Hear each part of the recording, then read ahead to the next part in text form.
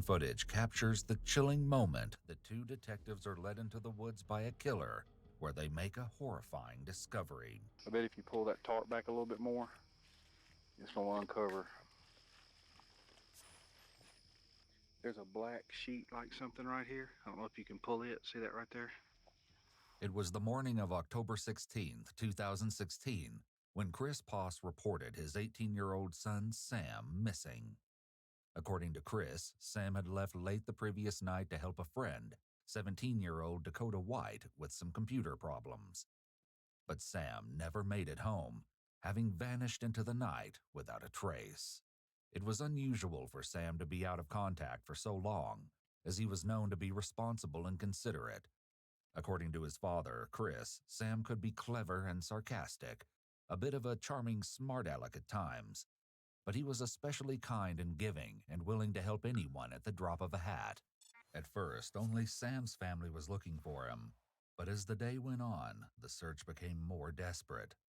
Sam's father decided to involve the police once he realized his son wasn't with any of his friends. In fact, none of them had even heard from Sam since the night before. A large foot search soon took place. In addition to law enforcement, family, friends, neighbors, and even strangers came out to search for Sam. A helicopter and multiple canine units were called in to help, but despite the monumental effort, there was still no sign of Sam. In an exclusive interview with Ewu, Brayson, who was 19 years old at the time and a close friend of Sam's, recounts what it was like to realize Sam was missing. We planned on going to the state fair. I made plans to go over that night to hang out with him, and so that way in the morning we can just go straight to the fair. I had to work late, so I told him, "Don't worry about it. I'll let Christian come pick me up tomorrow." And the text messages are called Dad because that's just how it was. I've known him since I was 8. So I get home and go to sleep. Wake up the next morning. I get a call from Chris asking me if I've heard anything from Sam or seen him. And I said, no, that's a little weird. He's like, oh, okay, well, maybe he's at the fair, something like that. So we go to the fair, we run around, we're looking for him, can't find him. Most of the time after that, it was just kind of a blur. We just, really one thing after another, we just kept looking. Police approached Sam's girlfriend, hoping she might be able to shed some light on the situation. The following footage has never been seen before. It's been analyzed by a licensed professional counselor. You know where you could possibly be? I've been thinking about that, and I have no idea. Because all of his friends, places that he might be, they're trying to get a hold of me and asking me if I know where he is. It kills me. What if something bad happens? True. That's what we're trying to find out. Even while interviews with Sam's friends were still in process, Dakota, the last person to see Sam, took to Facebook and posted multiple news links and asked everyone to keep looking. Pretty much when the relationship ended. 2 or 3 weeks ago. Why? We were both going through a really rough time, and we just couldn't deal with each other and deal with our problems at the same time. What kind of problems? We both were kind of struggling with depression. Depression? Investigators also decided to speak with Dakota, the last person to see Sam. Dakota had participated in the earlier foot search, and while investigators had already spoken with him at his house, they decided to bring him into the station for a more structured interview. Just like I said, you done told me already, but we need to go over this a little bit more thoroughly. Then I'll find you back here. But take you back to Saturday night. What? Before we met. Well, yeah, before we met Friday morning, we met Chad. Okay. I met him on the game. We were playing a game together as usual. Something we were working on in the game. It was kind of bugging out on my end. And I'm not the smartest when it comes to the software. I'm more like the hardware when it comes to the computers. He's a software type of person. And I asked him if he could come help me out. He said yes. I told him I could pick him up real quick. I went and I picked him up. He came by. He helped me with it. Went to leave. Went to walk out. He said he'd walk. It was fine. Okay. Go out the door behind him. That's the last time I saw him.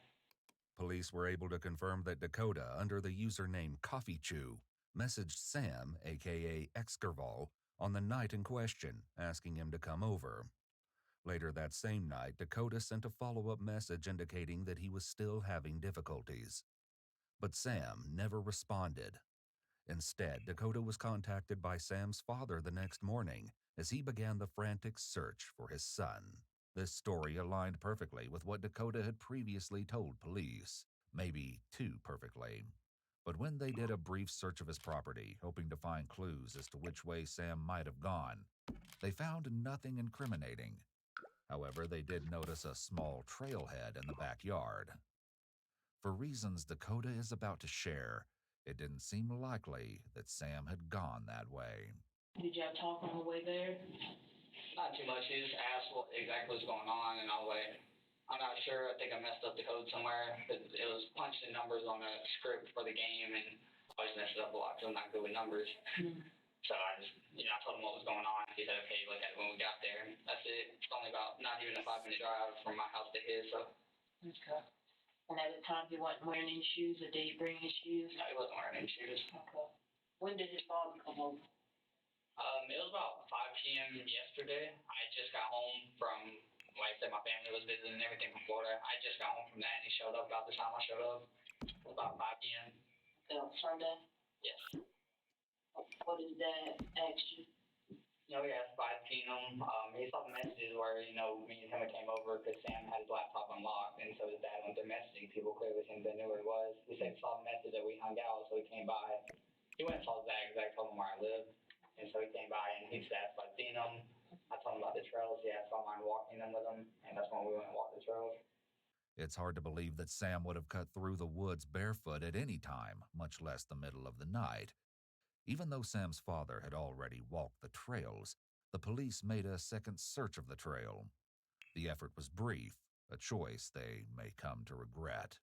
Did you try to contact Sam after he left? Yeah, I did. I messaged him by 3 o'clock, I think. I asked him if he'd be back yet, because I didn't see him get online. Yeah, it was about 3 o'clock in the morning, about an hour after he left. The thing shows whenever you get online or when you're offline or just away, whatever it feels like you are. But it says when you're online, and I didn't see that he got back online. Asked somebody who was there, and I told him that it was working. Asked him if he wanted to play, and he never messaged me back. Typically, at this point in an investigation, police would have attempted to trace a missing person's cell phone. However, while going through the Poss home looking for clues, they discovered Sam's phone in his bedroom. His computer was still there as well, which his family and friends all said he never would have left behind. And what was Sam's demeanor the night you saw? How was he? Did he seem distraught or anything like that? I just seemed normal. I'm not super personal with him. I know face was first mama. He just seemed normal, like Sam. Detectives then wrap up the interview with Dakota. Now that they had followed up on all the potential leads and found nothing, police actually had fewer clues than when they'd started the investigation. But not for long. A few days later, they got a lead out of left field. Knowing that the search for Sam was still on, a high schooler came forward to share a concerning conversation he'd had with a classmate on the bus. Tell me what happened. I got on the bus, and he looked upset, so I went to him, and, I sat in front of him. And he asked me a question. He said, if you figured out something that, I did something bad, would you still be friends with me? And I pushed and I wanted more information, of course. So he said, what if the law went after me?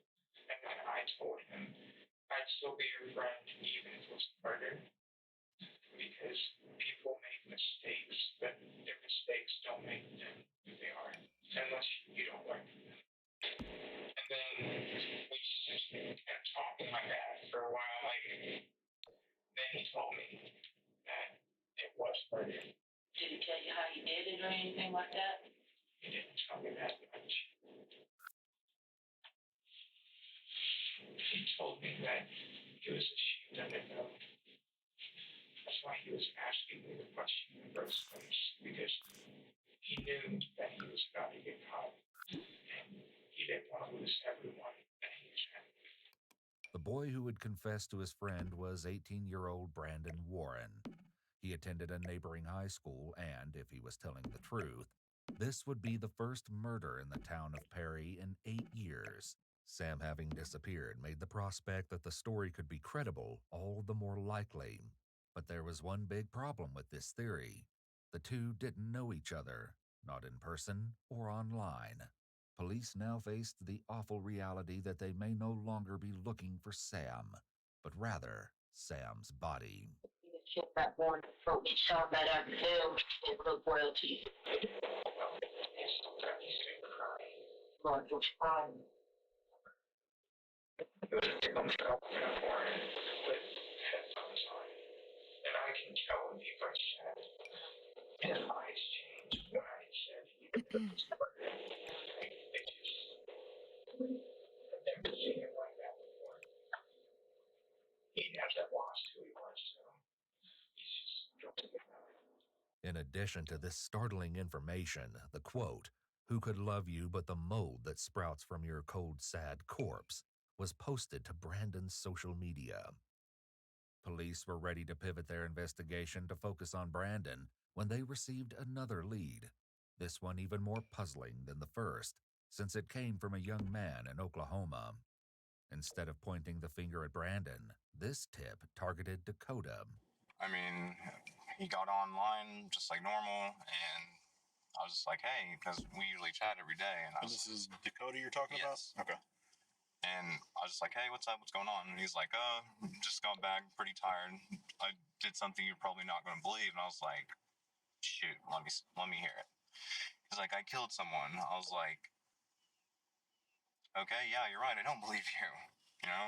And then I didn't even figure out who it was until I think three or 4 days later. I just kind of entertained the thought. I was like, okay, so like what happened? Why'd you do it? Like, were you in danger? Did somebody like threaten you or anything? And he's like, no, I just want to know what it felt like to kill someone.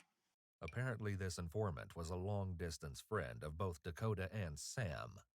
Along with a few other boys, the group had met at random while playing a game called Rust. They ended up liking each other and decided to stay in touch through Discord. According to the tip, Dakota had taken it upon himself to use the platform as a confessional. From memory, Dakota's friend took it upon himself to share what Dakota told him and another friend. The message he sent read, I asked him, Dakota, how his night was, and he said, oh, pretty interesting, did something you won't believe. I asked him to elaborate, and he said, I killed someone. I immediately brushed it off but he continued on about it, so I asked, how did you do it? And the next words he said literally sent chills down my body. He said, I asked the guy to come help with my computer and gave him a ride, and from there, we killed him. I asked him to continue and asked what he had learned, not thinking he was serious, and he said, bodies are heavy. I'm glad my friend was with me, not skipping a beat or with any remorse. The friend of Dakota's went on to write, I can't believe he perished at the hands of someone he trusted as a friend. I'm tearing up as I'm typing this, but I'm so sorry. I knew and couldn't do anything, and Sam is gone. Dakota told me this as soon as he got home that same night. God damn it, I'm so sorry. Dakota and Brandon practically tortured Sam and felt no remorse about it. He said it took around 30 minutes to an hour before the deed was done, and Sam stopped breathing. I know this is hard for you to read, and dude, it's something I will never forget. An innocent life gone for literally no reason. I can't believe what would drive someone to commit such an evil act and calmly tell someone over the internet hours after it happened. The friend went on to add, he mentioned that he didn't want you to find out. I remember that. His chuckle after he told me he went to help find Sam is something I will never unhear or forget. When police received this information, they likely assumed that the victim in question had to be Sam Poss. After all, no other local had been reported to be missing, which reinforced everyone's worst fears. However, they had yet to find a body, and had only the claims of a few boys to go on. They were going to need a lot more information if they wanted to locate Sam, alive or dead. When he just came to me with this, it was just completely out of the blue. I didn't expect any of this. There was no signs leading up to it. Okay. And I just kept thinking to myself, like, why though? Why?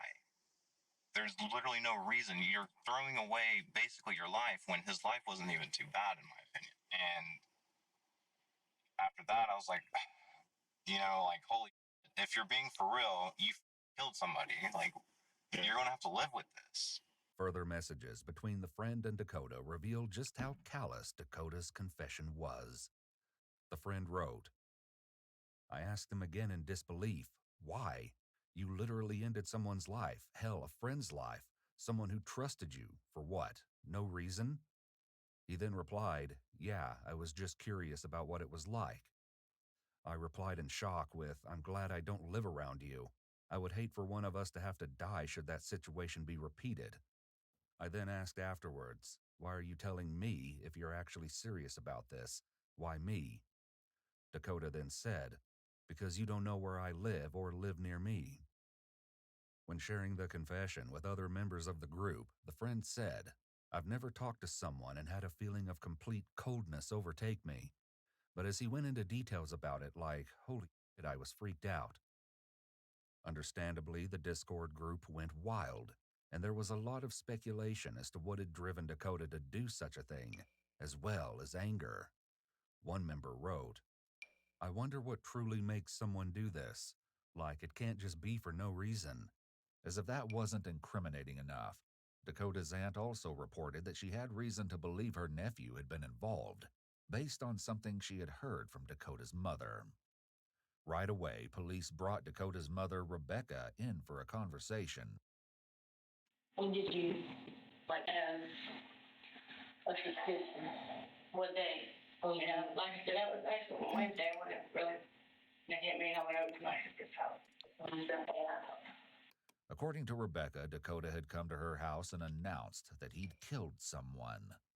Distraught, Rebecca had gone to her sister and asked her to call the police, as she couldn't bear to turn in her own son. Did you ever thought he would do something like this? No. Like I said, he had done so much better. And I was doing well enough that we could keep her out of it. Dakota's mother thought he'd outgrown his diagnosis of bipolar disorder, which she said he'd been diagnosed with around the age of 10. By age 15, however, he allegedly stopped taking his prescribed medication.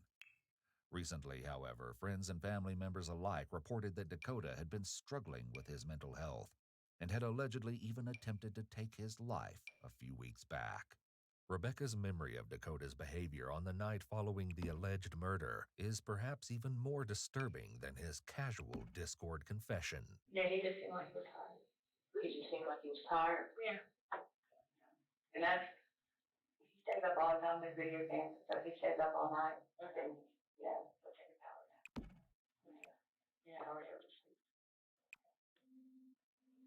So that's all you, only changes you saw in him. Yeah, he seems fine. He seems fine. Now police faced a predicament. Before, they had no leads, but now they had two viable suspects, Brandon and Dakota.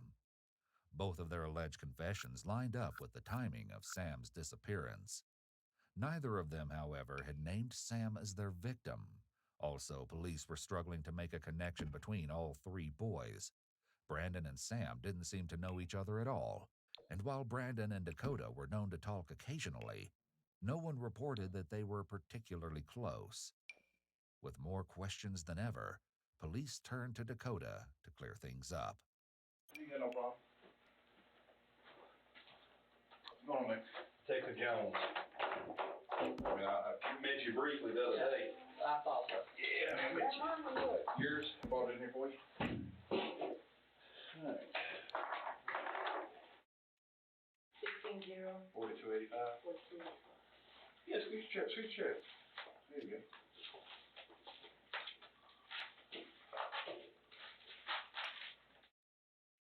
Alright, Dakota. Here's what I want to talk to you about, bud. Sir. I want to have a little bit more in-depth conversation about this disappearance of Mr. Foss. Okay? We've been looking for him for several days, and we hadn't found him yet. His mom and dad and his family are extremely, extremely distraught. And you can understand that. And you will one day when you have kids. Okay. One day. Okay. So you know how upset they are. Okay. With that being said, we need to find him. Okay. Now, we've been to your house a couple times and talked to you. We talked to the rest of the people in your household. And there's more pieces of the puzzle that we've come across that has opened a few avenues and a few leads that we need to discuss with you. Okay. It's going to be tough. Okay. But at a certain time in our lives, we got to man up. Okay. Notice how Dakota goes very still and very quiet. He's demonstrating the freeze response here, likely triggered by the pressure the detective is putting on him.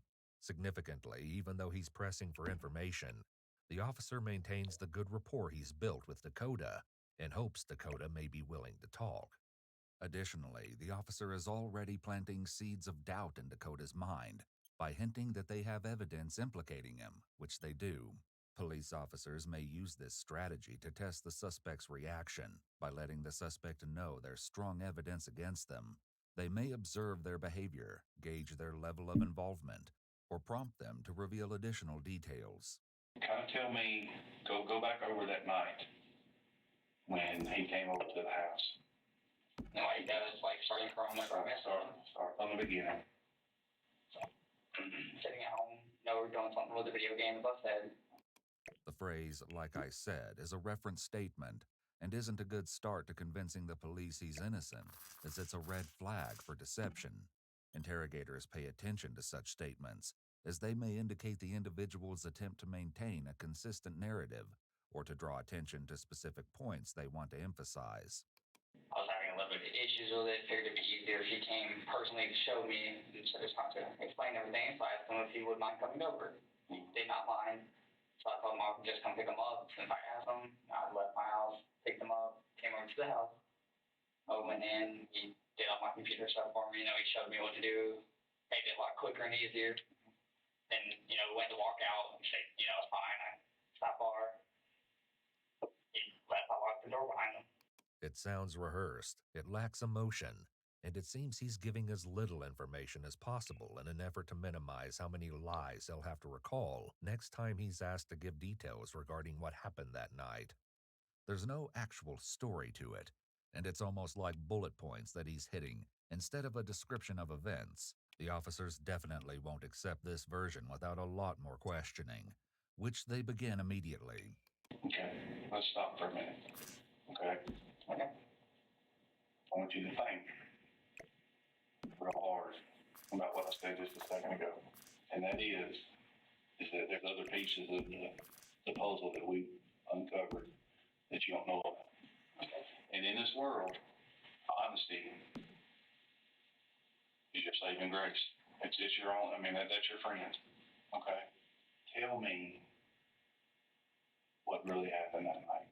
But so far, the only thing I've been fully honest about was I've spoke with you multiple times. I did tell you I was alone the rest of the night, that I haven't left my house. Mm-hmm. I left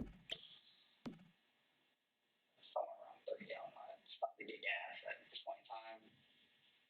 Where did you stop getting gas at? The Flash Foods over, where all the gas stations are in the Flash Foods, Marathon Station, there's 2 Flash Foods there. The bigger one by the car lot. Notice that Dakota uses the qualifier "so far" when talking about his dishonesty. But so far, the only thing I've been fully honest about was did tell you I was alone the rest of the night. Indicating that he may try lying again as the interview continues. Police were able to obtain CCTV footage and confirmed that Dakota had purchased gas. However, this also revealed that there was more to his story than he was letting on. We'll dig into the details of that soon. Not long after Dakota makes this admission, his story changes a second time.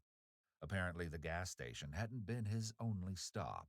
I left my house at a certain time after 2 o'clock, and after Sam left and everything. Who'd you go see? A dude named Brandon. Okay, Brandon who? Warren, W-A-R-R-E-N. Now that's a name police are familiar with.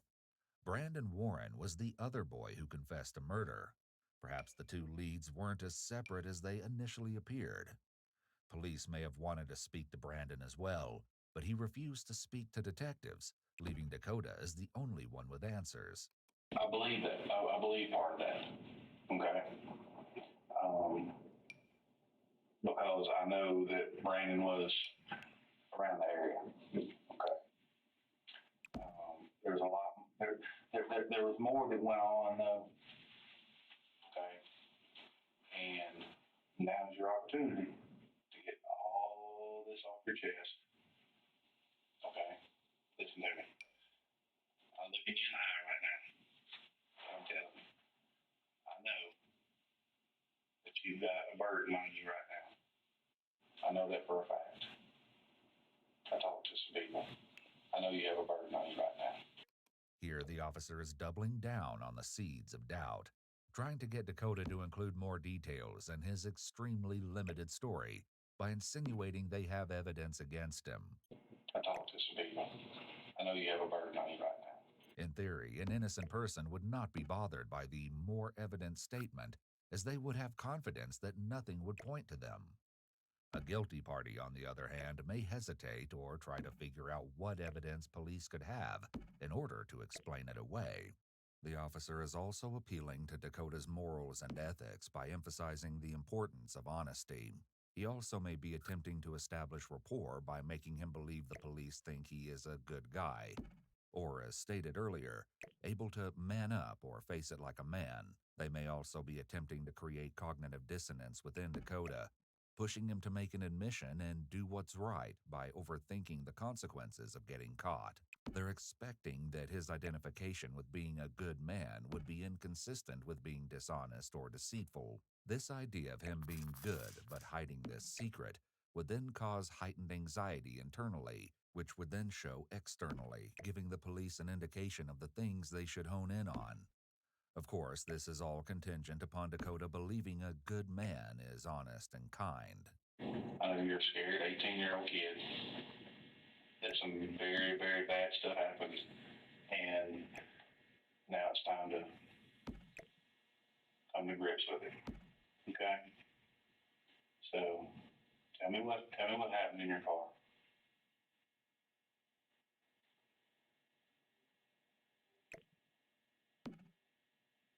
You can do it. And I'm telling you, it's going to eat your soul. Sam's not alive. It only took 10 minutes for police to get Dakota to make the tragic admission that Sam was no longer alive. The twisted circumstances of his death and the haunting reason why, however, remained as elusive as Sam's location. Police were faced with the daunting task of notifying Sam's parents that their son was deceased.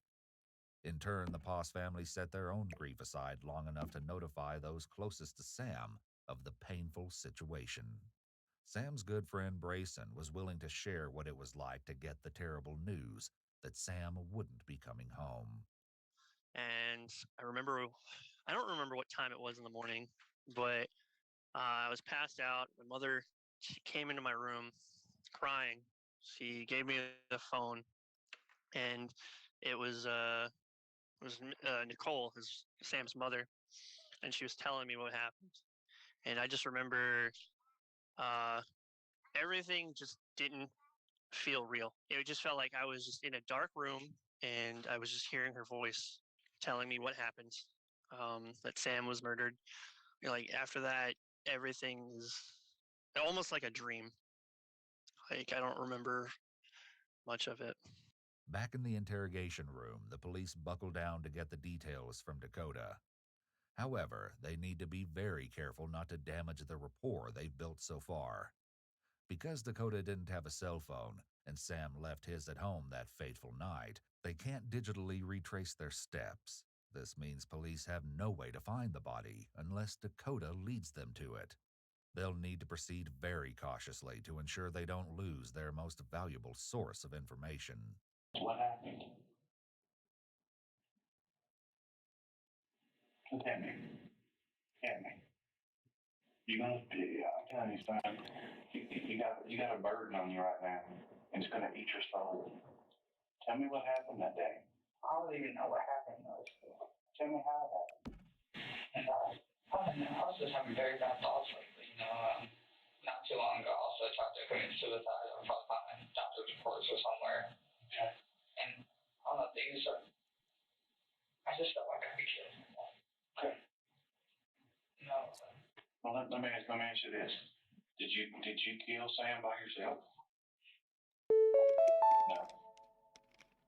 Who was with you when Sam left this world? Briggs, thank you for the follow. Okay, Brandon Moore. And how did that happen?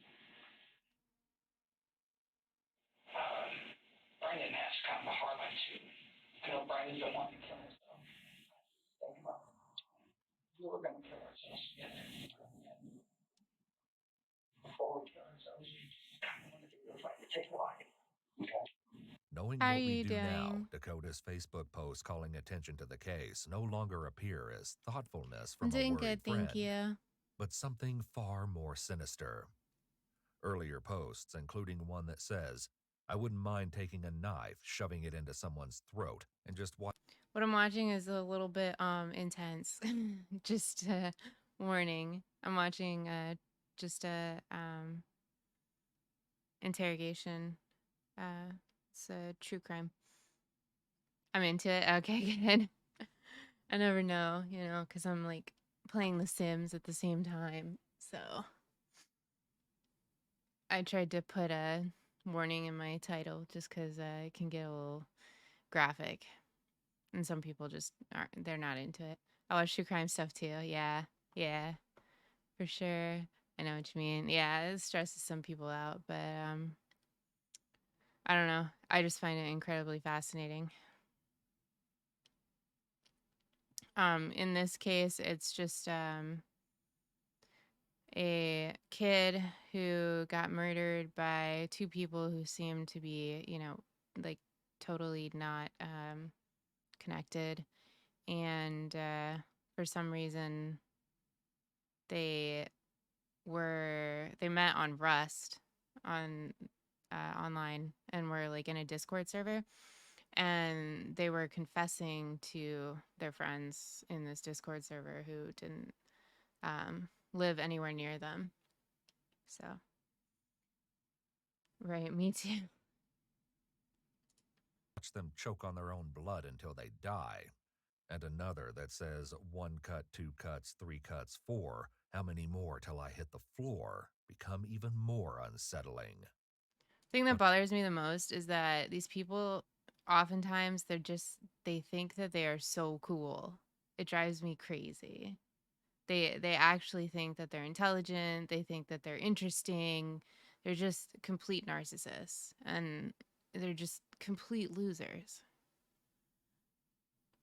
Perhaps the most haunting is a post that simply says, "Shh," made just 2 days before Sam's death. How long you been having thoughts about it? On Discord, if I heard some kids say some wacky stuff like that, I'd think they're just being an edgelord and not even take it seriously. But you do hear about that all the time, where they actually did the thing. Yeah, I know. Apparently, I mean, I think these kids were pretty like close. They hung out a lot, and yeah, one of the guys that went to the police was like, you know, he had a lot of details, and he was just kind of like, he had said that he just knew that they were telling the truth, that it was real.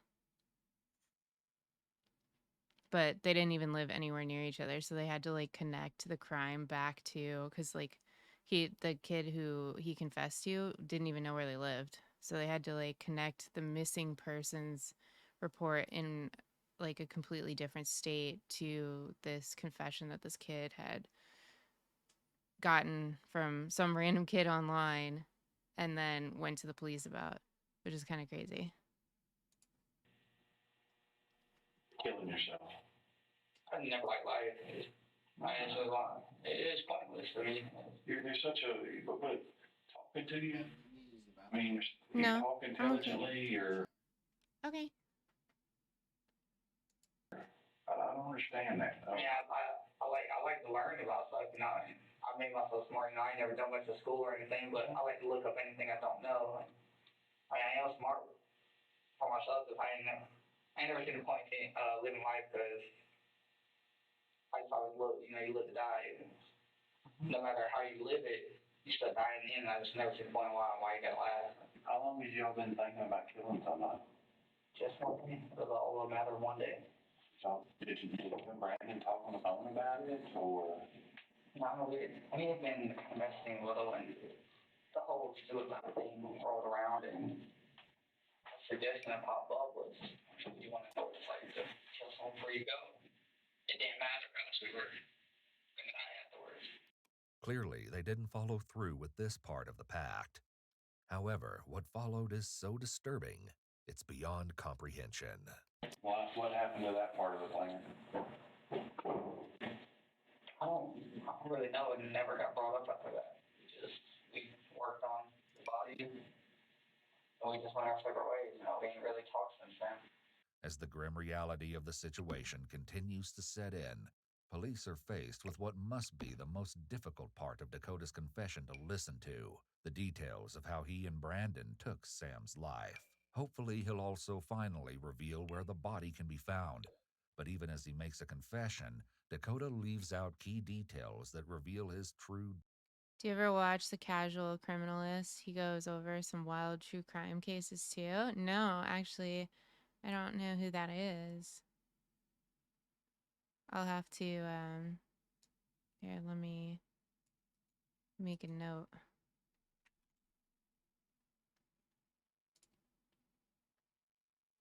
I'll just put it in my other YouTube tab.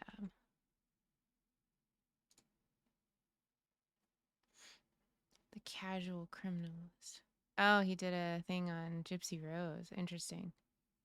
Today's episode is brought to you. I'll watch one of those next. I like finding new true crime channels. He has like 1 million YouTube channels, each about different topics. Oh, that's kind of cool.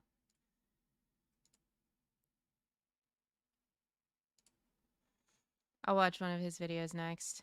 We'll have to shop for one. Depths of depravity.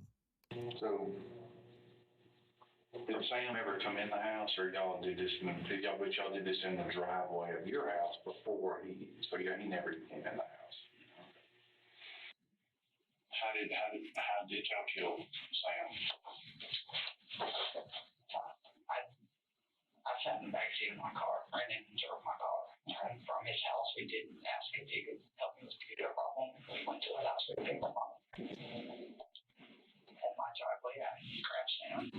So Brandon stabbed me 2 times. Brandon stabbed him 3 times? Where did he stab him at? Just in the chest area? Yeah. Around the same time that Dakota was brought back into the station, Brandon was also placed under arrest. Police searched the house he shared with his aunt, collecting electronics, clothing, and shoes as evidence. They also brought up the topic of evidence with Dakota, perhaps in the hopes that a trail of physical evidence could help lead them to Sam's location. Have you done anything to your car? Was there, after he stabbed him, was there blood anywhere? Oh, there was blood everywhere in that Dude, car. I've been looking for these plates for like 15 minutes. You spent Longer 10 than hours that. on myself. Just by yourself? Yeah, I went and sold some stuff I just bought, got refunds, bought a bunch of cleaning supplies, and just tried to do the best I could. I couldn't get rid of the car clearly. The item Dakota returned was a headset he'd purchased from GameStop.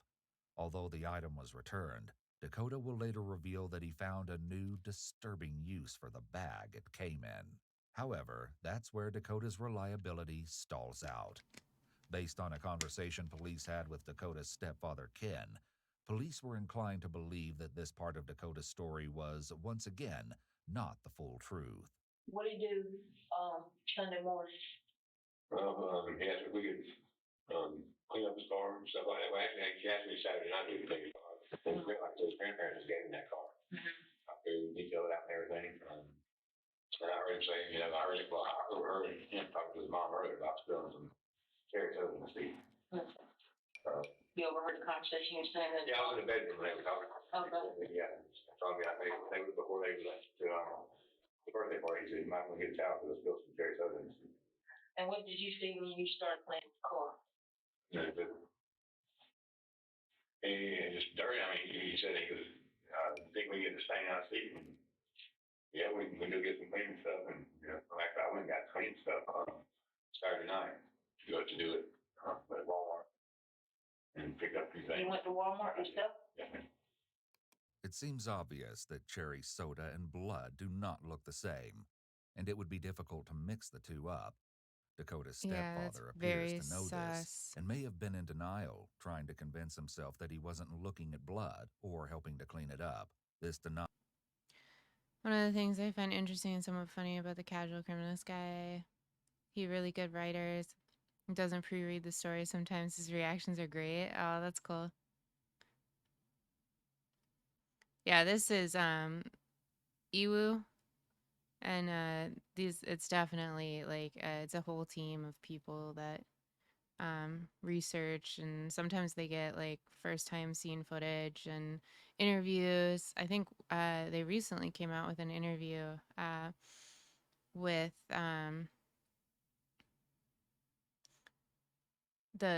they were, I hate using their like actual like self-proclaimed killer titles because they try to make themselves seem so cool, but the Scream Killers,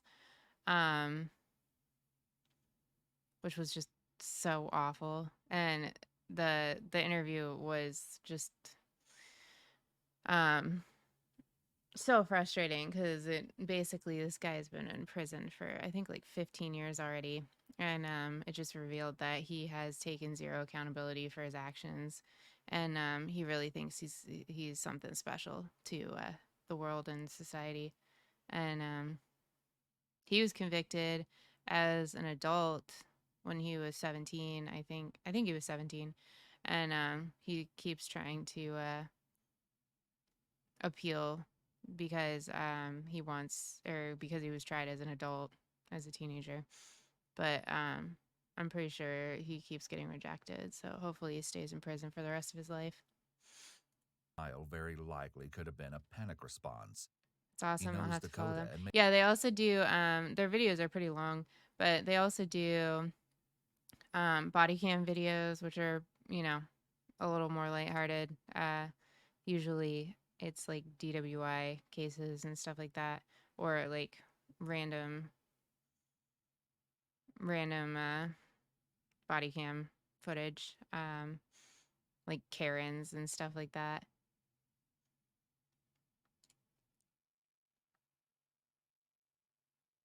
For real, I do like long form content. Yeah, me too. It's my favorite. I definitely prefer long form content because then I can just play and then do whatever I'm doing, because I'm never just like sitting and watching a video. I like to do multiple things at a time because ADHD. Well. What's up, Dip? What are you doing? Exactly, yeah. Set it and forget it. This stepfather's sus as hell, though. He definitely knew what he was cleaning up, because, like, so random that you wouldn't even ask questions of, like, what's going on in your car that you feel like you need to, like, have a deep clean. Oh, the stepfather did it. Yeah, he's the true murderer in this story, for sure. Sorry to spoil. May be trying to help him by believing his story about the soda. However, as his stepfather shares this story, he engages in some anchor point movements, but then Oh, goes not the very anchor still at point other movements. points. It's clear he has heightened anxiety, and by now, he probably knows exactly what's going on and that it was actually blood. How big was his thing when you saw it? Well, it's on the bottom, like, Okay, stand up. right here, this part of the seat. On that far seat. That's just, it wasn't that bad. It looks like, you know, I took the concrete steps in my house. It looked like that, like great, but it wasn't. It was like an old thing. You like the old thing? Mm-hmm. Gray color? Yeah, it's like great color. It wasn't even like brown or nothing, so. Okay. This testimony was enough to justify a search warrant for Dakota's car. However, police found that the passenger seat where the alleged cherry soda stain had been was now perfectly clean. Using a black light, police found evidence of some biological fluid luminescing on the center console. Further testing revealed that the substance in question was, in fact, blood. Science, gotta love What it. clothes were y'all wearing that night? Because I'm sure, what did you do with the clothes? Brandon's shorts got burned because there was blood on them. Where's it burning at? Where's it burning at? He's just, where did the shorts get burned? That's what this officer wants to know. At my mom's house, I said that they have fires every night, not to the box over there. Mom's house? Yeah, they have a fire pit in the front yard. I just said, oh, hey, I was in a fire tonight. They were. I said my grandmother was in town and family in town, so I assumed they might be having a fire. So I had anything we had ever touched, I put in the trash bag. You know, I'll come put some on the fire, got some trash cleaned up. Okay. I threw the box on the fire, but the sheets were in it. Brandon had a pair of shorts. I had a shirt I threw in there. Same shirt as this one, just it's like 3-pack. I had my shirt in there. He burned everything that was in the sack, everything y'all had used. Yeah, anything we had touched, anything, just plastic bags, Ziploc bag, anything we had touched that night, I burned. Despite what Dakota says about burning the evidence, police were unable to confirm his story.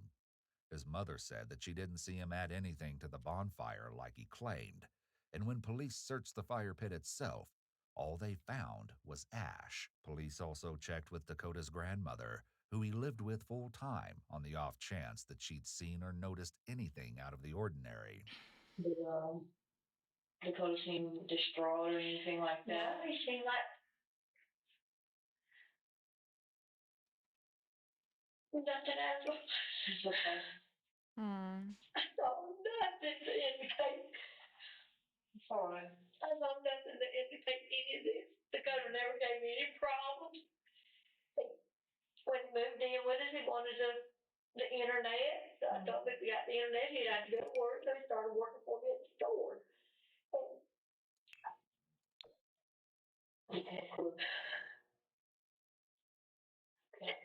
He never back called me. He didn't do anything. So I didn't see this here like people right. We should have saw. I did not. Dakota's grandparents had been out of town the night Sam went missing, raising the question of just how planned out the attack had been. If it truly was a spur-of-the-moment decision, like Dakota is implying, it would be awfully convenient that the house happened to be empty. The question of premeditation is added to the list of answers police are looking for, alongside the primary goal of finding Sam. Well, you said that you choked him with the wire? Yeah, I started to. What kind of wire was it? It was probably like a short little telephone wire. Telephone? Oh, okay. It was on. I just picked up, take with me. You can try that way or. Once that broke, then what did you use? I was sitting in the back right there from around the seat. Okay. Did he struggle? Not really at all. Did he say anything? Whenever the wire broke, he asked what we were doing. The only thing I said was, I'm sorry. What did Brandon say? Brandon never said anything throughout the whole thing. He didn't say nothing. He just kind of stood there for a minute. Dakota is trying to position himself as the nicer of the two of them here by acting like he said he's sorry, while Brandon didn't say anything. This is also probably an attempt to be more believable. Remember, people tend to believe people that they like, and it's easier to be liked if you come across as nice. This is an important manipulation tactic. However, Dakota slips up here. He states that Brandon just kind of stood there, but that wouldn't be possible if they killed him in the car. Is it possible that Dakota is hiding something, or did he just make a mistake in his statement? Actually, he stabbed him once. Did Samuel, after he got stabbed, did he hop scream? He never said anything? That's completely silent. Like that, it's not like he even struggled. He put his hands up there. It's not like he was pulling on me or anything. He just took it. So did you have your arm around his neck when you felt the life leave his body? Yeah, I held for quite a while, probably about 20 minutes. Is it as tight as you could hold? I just wanted to make sure he was dead.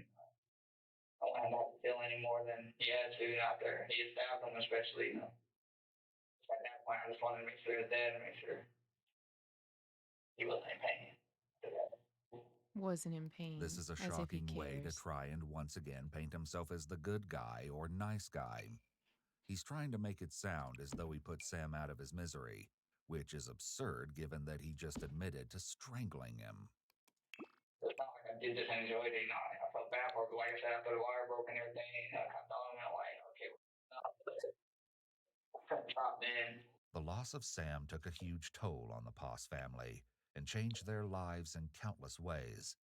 In addition to grieving, Sam's father, Chris, faced serious professional consequences that changed the course of his career, which he was willing to discuss in an exclusive interview with Are you a Ewu. builder on The Sims? I I never got couldn't good do the about work that. I was doing anymore because Yeah, of the constant reminders of Sam.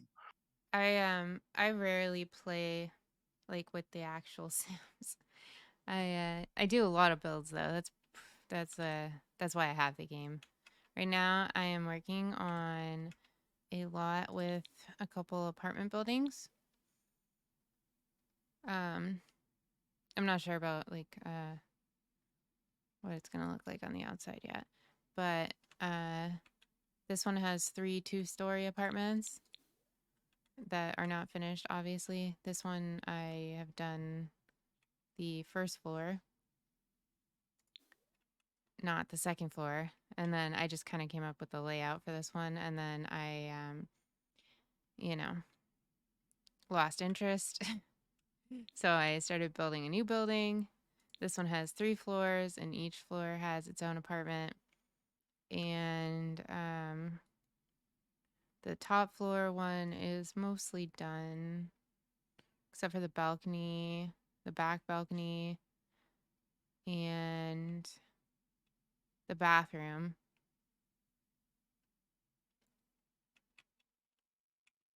Yeah. And then I haven't done anything in the middle floor yet. And then this one is more of like a traditional style, I guess. That's awesome. I need to work on my building skills. It looks really nice. Thank you. Yeah. I like not yeah, like I like doing different like interior design styles a lot. I should probably just like get into downloading custom content, because after a while I feel like I run out of ideas for different like styles. But building the exterior does low-key stress me out. Like coming up with floor plans and stuff, and buildings that I don't think are ugly on the outside is where I kind of get like a creative block. But once I get past that part, it's not so bad. Sometimes though, I just can't, like, I want to play The Sims and I want to build, but I just can't, like, I guess, like, come up with like a style that I want to do.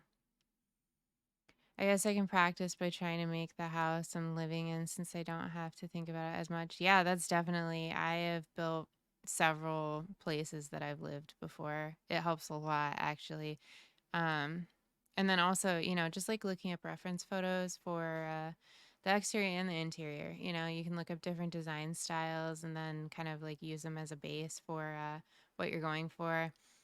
And I try to take some like for the exterior, at least, I try to take some inspiration from like the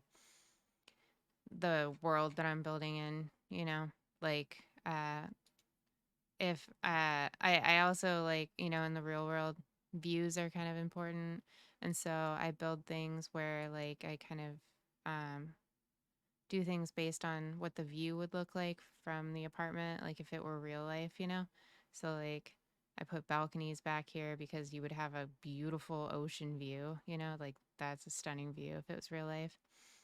And try to like avoid, giving the best view in the build to the bathroom, So things like that I think about, and that helps me make decisions for sure. Right. Yeah.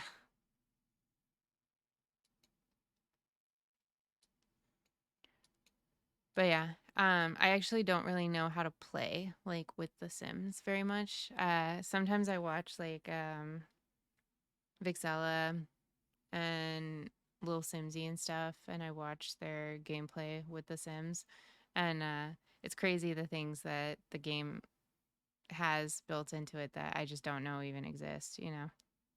Just because I don't really do the gameplay, but it's pretty funny. During the trial, I knew he had been strangled. We knew the cause of death. During the actual trials, the medical examiner explained that he had been strangled with an Ethernet cable, like you use for computers to connect to a network. I was doing IT work for a hospital at the time. Was thinking about making an old rundown, messed up house that a bunch of punk rocker Sims squat at. That would be awesome. That sounds really cool. Yeah, you could definitely pull that off. One of the things that I think is good to remember is that like things that don't seem like they go do go when you have something that ties them together. Like two things might not seem like they belong in the same build, but there's definitely segue items that help a lot.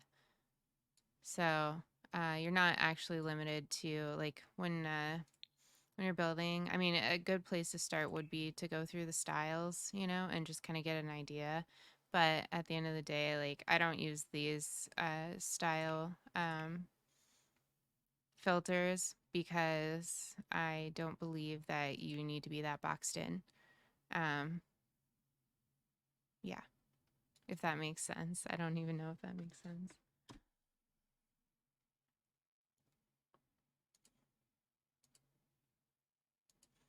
Wait, so he had to quit his job. Totally get you, yeah. In addition to grieving, Sam's father, Chris, faced serious professional consequences that changed the course of his career, which he was willing to discuss in an exclusive interview with Ewu. Damn. I couldn't do the work I was doing anymore because of the constant reminders of Sam. During the trial, I knew he had been strangled. We knew the cause of death. During the actual trials, the medical examiner explained that he had been strangled with an Ethernet cable, like you use for computers to connect to a network. I was doing IT work for a hospital at the time. Oh my God. And constantly using and plugging in and carrying around Ethernet cables. And I didn't realize at the time, but every time I was interacting with the cable, I was getting a subconscious image of Sam's murder. As if that wasn't horrific enough, Jesus Dakota offered up Christ. even more details, this time about the knife used to stab Sam in the chest and torso. There's two knives. One was not involved. We obviously started having trust issues right after that, and we threw away another knife that was just in the car. Neither of us had used it. It was in the car. We didn't trust each other at the time. Or is it, like stab each other? Yeah. Wow. I don't trust you right now, Brandon. We're gonna put these knives away and not touch them. Did you just send in the Facebook message that said, I'm still having trouble when you get home? It was just like the steam thing that I talked Like a about. cover up thing? Just to make it look a little better in case we got to looking into that. Because I messaged them and asked them to come over, so I think I messaged them, hey, you back,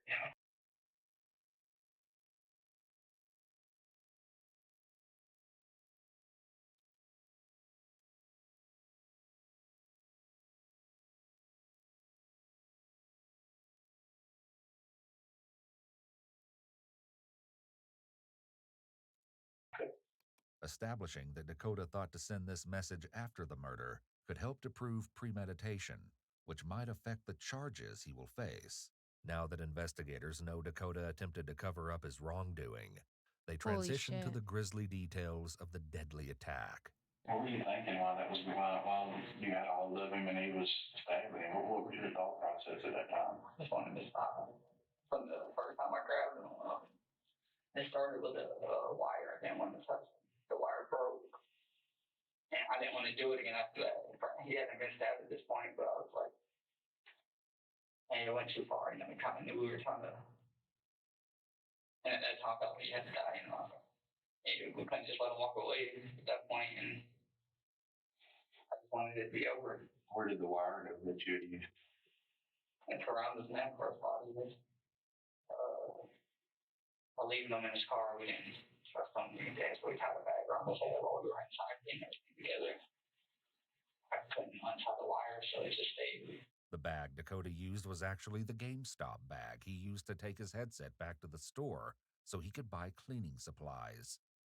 Even more horrific, when confronted with CCTV footage from the gas station, it comes to light that Brandon was with Dakota when he got gas that night. And worse, they weren't alone. Sam's body was still in the trunk. Clearly, Dakota and Brandon had done something with the body after stopping for gas, but what exactly they did is far more horrifying than investigators can even imagine. Police don't jump right into that line of questioning, however, choosing instead to finish addressing Dakota's motive and thoughts first. So had y'all considered just like picking a random person? Yeah, that's just kind of what it was. You know, just think, what we were trying to think about, you know, like, we can just drive till we find someone walking or go up in someone's house or something like that. And then it's down there, like, I mean, I could probably get someone over to my house in less than 5 minutes and be like, who knows? It's just very interesting to talk to you, I'll be honest with you. Did y'all ever discuss how old, how young they could, I mean, did you like say, okay, we're not going to hurt anybody under 16 or we're not going to hurt a child? Or about some little kid that I said no to.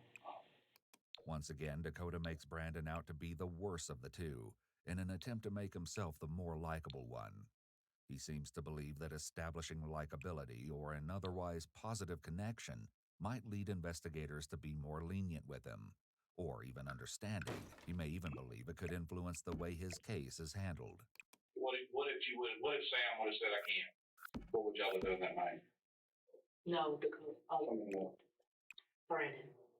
No, I mean, if Sam said I can't come over. I mean, we might have took the possibilities of, I was trying to eliminate the possibility of just someone's house. Just some random person. You don't know how many people are in there. Then you got people with guns. You have people who will definitely beat us, you know.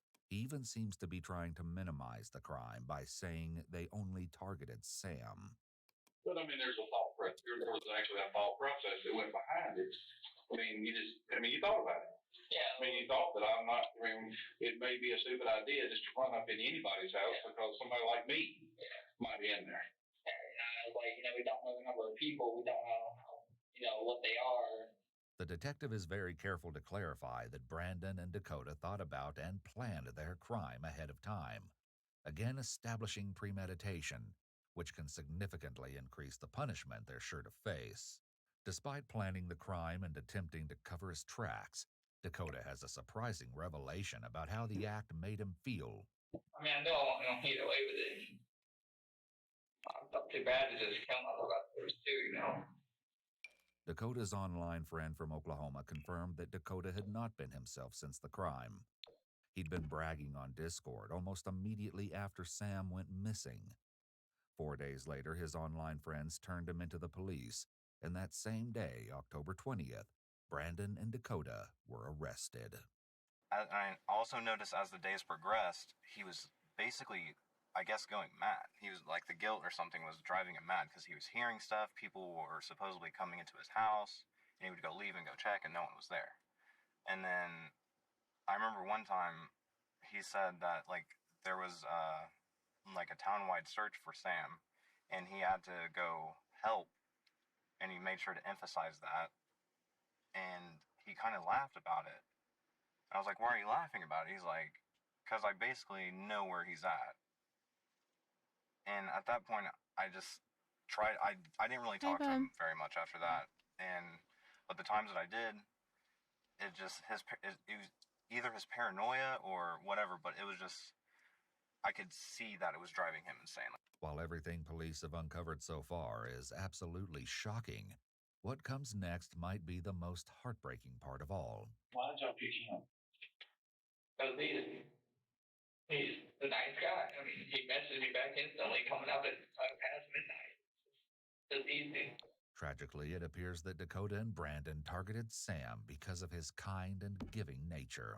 Sam's father attested to this aspect of his son's personality and speaks on what it's been like to live with the loss. He was a smart aleck. He was also generous and would help anybody at the drop of a hat. Nicole, Sam's mom, talks about the dash. When you look at a grave marker, you have 1998 dash 2016, and that dash encompasses his entire life, and it was a good dash. Yeah, we wanted a lot more time, obviously, but that wasn't our choice to make. It was Sam's a friend good Brayson had dash. similar memories of Sam's That's kindness really and sad. generosity. So, growing up, if you had Wild a problem, reason because Sam would be his there to help kind you and fix giving it. nature. Yeah, I know. He might call It's you names a awful. little bit, but he's still there. Like, his intentions are to help you and get you to understand what you did wrong. In addition to incorporating Sam's memory into his daily life, Brayson also gave his son the middle name Samuel. Finally, perhaps under the weight of his own guilt, police questioning, or both, Dakota is finally moved to reveal what he and Brandon did with the body. It's not as far away as you might expect. Where is Sam?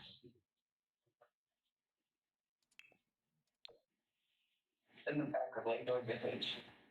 In the creek. He's in the back of Lakewood Village. Okay. So Sam will be found. Will you help, if we take you out there, will you help us find? I can take you right to it. Okay. Do you mind doing that? I don't mind at all. So we can at least recover his body for his family. Okay. Arrangements are made for Dakota to accompany a search team so that they can retrieve the body. Like, I told y'all if y'all go down, if you towards the left, we have a tarp on top of it too, above the dirt. I think there's a tarp. There should be a recycling bin near where the left is. Okay. I think there's a bleach bottle and some other trash that's just kind of piled up. I think the recycling Hi, bin is over there Trevo. where How the- are you? Leaving Dakota in the care of another officer, the detectives take great care to only walk on the scrub and foliage to avoid disturbing evidence that might be on the trail. Their efforts were not in vain, because when the sun rose, the crime scene team were able to identify tire tracks that matched Dakota's car. In just a few minutes, they come across a suspicious mound of earth and garbage. You think that's it? No, that's not a tarp. I know, but that's a dirt hole. No, but that doesn't look like it's been moved. Just tell you what, move that carpet just to make me feel better.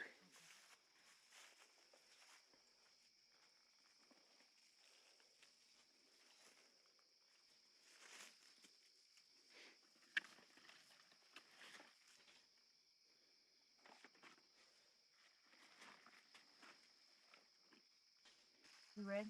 Mm-hmm. Since it's looking more and more likely that this is the location of the body, they get the go-ahead to disturb the scene with a more in-depth search. There's a black sheet like something right here. I don't know if you can pull it. See that right there? Yeah. Okay, that's there's stab wounds right there. Yeah, that's enough. Okay. His shirt. All right. Let's back out of here. Tragically, though not unexpectedly, the body was determined to be that of Sam Poss. Sadly, it seemed police had been very close to Sam's body at the start of the You investigation. said somebody's about to get banned? Yeah, I don't know, whoever was talking to your chat, my cursor, they banned or timed out my cursor's on. Oh, by I accident? wasn't meant to delete a message. Never mind. Trevo, you're about to get banned. Nah, not Trevor, it's somebody else. It's Red, their name's Red. Oh. Riggs, I think. Yeah. The cursor was left off, message was gonna delete it. You're supposed to ban that Because the trail that led to the body was none other than the one leading to Dakota's backyard. Had the search strayed just a little further from the path, Sam's body might have been recovered much sooner and in better condition. The sheet used to wrap the body was taken as evidence, along with the Ethernet cable and aux cord still wrapped around Sam's throat. An autopsy revealed that Sam might have survived the stabbing if he received medical attention. This sketch of the scene, provided by the Georgia Bureau of Investigation, shows just how close to the road Sam's body was. After he was arrested, Dakota made a call from jail, which was recorded, to his ex-girlfriend, Lamia Glover. He was awaiting trial and gleefully told Lamia that he thought he would not be facing a murder charge and wanted to share the good news. So I can still get charged with aggravated assault for attempted strangulation. With aggravated assault, still carries a good amount of time, but I'd be able to take first offenders on it. So I don't know the time because I don't know the system like that. So they try to stick me with the aggravated assault because all y'all in that murder charge means is that's not how he died. But the autopsy revealed that asphyxiation due to strangulation is how Sam died. So it appears that Dakota was seriously misinformed. But they did drop What one. a smug little asshole. In the next couple months, the other one could get dropped once the fingerprints come back off the knife because I never touched it. So as long as Brandon's fingerprints come up on it, it'll get dropped. And that means I won't have a murder charge. Okay, well, I love you, baby. I'm glad that I had good news today to tell you. It's not often I get good news. I'm coming home for you. Okay? I'm telling my sister that night I'm coming home. Dakota's Why is she celebration even turned there out to be talking to him? premature Where are her because parents? he did end up facing a murder charge, 2 of them in fact. Dakota and Brandon were tried separately and testified against each other. Shocker. In their testimonies, each boy blamed the other for instigating Shocker. the crime. But when it came down to it, only Brandon's DNA was found on the knife. The cause of death, as you may remember, was strangulation, which Dakota confessed to, which made him equally culpable.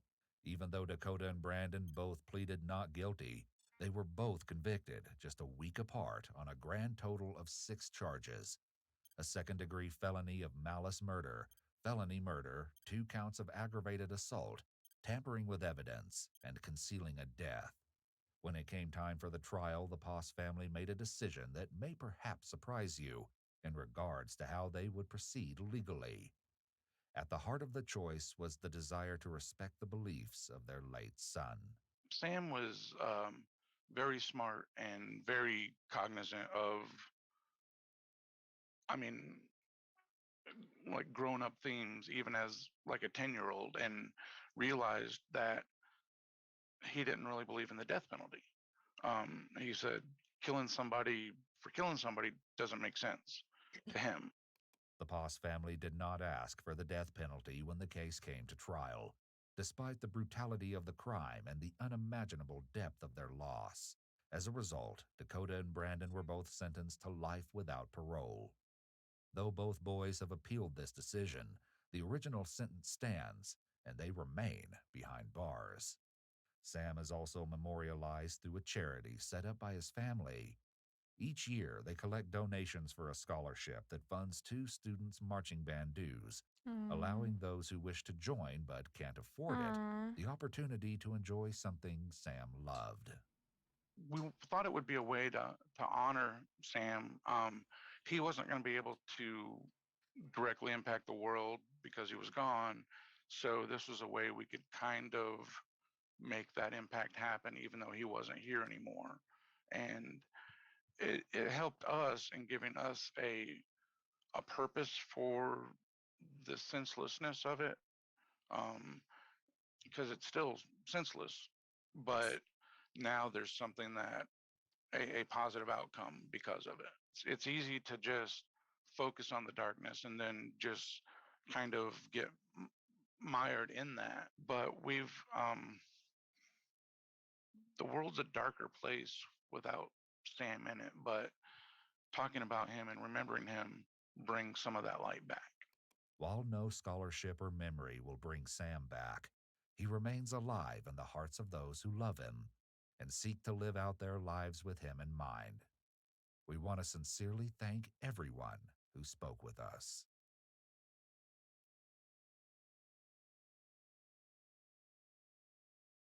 Damn.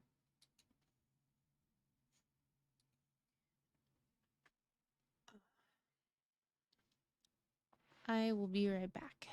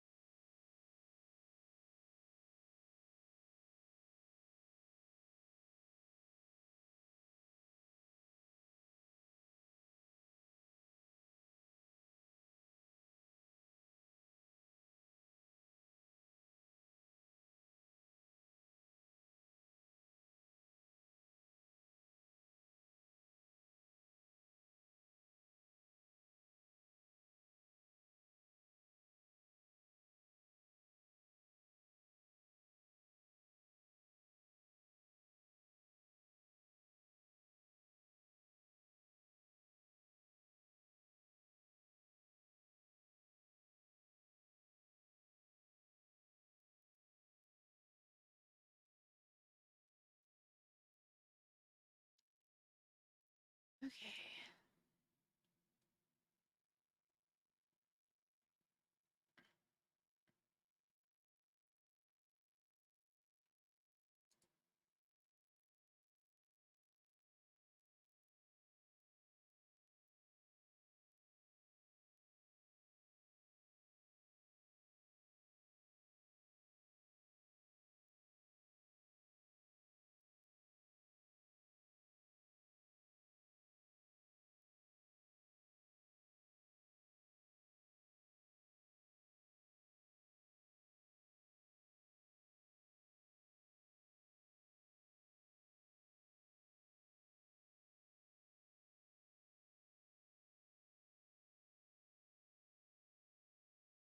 Whoa.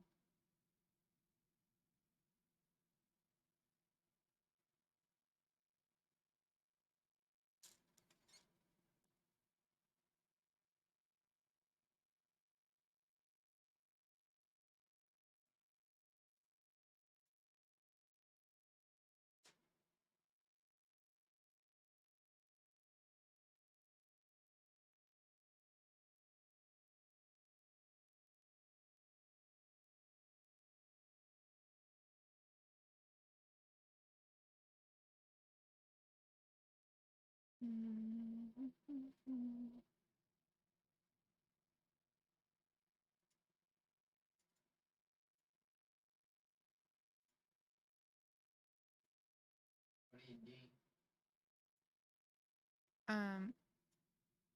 Oh, I'm just looking for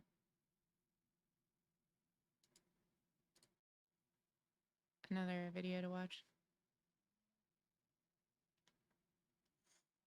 I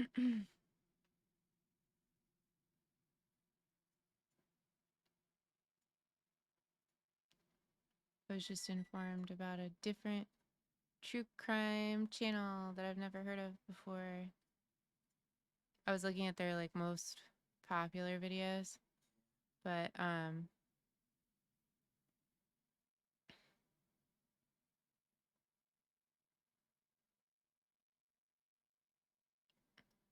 some of the more popular ones I already know the story because I watched a lot of true crime already.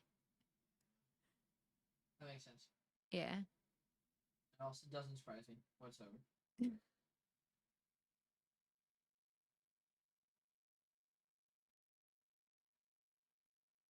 And then some of these are incredibly long. Yeah, some of them are dragged out. When I first found that channel, I binged it in the background a lot. Yeah. Yeah, I also listened to Bailey Sarian. And so some of them is just like she does true crime too, like tells the story while she does her makeup. And so there's not like footage or pictures or anything like that. She basically just tells the story, but she's a really good storyteller. And so some of these I've heard about, but I haven't seen like pictures or whatever. I don't know if I know this story.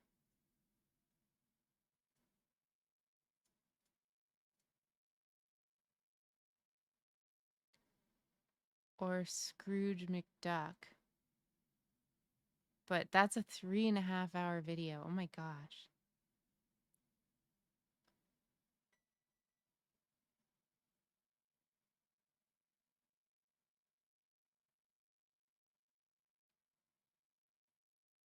Catherine Knight, Hannibal Lecter.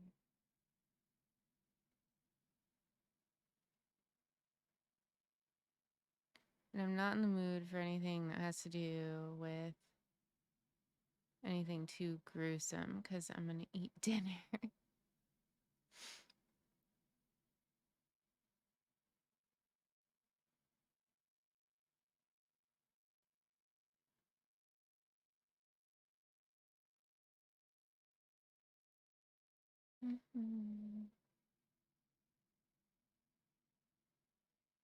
The rise and fall of Subway Jared.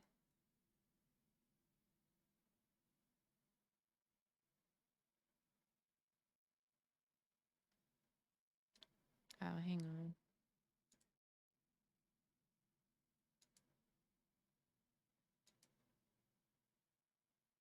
I don't want to be.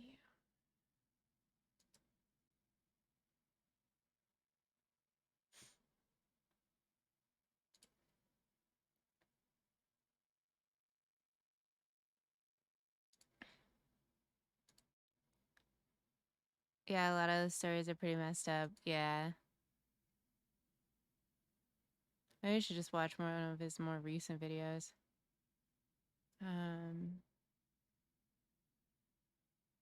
Whoa, 3.5 hours.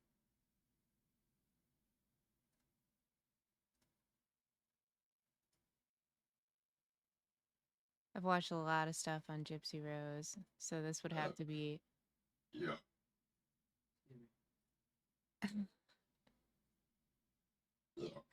Wasn't me. It wasn't me either, bro.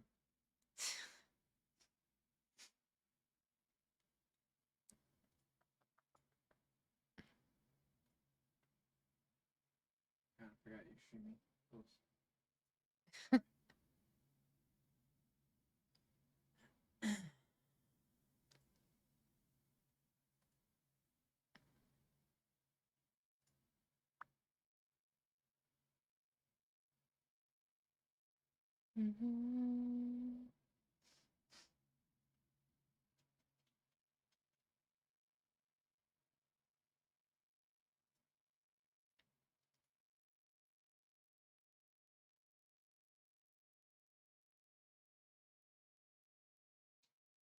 Hong Kong's Devil Cop. Interesting.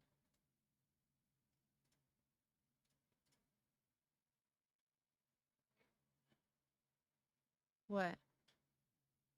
No, I am reading some of the game. Oh.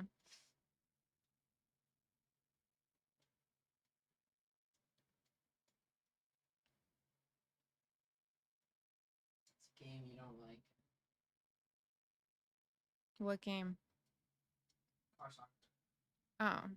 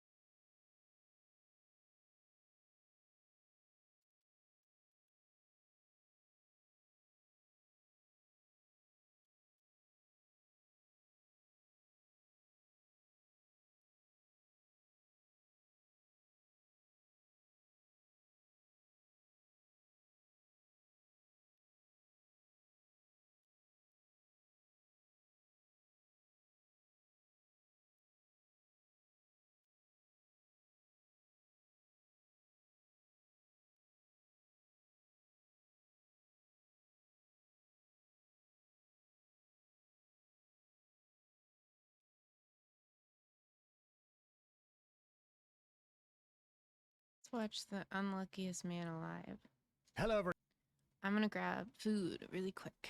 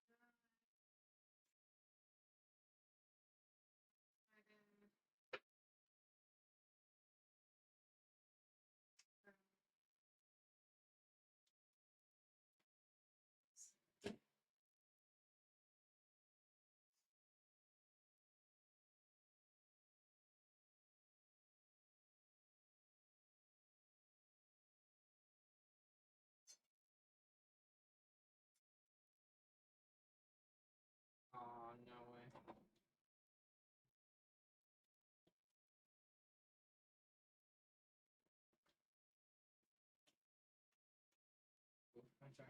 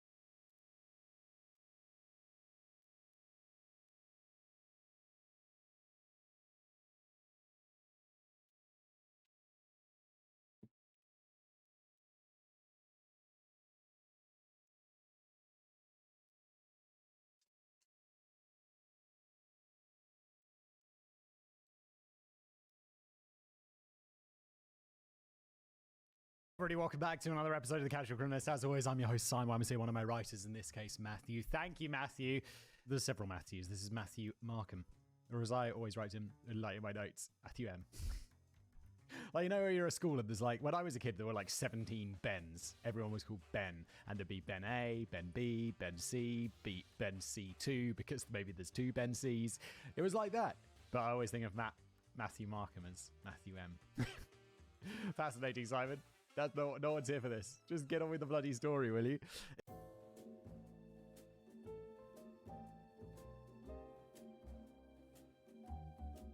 Exactly how much pain can one man be expected to bear? That was the question that Cindy Best asked herself on the evening she first met her future husband, Carl Carlson, inside a country line dancing bar in Seneca Falls, New York in late 1992.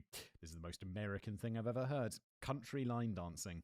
That sounds like something that only happens in America. I'm not even sure what line dancing is. Is that just people dancing on a line? On that night, as rowdy patrons filtered in and out around them and the sounds of music and conversation filled the room, Cindy sat with Carl, transfixed by the story of a man who had suffered so greatly throughout his life. According to Carl, he'd never been able to overcome the circumstances of his birth, never been able to break the cycle of poverty that so many in America face daily. Having once held high aspirations as a teenager, finding himself working in a factory in rural New York in his early 30s was a great disappointment, to be sure. As he saw it, he had been beaten into submission by a cruel world, and worst of all, less than 2 years earlier, the worst tragedy of his life had occurred without warning, turning his whole reality on its head. That was when, across the country in California, Carl's late wife, Christina, had perished suddenly in a house fire, leaving him to raise their 3 children all on his own. Oh my god, that'd be so hard. Holy shit. For some women, the sight of a single father drowning his sorrows alone at a bar and grieving the loss of another one would turn them away, but Cindy saw past all of that. In many ways, she thought Carl's life was as inspirational as it was heartbreaking. She didn't see a beaten man sitting before her. She saw a man who had suffered so greatly, yet continued to soldier on. Yeah, I don't know, you gotta be a bit of a psycho to be like, oh no, I don't like that guy. He's drinking because his wife died. What a loser. Loser! As the hours marched late into the night, they continued to have the types of conversations that only come naturally to those under the influence. Carl continued to tell her much about his life, and while they certainly didn't cover all of the finer details during their initial meeting, Cindy would come to learn those details in time, as she quickly fell head over heels in love with him. This is what she learned throughout the 9-month courtship that preceded their marriage. Is this going to be like Carl just made all this up? Because he's the title in today's episode. So, like, I don't want to, shit on Carl already. Carl, because it's like, also Carl. I always thought Carl was spelt with a C, but this is with a K. I just hope this isn't all made up, because so far I'm like, oh no, poor Carl. But then it turns out, oh no, he's terrible, because we're doing a casual criminalist about him. The tragic life of Carl Carlson. Also, if your name is Carlson, why would you call your kid Carl? That'd be like my parents calling me Whistle Whistler. Why would you do that? Although Whistle's not a first name. It would be a cool name, though. Maybe if I have another kid, I'll call him Whistle. What's your name? Whistle Whistler. Yes. Hello, everybody. Have you ever found yourself caught in the age-old dilemma? Boxers too loose, brief too tight? Well, fret not, because today's sponsor, Sheath, have got your back, or should I rather say your man parts. Look, I'm currently wearing some Sheath right now. It's incredibly comfortable. Here is a pair of Sheath that I have not worn. You're welcome. No more discomfort, no more awkward adjustments, just comfort with Sheath. Look, whatever the weather is like outside, this will keep you comfy. They've got a dual pouch system, which sounds a bit unconventional. At first you'll be like, you what with a what now? But really, it's so many stems. It's just comfortable. It's just the right way to go. Look, buy yourself just like one pair of Sheath, and then you'll be like, oh, I understand.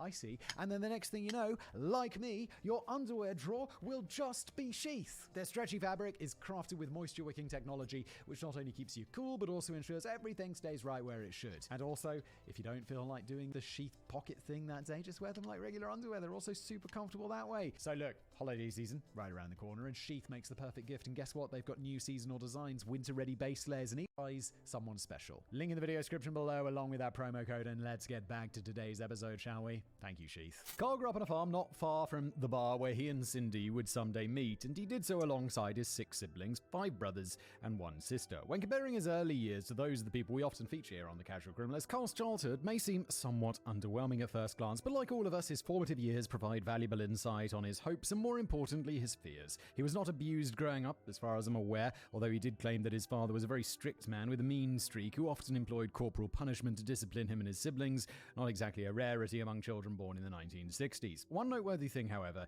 is the Carlson family's relationship with money. As a child, Carl worked alongside his family on their farm because that was the only way they were able to make ends meet. Fortunately, he always had a roof over his head and food in his belly, but generational poverty ran deep within the larger Carlson family. His father had grown up poor, his grandfather had grown up poor, and so on. Knowing this, Carl saw very few opportunities in his future and dreaded the idea that he might always be experiencing the same types of struggles he's seen his family live through since his birth. I mean, that's the kind of unfortunate reality, isn't it? Like, the odds of you being broke, if your parents are broke, is fairly high.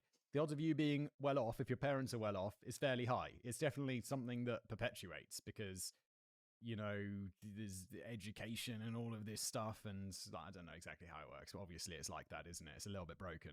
Also, because he was always working, he didn't have time to devote to his education and didn't feel capable of attending college. However, even if he had, his family would not have had the resources to send him, so it would have made little difference anyway. Yeah, there's a good example of why, because it's like, oh, well, he can't study extra because he has to work on the farm after school, and so he doesn't go to college, and so he doesn't get a degree, and he doesn't make as much money. Not that he could afford to go to college anyway. Well, I think in the UK, if you get into university and you're poor, they pay for it for you. There's like grants and bursaries? Is that what it's not like a scholarship based on merit, but it's a bursary, right? Where they give you money, like means assessed. Facing down a bleak future, Carl did what many young men in his position often do. As soon as he turned 18, he joined the US military, specifically the Air Force. This decision turned out to be both a blessing and a curse. At the time of his enlistment, Carl eagerly wanted to become a pilot. However, his superiors had other plans for him. While he may not have had the chance to seek a good education, Carl was naturally smart and possessed good instincts, which the higher-ups within the Air Force immediately noted. They placed Carl within a special unit in North Dakota that was charged with transporting and safeguarding America's nuclear weapons arsenal. This meant that from a very early age, Carl was given a high security clearance and a large amount of responsibility. No, it's not good. This was good for his career and certainly his wallet, but the job also came with its fair share of downsides. Yeah, I don't know. If I was like, well, how old was he? Like 18? There's so many stems. And they were like, Look you're at smart, so you're stems just going to they go gave look me. after the weapons. It's like, but I want to Look fly at all jets. these stems. And they'll be like, look, you got to They're be, hard. You're going to guard the nuclear weapons, smart boy. No. It's like, oh, I wanted to. And also, like, if you learn to fly the jets in the Air Force, right, then you can leave and go be a pilot, where you can make some proper money. Like a commercial pilot or whatever. As Carl himself tells it, he was one of few people in the Air Force who was authorized to kill civilians if they attempted to interfere with his work. What? If he was in the process of transporting a nuclear warhead and some random person attempted to stop his truck, he was authorized and obliged to run that man down or shoot him or stab him or do whatever else needed to be done to protect his cargo. Is that actually a rule? Like, surely they'd just be like, you have to do everything, just don't stop. And it'd be like, okay, so the rule is don't stop. Like, if you're transporting a nuclear warhead, like someone runs out into the road in front of you, don't stop. And if they don't get out of the way, then they get splattered. It's not going to be like, yeah, you have to kill them. It's going to be like, just don't stop. While that may sound That's harsh, how I you have to feel about remember that Sims. these are nuclear weapons we're talking about, and Carl was told that anyone interfering with his work could be a potential terrorist or foreign agent seeking to attack or kidnap him. Several times throughout his career, Carl was even made responsible for transporting the famous nuclear launch codes to Washington, D.C., personally placing them in the hands of some of the most powerful men in the country. If he failed to keep those codes safe, it could be disastrous for the entire world. As you can imagine, this put a substantial amount of stress on young Carl, who never thought he would be placed in such a vulnerable position.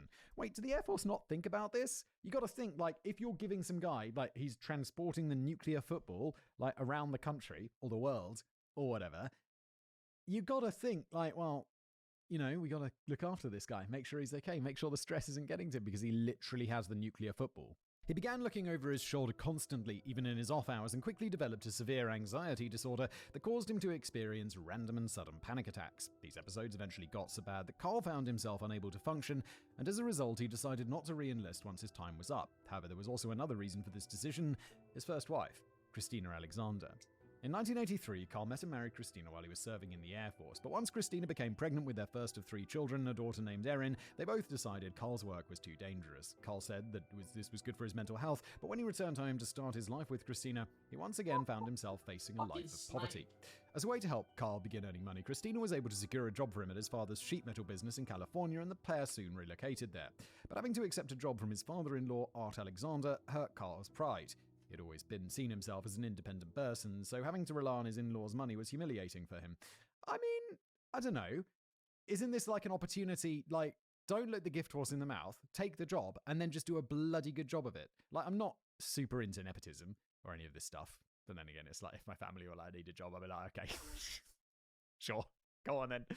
But then, just do a really bloody good job. Just go in and be like, cool, good opportunity. Now I'm going to blow your socks off with how impressive I am. Because he does seem like quite an impressive man. At one point, Art even suggested that Carl and Christina move into one of his rental properties at no cost until Carl was able to purchase a home of his own, and this is where Carl drew the line. Even though it would have been much cheaper to take Art up on his offer, Carl's pride simply wouldn't allow it. Instead, he rented a small house in Murphy's, California, in the foothills of the Sierra Nevada mountains. Here, he would house his growing family, which had recently welcomed their son Levi and their second daughter Katie. Wait, but he's not...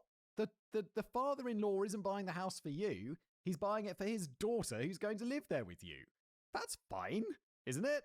If I was in that situation, I'd be like, okay, sure. I mean, it's not my house, it's my wife's house. But it's nice that you get to live there. I'd be like, cool, no worries, thank you, Dad. Love you, Dad. Can I call you Dad? This house, which was actually a repurposed miner's shack, was small and underwhelming, but Christina got to work turning it into a suitable home as best she could. This is how the Carlsons lived, in a little shack on the edge of the forest. Money was always tight, and Carl never quite learned how to get along with Art or the rest of Christina's family, although medication did help him get his anxiety under control and the panic attacks became fewer and farther between. That's good. Overall, despite their struggles, Carl said that they were happy, but on New Year's Day of 1991, while all 3 children were under 6 years old, the family's whole reality came crashing down around them. That night, as the children were tucked into bed, Christina slipped into the hallway bathroom for a quick bath. She was dirty and exhausted after a long day and was hoping to find a moment of solace before heading to bed herself. But while inside the bathroom, the hallway carpet caught fire, trapping her inside. She smelled the smoke, but could not escape the bathroom because of the growing blaze just beyond the door. How does the hallway carpet just catch fire? I know this is 1991. Yeah, it's far enough in the past for not to be like fireproof and everything. I remember when I was a kid, it was all like adverts like don't smoke in bed and all of this stuff. And now it's like everything's fire retardant, right? So like if you drop a cigarette on it, it's not just going to burn your entire house down. Like now there's just not really house fires anymore. I mean, there are, of course, but back in the day it was pretty common. And now it's just like, yeah, no, I mean, everything's just like designed not to catch fire because, well, fire is bad. Panicked by his wife's cries for help, Carl jumped out of bed, ran into the hallway, and began searching desperately for a way to smother the fire, but his efforts were in vain. Several days prior, the family's dog had knocked over a kerosene heater that usually sat just outside the bathroom door to warm the home on cold winter's nights. When this happened, kerosene had spilled and saturated the carpet and the floorboards underneath.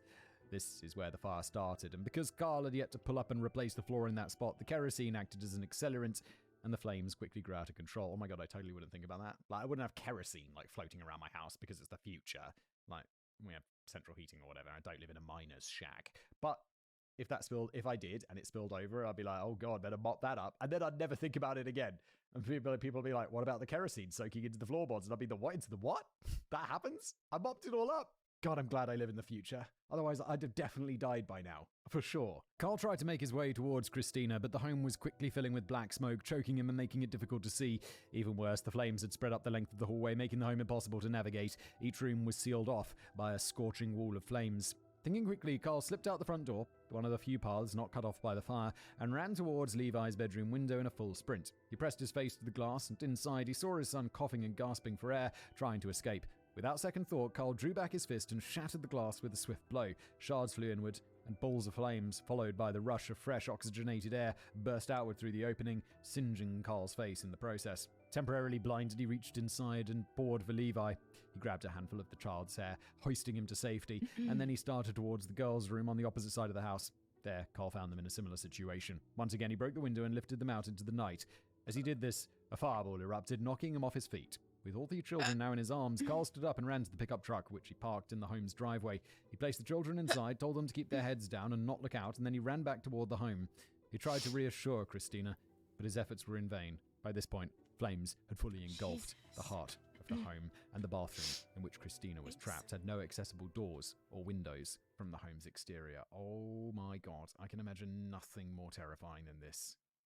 This is crazy. When fire trucks arrived, they subdued the flames and breached the room where Christina was trapped, but they were too late. 30-year-old Christina Carlson had died from smoke inhalation long before they had arrived. Even if Carl had found a way inside, it wouldn't have helped, and he would have most likely lost his life as well. A short time later, paramedics pulled up outside the still smouldering home and began looking after the remainder of the Carlson family. They found that aside from Christina, Carl himself had taken the brunt of the injuries. When the fireball erupted from the girls' room, the heat had nearly fused his eyelids together. Oh! The children were shaken but unharmed. It was determined that the power cord from a faulty industrial work light, which had been plugged in near the hallway where the fire started, had caused the spark that ignited the kerosene-soaked carpet and floorboards. Yeah, dude, you should have accepted the house from your father-in-law. Instead, you're living in a miner's shack with, like, an industrial work light and a kerosene heater. That's not a place to raise a family. I mean, if that's what you've got, that's what you've got. But you had an option. It's not your fault, Carl. I'm sorry, it's not your fault. But it's like, God damn, it would have been nice if that had happened, wouldn't it? After that night, Carl took his children to a place where they would be safe and collapsed into a bed. He said he was so distraught that he couldn't move for over 2 days. After Christina's funeral, he packed up or sold his few remaining possessions and took his children to the airport and flew back to his home state of New York. He needed to be near his own family, who he hoped could help him piece his life back together. A fresh start. One sec.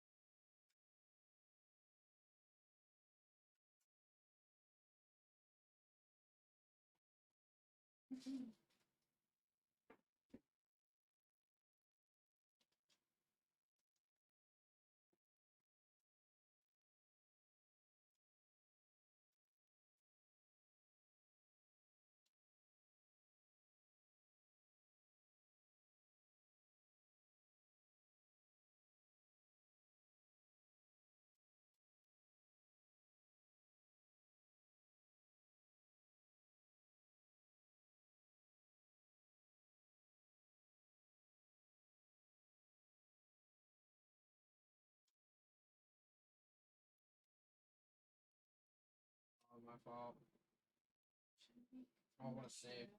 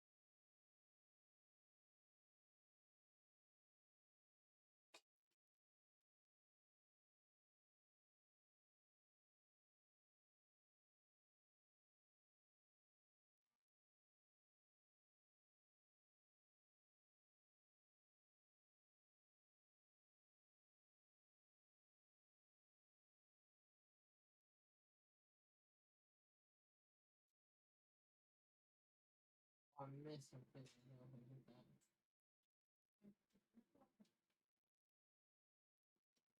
32.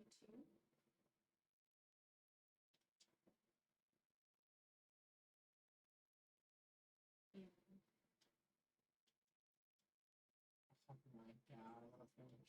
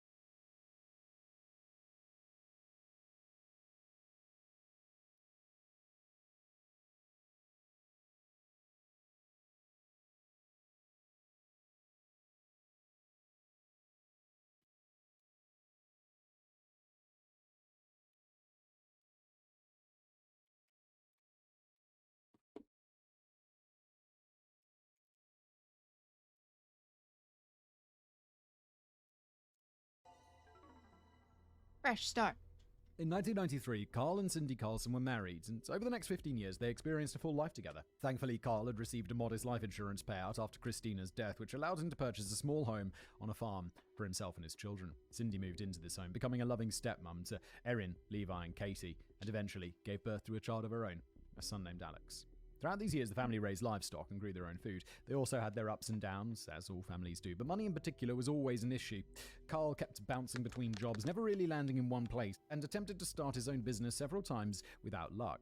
Thanks to the fact that their home was paid off, they always managed to scrape by. However, scraping by was exactly what Carl had always feared. To keep food on the table, he and Christy began raising ducks that they sold to gourmet restaurants in and around New York, and eventually, after many setbacks, Carl even found a niche, and along with it, some small amount of success. While continuing to work his day job at the local factory, Carl bred and raised Belgian draft horses. These are a breed of workhorse that were descended from the great horses of medieval Europe, which were used to carry heavily armored knights and men-at-arms into battle. They were very large horses, typically measuring up to 17 hands. Okay, I guess they were, yeah. I don't know, is that literally like 17 hands? And weighed up to 2,300 pounds or 1.15 metric tons. Holy shit, these are big horses. How much does a regular horse weigh? Do horses really weigh that much? They were also very expensive. Each horse sold for anywhere between $10,000 and $30,000 in the 90s. Good lord. Once Carl had paid the small fortune to purchase these horses and his investment began paying off, the family's money problems slowly became a thing of the past. Together they all worked on the farm, growing their own food and tending the animals the way Carl had as a child, albeit with much more financial success. He taught his children how to ride the horses, how to care for them, and he found that life and family was coming together for the most part. According to Carl's youngest daughter, Katie, when times were good with Dad, they were really good. However, not everyone in the family felt this way, and Carl's eldest son, Levi, was one of those people. As a teenager, Levi and his father fought often over many things because Levi was the black sheep of the family, and Carl had little patience for those who didn't fall in line as expected. Even from an early age, Levi struggled in school, which caused Carl to believe he was squandering the education that he and Christy were working so hard to provide for him. Levi also smoked marijuana, drank alcohol, and listened to the types of music that Carl called a racket. He also dressed in early 2000s goth clothing and dyed his short, spiky hair blue. Although this was pretty normal behavior for a teenager, it enraged Carl to no end. Yeah, it's just like, edgy teenager's gonna be edgy. You'll get into his 20s and be like, I remember my goth phase. It's like, there's not a lot of people who continue with that. It generally, ends. Trying to correct his son's behavior, Carl disciplined Levi the way his father had disciplined him by using corporal punishment. Bro, it's like many decades later, it's not okay anymore.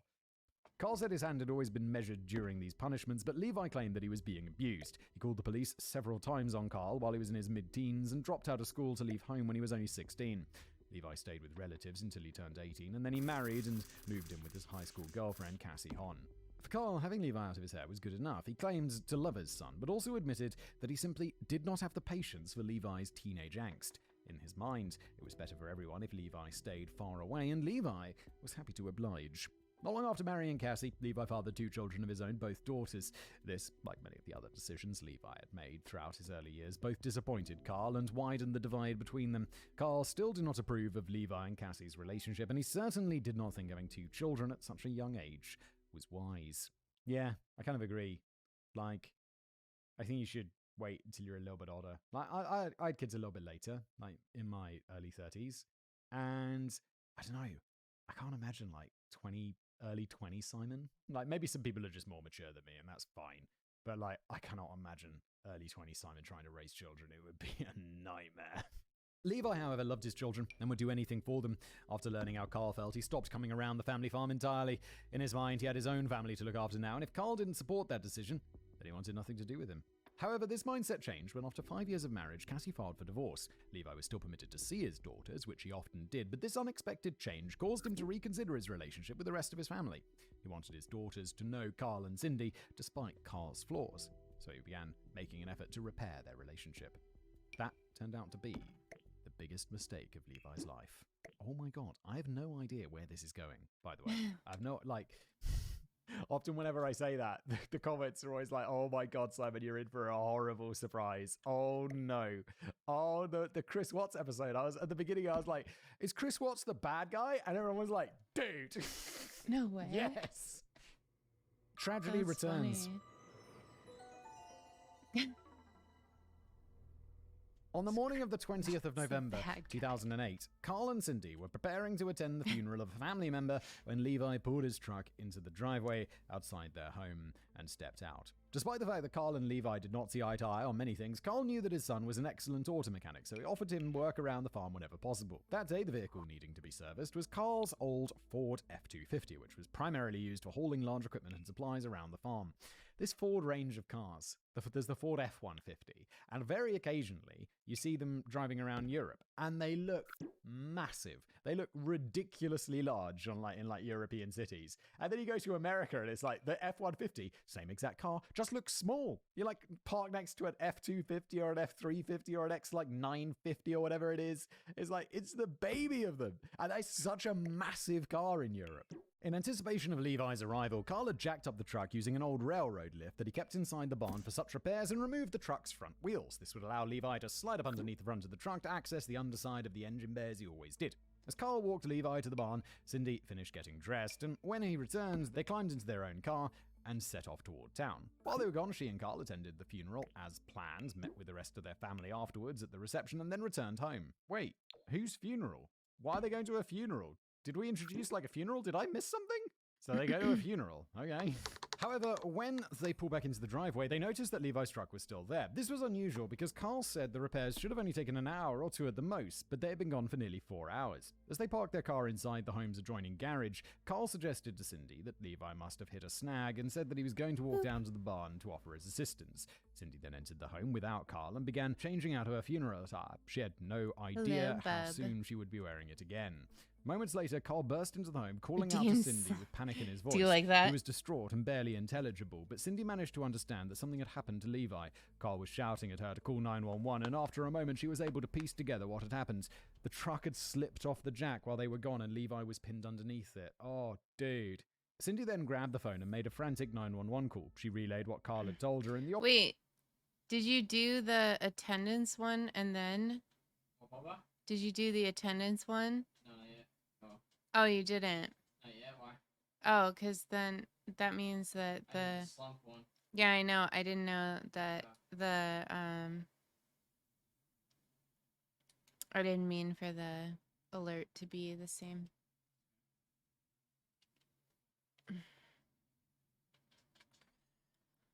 I have to change that. I used my channel point. Good thing. It's okay. I can refund myself. Yeah, I guess you could always do that and never actually spend channel points. I know the channel point glitch.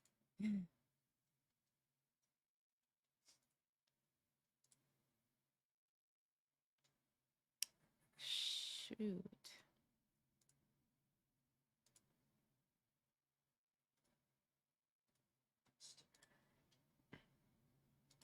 The operator suggested attempting CPR, but Carl refused, saying it was hopeless. Oh no, wait.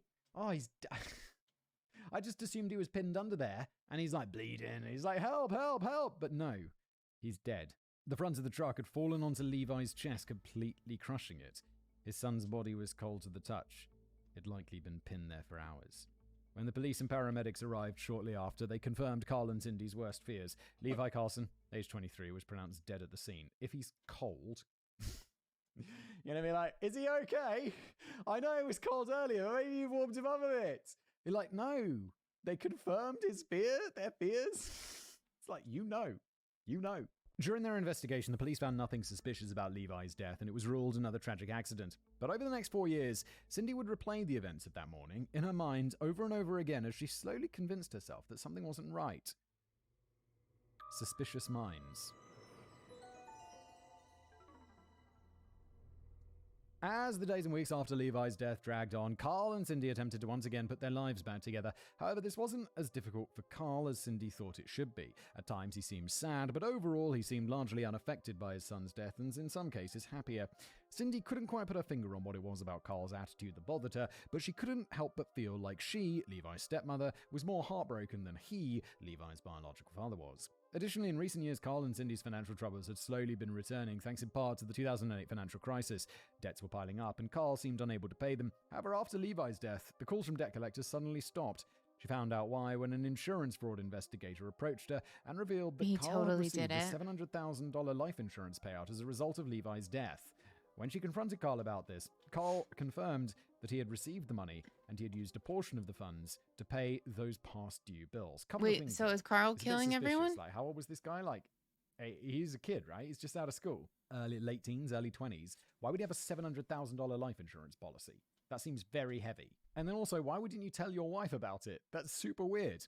When Cindy heard this, she was stunned. She had no idea that Levi had any type of life insurance, much less a policy for nearly $750,000. Yet Carl acted like it was no big deal. He handled the family's finances and didn't feel the need to tell her about such things, and this arrangement was normally fine with Cindy. However, a father taking out life insurance on his own child seemed unusually morbid, and not to tell anyone else about it seemed downright suspicious. She made her feelings on the matter clear to Carl, but he couldn't understand why she was upset. This concerned Cindy, but as she looked over the finer details of the policy's paperwork, she became even more concerned. The first thing that jumped out was the policy's date and beneficiary. It was signed by Levi and Carl on November 3rd, 2008, exactly 17 days before Levi's death.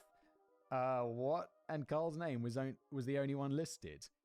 Wait, so they signed a life insurance policy which just benefits his dad, not his children or his family. Wait, what? Just his dad.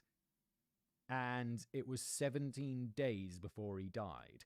That fraud investigator, no wonder they arrived. They should also definitely talk to the police about this because it's extremely suspicious. Like I always say, if you take out a life insurance policy on someone, you just got to be crossing your fingers for like a good couple of years that they don't die because otherwise it's going to be like mad suspicious. This meant that even though Levi had 2 daughters, Carl received the entire amount. The policy made no mention of Levi's children or ex-wife, which Cindy thought was strange due to Carl and Levi's rocky relationship. Plus, the Also, amount was if he suspicious didn't as do well. it, Although the base then policy he was only would worth give the money $400,000, to Carl had his signed a family supplemental because that add-on would be for insane accidental for him to death, which keep it. increased the amount by an additional $300,000.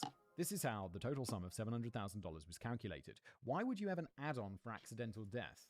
I don't understand how Like, that makes- imagine, surely like, life insurance. having the point of life insurance, right, is granddaughters okay, your future and being earnings like, to sorry, you pay don't for get any whatever money from your kids father's need death. It's all until mine. They should be Haha. financially independent at 18, right? That's the general. You're not like, in the will. rule of life insurance. That Or would to be help completely if you're evil, married, even if he with didn't kill mortgage them. payments, for a reasonable Holy amount of time crap. for those who are left behind. Why would accidental That's death, messed up too Why now. would the manner of your death make a difference? And why would you get more money? It's a bit weird. Such a high amount would have required a significant monthly premium, which No. receipts showed Carl What had paid happened? for out of his own pocket. It had cost him $470 for the first 6 months of Levi's coverage. This was money that Cindy knew they could not afford to spend. Seeking answers, she confronted Yeah. Carl yet again with her findings and asked Yeah, it again got messed why up. he had concealed the insurance policy from everyone else in the family, primarily herself and Cassie. She also stressed to him that this was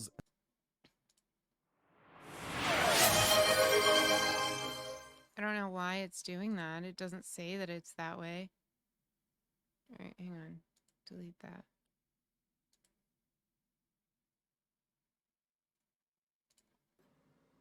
Boop. Okay. And that's for attendance. Save. Oh. Okay.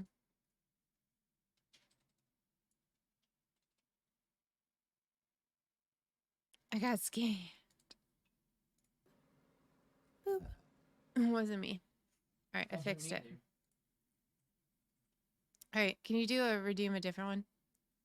And see what happens.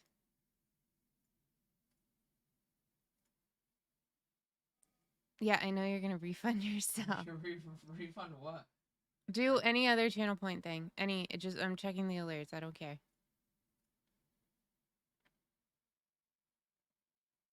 Okay. Cool. Did it work?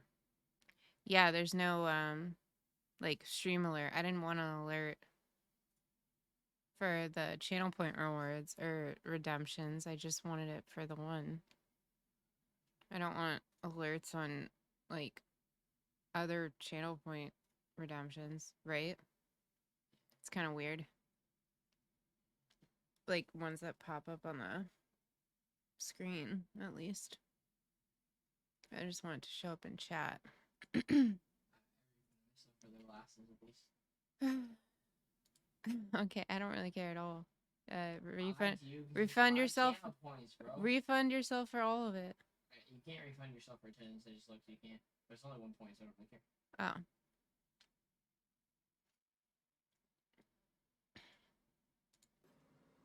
Boop. Okay. That's all fixed. All right. A big deal, despite him once again attempting to shrug off the conversation. Hoping to put her mind at ease, Carl claimed that Levi did not want anyone else to know about the policy or the money because he did not trust Cassie to use the funds appropriately.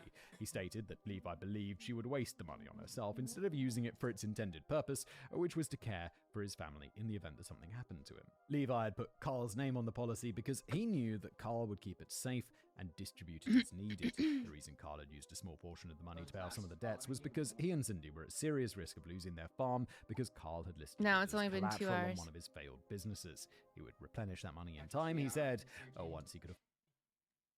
I guess so. I mean, 3.5, 4 hours. That starts to hurt, I guess, or else. My headset used to really. Or bother else I'm my getting head, used to and it. I kind of moved it a little bit, but I also got used to it too. Yeah. My headset used to really Mm-hmm. I have to go back in the story. Sorry. An additional $300,000.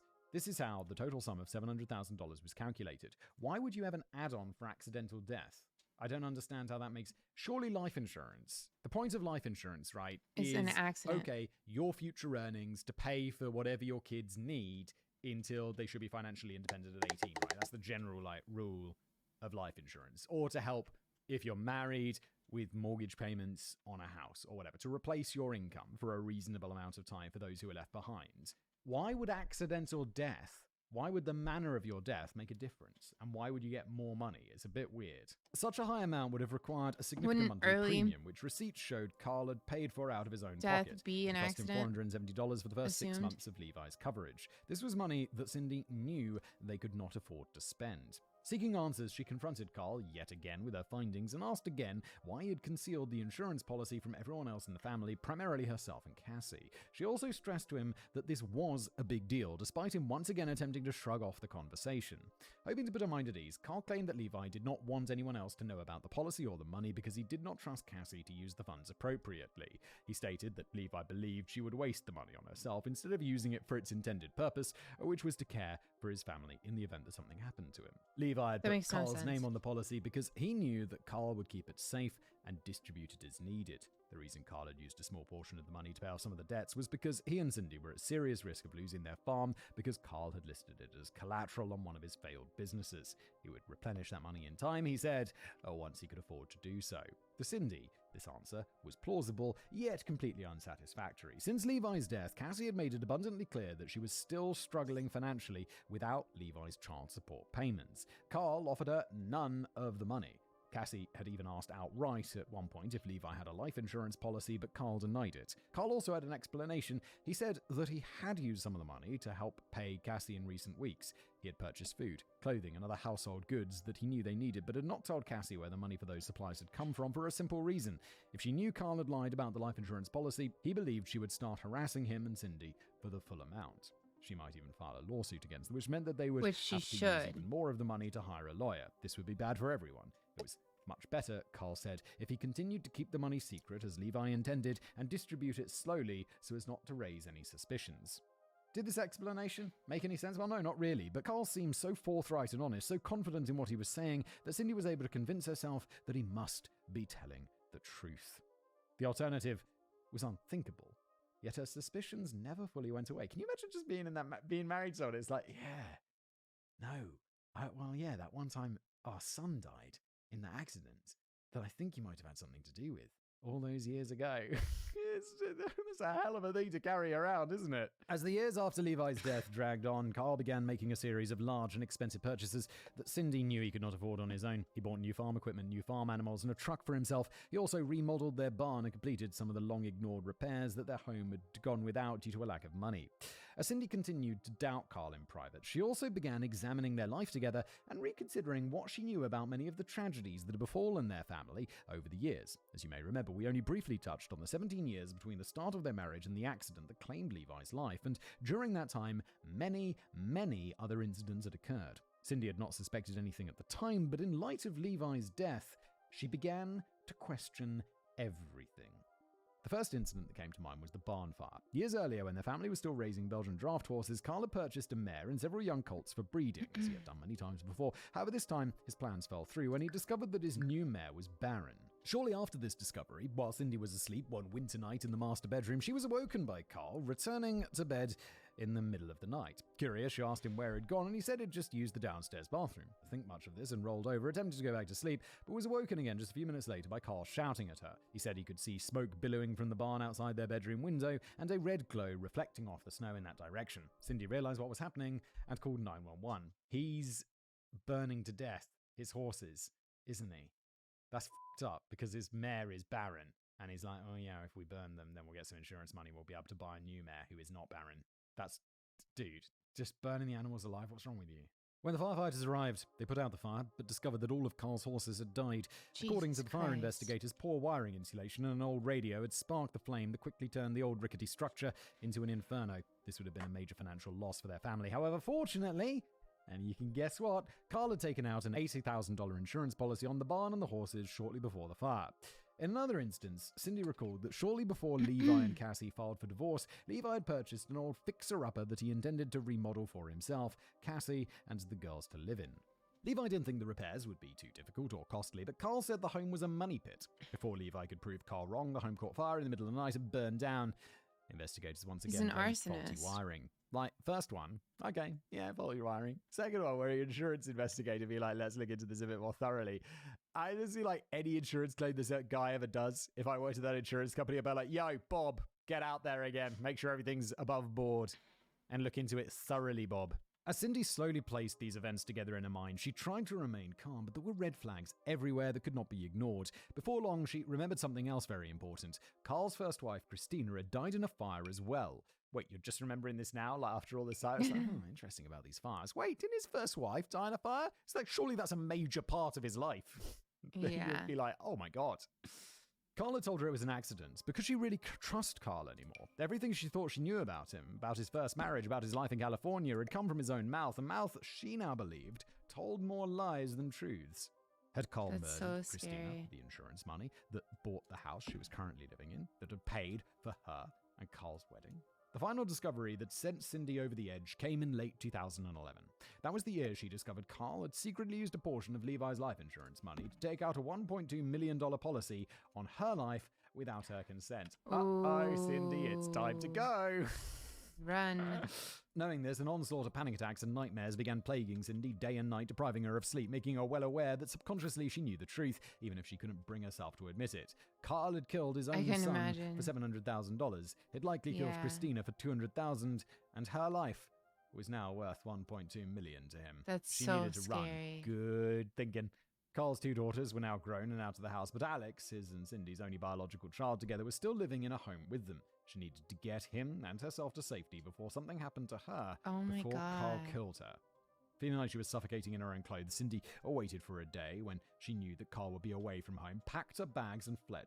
Carl returned that evening to find an empty house waiting for him. When he called Cindy on her cell phone, she said that she would return only if he told her the truth about Levi, about the horses, about the insurance payouts, about Christina, and about everything else. Carl once again claimed ignorance, so Cindy hung up and switched off her cell phone. The past and present collide. While Cindy and Alex were hiding from Carl for their own protection, feeling alone and wondering if anyone would believe them if they came forward, there was another group of people across the United States who knew exactly what they were going through. Unbeknownst to Cindy, during the nearly 2 decades that she and Carl had spent living together in New York, Christina Carlson's family in California had been trying desperately to have the investigations into the 1991 fire that claimed Christina's life reopened. This is because they, as Cindy now suspected herself, had long believed that Carl was responsible for starting that fire as well. Oh, wow. They didn't have proof, which is why their numerous letters to California state representatives and the local authorities had gone unanswered, but they had more than a few pieces of circumstantial evidence to support their theory. According to Christina's sister, Colette Bousson, Carl and Christina's relationship had been nothing like the one that he had described to Cindy when they first met. In fact, the Carl that Cindy knew was completely unlike the Carl Colette knew in almost every way. This Carl, the old Carl, was a manipulative, controlling, abusive arsehat, the likes of which Cindy could never imagine. Throughout Carl and Christina's marriage, he had been very controlling of Christina and worked hard to keep her isolated from the rest of her family. This was one of the main reasons, Colette believed, that Carl had refused her father, Art Alexander's offer to stay in one of his rental houses for free. Right. Carl didn't like the idea of living in Art's houses because he wanted to completely remove Christina's support network and keep her reliant upon him. This was also why he chose the old miner's shack that Art and Colette were appalled by. It was located miles off the main road, which meant that Christina, who did not have a car of her own, was unable to leave when Carl was away. He also forbade her from getting a job in town or earning her own money for the same selfish, controlling reasons.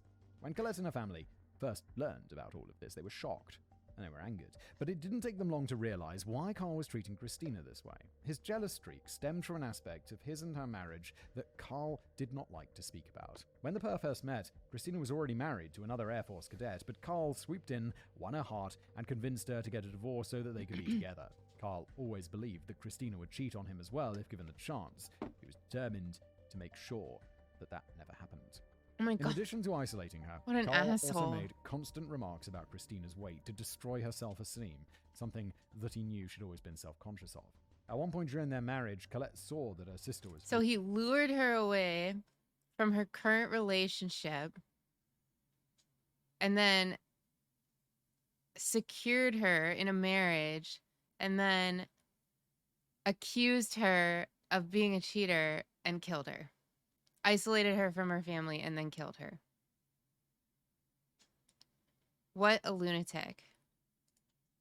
feeling down and decided to treat her to a glamour shot session, which in the 1980s typically involved lots of bright makeup, hairspray, and jewelry. That is so This was one of the sick. few times that Colette was able to spend alone with Christina without Carl being there, and it seemed to immediately lift her mood. She said that Christina had so much fun dressing up that day, but when Colette dropped her off at home with Carl, he took one look at her, said she looked like a whore, and made her wipe off the makeup immediately. That was the day that Colette knew that she despised Carl. However, it wasn't until he became physically abusive that she realized how much trouble Christina was really in. Wow, yeah, Carl painted a different picture, didn't he? Because it turns out Carl seems like a mega piece of shit, in my opinion. One day while Yep. arguing, Carl pushed her with all his strength, lifting her off the ground and sending her flying across the room. Christina impacted hard against the wall and suffered some very painful bruising, but was otherwise uninjured. When Colette learned of this, she suggested that Christina file for divorce, but her sister would not hear of it. Divorce in the 80s was still somewhat taboo in many parts of the country. And aren't they in California? I thought they were in California. Isn't that like the most progressive part of America? And Christina had already gone through the process once with her first husband. Being twice divorced was practically unheard of, and she believed that if she divorced Carl, he would leave the state and never be seen again. She would be stuck raising Erin, Levi, and Katie all on her own. Colette offered to take them all in, but Christina refused, saying that she needed to hold the family together, needed to make sure that her children did not grow up without a father. It's always like, yeah, definitely, keep the family together, that's good. But when the father's abusive, no, divorce is better, isn't it? Yeah. Furious, Leave his Colette wanted to ass. confront Carl. He wanted to get her father involved, but she knew Christina would never leave Carl, and antagonizing him would only make the situation worse. She believed that, for the time being, Christina would be safe so long as she didn't upset him. Shortly thereafter, in 1991, the fire occurred.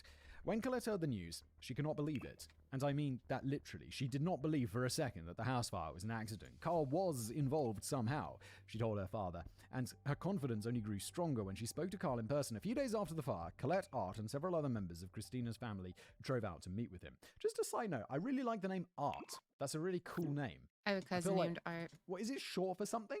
But I feel like people called Art are probably No. cool. They requested to see Christina's body, but Carl refused. He told them that she was not fit for viewing, calling Christina a crispy critter. What the f***? This term, crispy critter, stuck with Colette for two reasons. First was the coldness of the statement, but more importantly was the fact that her sister had not been burned. She had died from smoke inhalation. If anyone, that is so f***ed up. You'd be like, what did you just say? What did you just say about your wife? My sister? Crispy critter. What the f***? After this strange interaction, the family had their funeral and Carl left for New York. He was gone less than 5 days after Christina's death. He did not even allow Colette or her family to say goodbye to the children. The reason for this was never made clear to them, but Colette suspected that it may have something to do with what 6-year-old Erin had said to her shortly before the funeral to quote, "Did you know Mummy's in heaven with baby Jesus? I had Mummy calling out for Daddy, and Daddy didn't do anything." Years later, as a teenager, Erin herself would also question Carl's involvement in her mother's death. She remembered Carl building and extinguishing small fires outside the home in the days preceding the accident. In one instance, Carl had dragged the family's Christmas tree outside to dispose of it, but instead of throwing it in the woods, had poured gasoline over it and set it ablaze. When little Erin asked what he was doing, she remembered him saying that he wanted to see how fast wood burned in that weather. Okay. Erin also recalled that while she, Levi, and Katie were huddled together in Carl's pickup during the fire, I knew an Carl Art, simply but stood his and name was watched as the house Arthur. burned. Oh, He yeah, didn't that makes try to sense. save Christina, and he certainly wasn't injured while rescuing them. She had no recollection of a fireball, an explosion, or anything else that Carl claimed had happened. When Erin later brought up her concerns to Levi and Katie, both vaguely remembered the events happening the same way. However, because they were younger than Erin at the time, their memories were not as vivid. They couldn't be sure if they were remembering what had actually happened or if their minds were playing tricks on them. Colette didn't know everything her nieces and nephews suspected, mainly because she had not seen or spoken to them since 1991, but she knew enough on her own. Wholly convinced that Carl had murdered Christina in cold blood, she and her family travelled to the site where the fire had occurred to conduct their own investigation. They documented the scene on a home VHS recorder as they sifted through the rubble and found the bathroom's only window, Christina's only possible means of escape, had been boarded up using a large piece of plywood, and long nails had been driven into the window's frame. How the did the fire investigators not notice this? That's if you recall, Carl told crazy. Cindy that the bathroom had no window, but that was not true either. According to notes taken during the initial arson investigation, Carl said that Christina had accidentally broken the window 3 weeks prior to the fire and had temporarily boarded it up to keep the cold weather out until they could afford to have it fixed properly. But Christina's family knew that this wasn't true. They had visited the home on Christmas less than a week before the fire, and the bathroom window had been intact. If you're saying that, like, how long do you think you're not going to get caught in that lie for? They also Apparently noted a that even though very Carl long claimed the board time. was supposed to be a quick temporary fix, he had secured it using 17 long nails, which was way more than necessary. That's so 8 or so, excessive. Colette said, would have been more than sufficient. As stated earlier, Colette and the rest of Christina's family tried to bring their concerns to the police, but they were ignored time and time again. Why? They did everything they could, but eventually they had to accept that Carl had gotten away with it. When they learned Wow. of Levi's death, they knew that he had done it again. Yeah. The sting. So crazy to me too that he got away with it Although oh Christina's yeah, with family all had this long for given so up hope long. that Yeah, Carl that's would ever face crazy. justice, Cindy wasn't quite ready to throw down the towel just yet. However, she was still very afraid for her life. She didn't want to go to the police because Carl continued to hold a $1.2 million life insurance policy on her, and she had convinced herself that he would try to kill her before their divorce could be finalized if she filed a complaint. She was terrified Not of him, but surprisingly. little did Cindy know she was about to face Carl, whether she was ready or not. Weeks earlier, Cindy had told her cousin Jackie Heimel of her suspicions and explained her reasons for not going to the police. After taking some time to process what she'd just heard, Jackie called the police herself and told them about Cindy's situation, urging them to act before Carl orchestrated another tragedy for his own benefit. Surprisingly, this worked. Several weeks after confiding in Jackie, Cindy received a call from Undersheriff John Clear of the Seneca County Sheriff's Office. Clear told her that he had reopened the investigation into Levi's death and needed her to bring Carl to justice once and for all. Courageously, Cindy agreed. In early November of 2012, after being informally separated from Carl for over a year, Cindy called him on her cell phone to request that they meet in a public place. She claimed she was ready to put everything behind them, but before she could, she needed to look into his eyes as he told her the truth. She didn't care what he had done, she said. She just wanted him to be honest with her. Only then would she come home. A few days later, Cindy and Carl met at a local restaurant in Seneca County to talk. Wait, is this sting just going to be him admitting it to her? Being like, yeah, I killed them. And she's like, wearing a wire, No bitch. way. As they did, Cindy wore a wire. Yes, provided to her by Undersheriff Clear. Surrounding the table where they sat, several undercover officers occupied the restaurant to overhear their conversation, close enough to step in if Carl became violent. Over the next hour, Cindy pressed Carl for information, and while she could not get an outright confession, she did get Carl to make several incriminating statements that left little doubt that he had been involved in Levi's death in some way. At one point, Carl said that Cindy didn't know the full story. He also said that he took advantage of an opportunity. After their conversation, Cindy and Carl left their restaurant separately, their issues still unresolved, and the following day, she asked to meet with him again. However, this time, as Carl entered the restaurant, Under Sheriff Claire and several other deputies stepped in. They surrounded Carl and asked him to speak with them in private so they wouldn't cause a scene. They transported him to the Seneca County Sheriff's Office to begin what would ultimately be a 9.5-hour interrogation. For the first few hours, Carl stuck to his original story that he found Levi trapped underneath the truck after returning from the funeral. However, Claire and his partner had unearthed much more information than Carl was prepared to answer for. Although their questions first appeared to involve only Levi's death, Claire eventually brought up the 1991 fire that had killed Christina, the barn fire that had killed his horses, the fire that burned down Levi's house, plus even more fires that neither Colette nor Christy were aware of. For instance, before his first marriage, Carl had owned a car that he claimed spontaneously caught fire in his driveway while the engine was off. He's an arsonist. How have they not put this together? Nobody's life is just completely set on fire. In total, Carl had collected insurance payouts Oh my god. for 6 separate fires throughout his life, No. which Claire said made him the unluckiest person he'd ever met. If all those fires were not the result of arson. It's like, number of insurance claims I've made because of fire is 2330 thank you so much for the sub. bothered to claim on. I have claimed some stuff on insurance. Thank you so much for the Prime sub. How are you? What the hell? And I think I got money for that. Like travel insurance, that kind of stuff. If all those fires were not the result of arson. It's like, number of insurance claims I've made because of fire is 0. I think. Don't think I've ever had a fire that's destroyed anything that I've bothered to claim on. I have claimed some stuff on insurance. Like car stuff.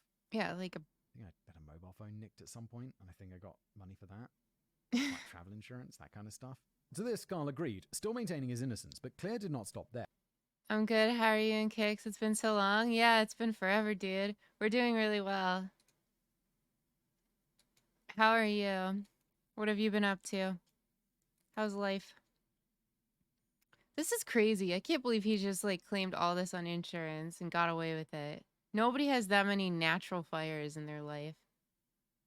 There. He was also aware that, although Carl claimed to be ignorant of fire investigation techniques, Carl had been a volunteer firefighter in the 1980s. He had helped to investigate several confirmed arson cases. Carl had tried to conceal his knowledge of fires all throughout his life, but Claire was one step ahead of him. Additionally, he also knew that Carl was a lifelong liar and who exaggerated almost every aspect of his time in the Air Force. Carl had not been part of a special team that safeguarded nuclear weapons as he claimed. He'd been a cadet that drove a supply truck. He didn't have special security clearance or an authorization to kill civilians that stood in his way. He was just an ordinary cadet that didn't have the gumption to re-enlist after running off with his friend's wife. After hearing all of this, Carl stood and began to physically back himself into a corner. He's a inside the fraud! interrogation room. There's a picture here. His deputies continued to demand answers. Finally, Nothing about exhausted him from is the unrelenting real. accusations, Carl broke and admitted that yes, there was more to the story. He reaffirmed that Levi's death had been an accident. Awesome to hear. I've been working a lot. Well, that's good. Making some money. But that morning hadn't played out as he first claimed. In Carl's new story, he said that the trunk had fallen onto Levi before he even left the barn, and it had fallen because Carl himself had climbed into the cab to start the engine at Levi's request. When Claire asked Carl why he'd not called for help, Carl said that he knew Levi was already dead and he couldn't be saved. He was in a state of shock and could not accept what had just happened. The lift Levi had been working under was old, but neither of them ever imagined that it was dangerous. He was also Oh my embarrassed and unable God. to admit that he was partially to blame for what had happened that morning. Long-awaited justice. Liar! In 2013, Seriously. Carl pled guilty to murder by depraved indifference, which essentially means that he admitted to engaging in conduct that creates an extreme risk of death to another person. The only reason his plea was accepted was because the prosecuting attorneys were not confident that they had enough physical evidence to obtain a conviction for first-degree murder. Most assumed the obvious. Levi was killed on purpose for the insurance money. Yeah, definitely not what we're saying. Just some people might think that. A Carl sentencing Seneca County Court Judge Dennis Bender said that he believed Carl was not fully human, as he hoped no ordinary man could ever do what Carl had done. Cassie Hahn, Levi's ex-wife, appeared in court that day to hear the verdict. She said that Carl's incarceration would provide her, her children, and many other members of the Carlson family with the comfort they needed to sleep soundly at night. Cindy, who had Seriously. finally been granted divorce from Carl, agreed wholeheartedly. That afternoon, Carl Carlson, age 53, was sentenced to 15 years in prison, the maximum possible sentence for murder in the second degree. But don't worry, his legal troubles were far from over. Thanks to the efforts of Christina's family and a Facebook group called Justice for Christina Alexander Carlson and Levi Carlson, California investigators reopened the 1991 fire investigation and brought new charges against Carl in that state. As prosecutors learned while reading through the old case notes, investigators at the time had discovered significant evidence of arson, and the only reason charges were not filed in 1991 was that the department didn't have enough funding to send an investigator all the way to New York to question Carl in person. For real? He burned down a house and people died. Had he remained in California, he would have certainly faced additional questioning and possibly charges for insurance fraud and homicide. Money was the only reason they had not pursued the case. On February the 3rd, 2020, a California jury convened inside the Calaveras County Superior Court after a 7-hour deliberation to read their verdict. Carl was found guilty of murdering Christina through arson.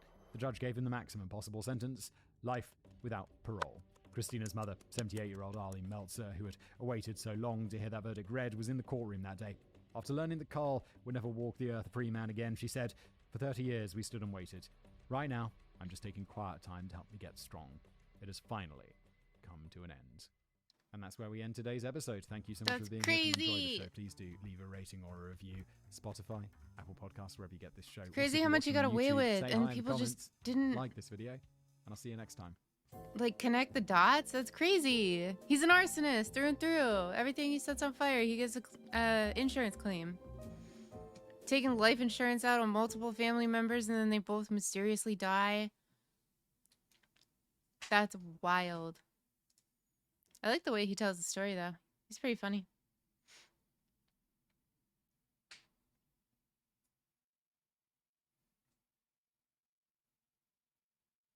Took freaking 30 years. Yeah, I know, right? That's insane. That's my whole life. He was free after murdering his wife and then going on to murder his son for a life insurance claim. That's so sick.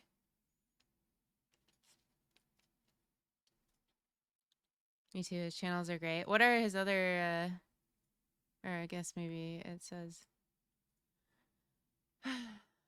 Geographics, Simon's other YouTube channels. Into the Shadows, Top 10s. Today I found out. And the ex was going to be next. Yeah, I know. That had to be absolutely terrifying. Like, it's never a good day when you find out that your spouse has taken out a $1.2 million life insurance policy on your life and not told you about it.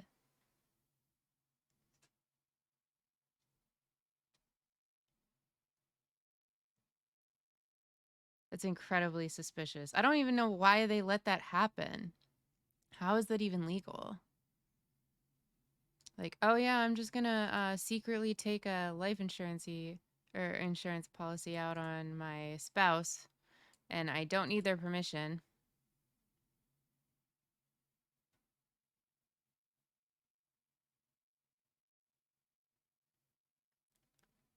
War graphics, mega projects. What is Into the Shadows?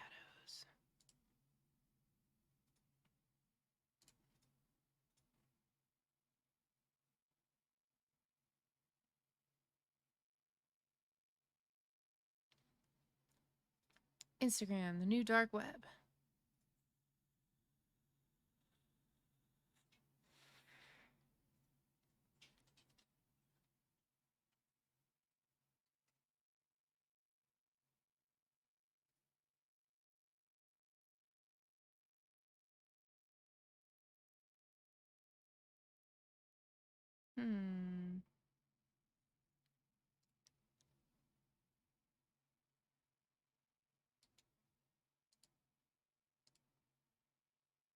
Well, this video is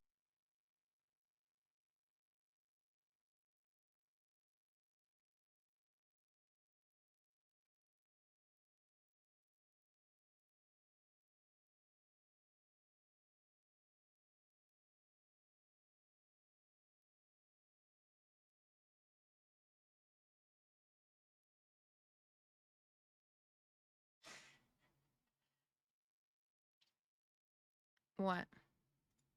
Huh? What are you laughing at?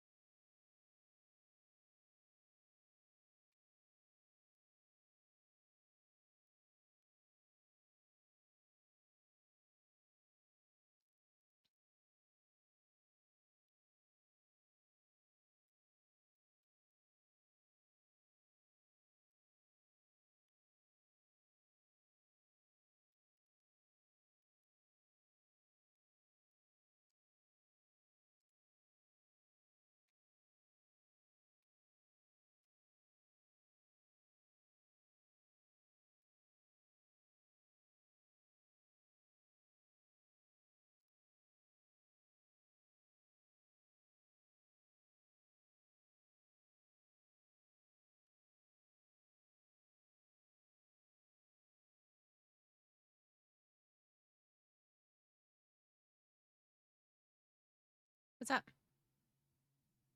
Do you want popcorn? Um, I'm gonna make some. maybe. You got like 2.5 minutes to decide.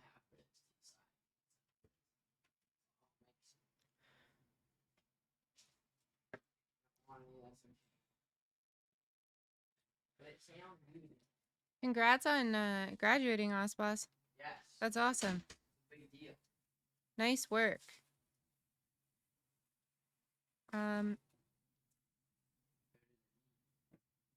Popcorn. Yeah, I want popcorn.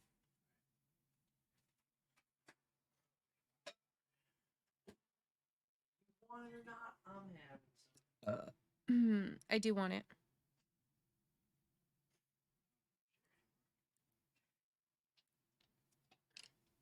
Well, that's rude. And you can't do that. No, that's rude.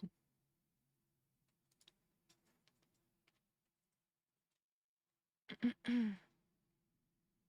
think I'm just gonna try to watch another one of these videos. I wonder if when he reads about Gypsy Rose Blanchard, is he in the dark about it? He doesn't know who she is?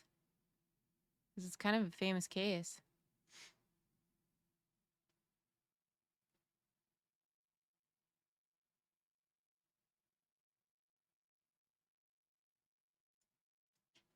He's in the dark about most things. It's kind of funny that he runs a true crime channel, but he doesn't do any of his own research. So he's like, it's kind of like when I run across movie reaction channels and it's like first time reacting. And I'm just like, there's so many movies that you haven't seen that, and your whole channel is based on you reacting to movies. I don't know. It's just funny. I think it's funny. Right? Easy Money, right? He's just such a good reader. Yeah, he's a good storyteller. Very charismatic.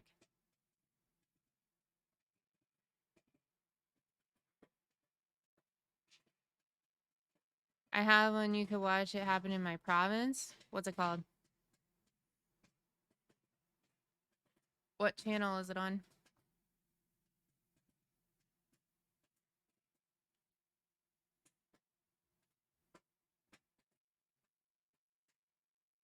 In Australia, he's lying. Osboss isn't from Australia? No. annoyed me about his name. Bridgman, because I thought that he was an Aussie, but he's not. I think he's Canadian or something. Yeah, he just said a province, so Yeah, I I'm think guessing. he's Canadian. I'm guessing he's not He's American. not Australian, which I thought he was, which his name is very misleading. Pretty sure All right, he's crime beat. Canadian. Crime beat. Carissa.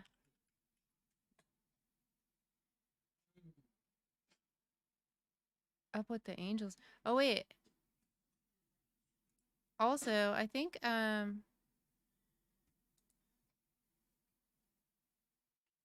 this guy also covered that. I think I saw one of his videos.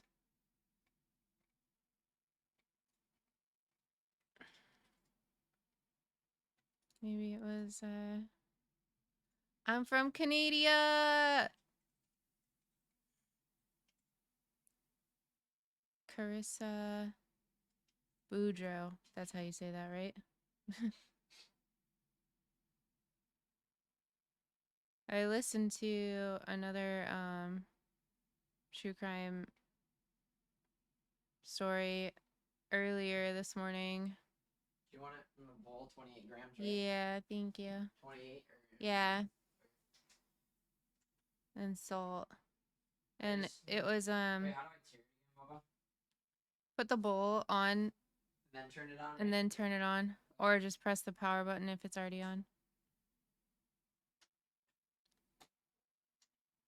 It's a very sad story, and the mother gets to be free after. Yeah, I listened to another Canadian true crime story this morning. It was a Call Me Chris video, and she was talking about this family who owned like a pig farm, and it was like a modern day like Texas Chainsaw Massacre story in Canada, and they would like this guy was like feeding his victims to his pigs because pigs will eat anything. Here, Bubba. Thank you. You want salt, right? I didn't put any salt. I got popcorn. I didn't put any salt. Thank you. Popcorn.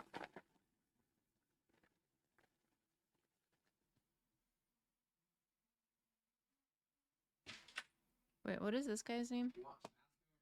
No, thank you. The casual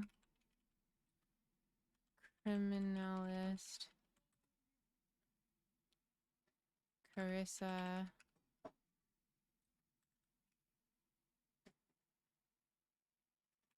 I don't know how to spell that. Oh, I thought I saw it on his channel too, but maybe not. Let's watch it. Is it this one? Wait.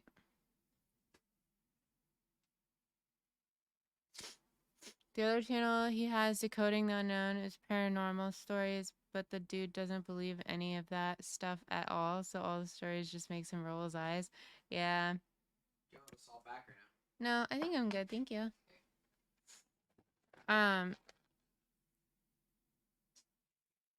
Is it just, it's the Real Crime Explained, this true crime documentary? House boss?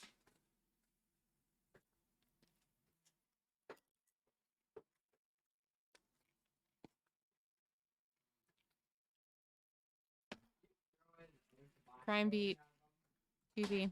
What, bub? We had the one is that on. I don't think so. Is it this one? Oh. You think, you said season 2, episode 5?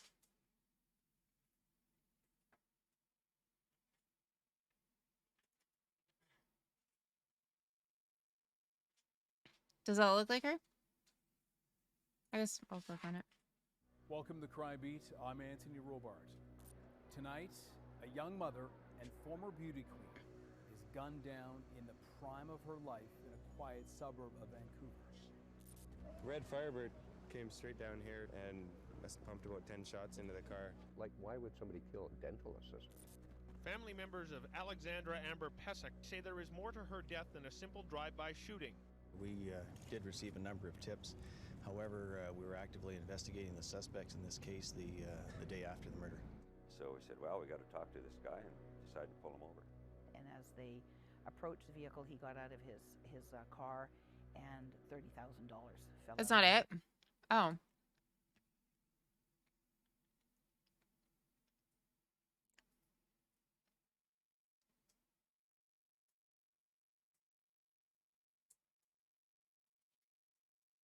Is it this one? Oh, wait.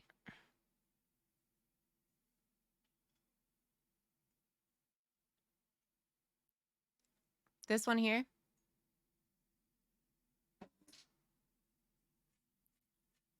Crime Beat Carissa Boudreaux Up with the Angels Season 2 Episode 5. I think that's the one that I... Oh, wait, no.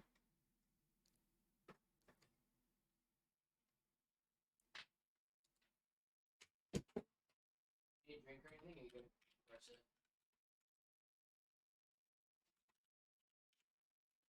Oh, yeah, can you bring me, a water? Yeah. Do you want this one that's like half drank or no? Sure. Yeah. Sure, they all probably have the same storyline, kind of. Cold enough? Well, yeah. Yeah. Why wouldn't it be? I don't know, I'm just asking about how it's been. All day. And for a few days. Just do the first one on there? Okay. The way they tell the story does matter.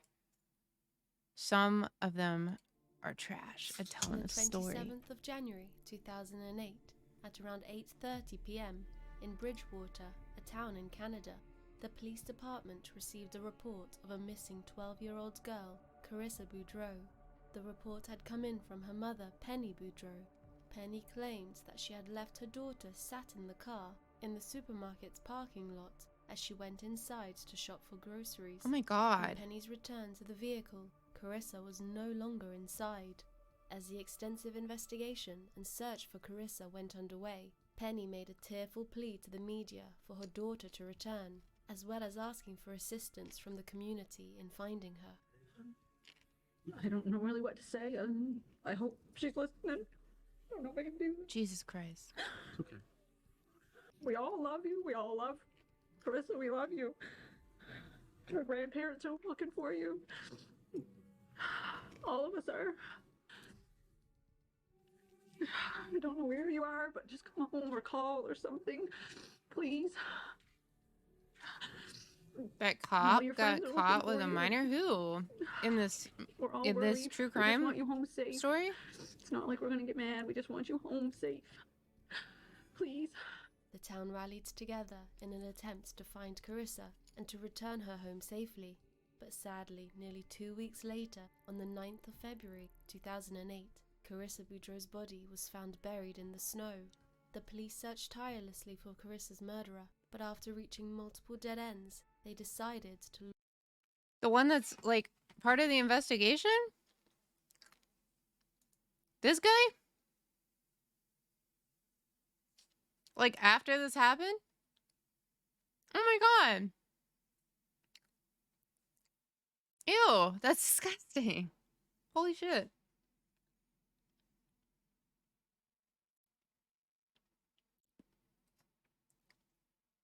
Like 5 years or so. Oh my God. Ew.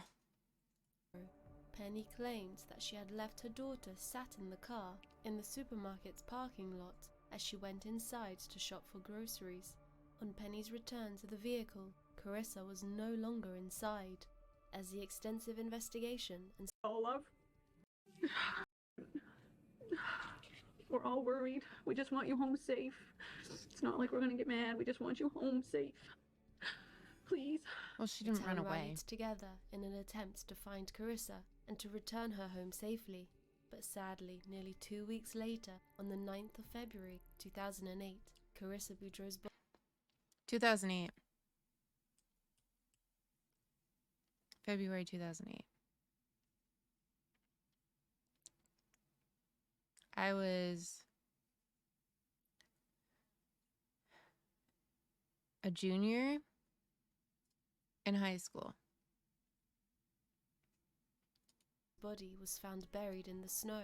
The police searched tirelessly for Carissa's murderer, but after reaching multiple dead ends, they decided to launch an undercover operation in order to trick their prime suspect into telling the truth. And the suspect did just that. In a recorded confession, the suspect described the grim details of what had happened to Carissa that day and the motive behind why she had to die.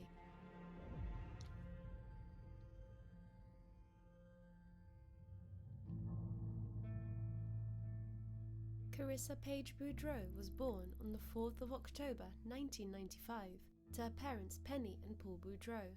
Carissa was a happy kid who liked to laugh, sing, skip and play.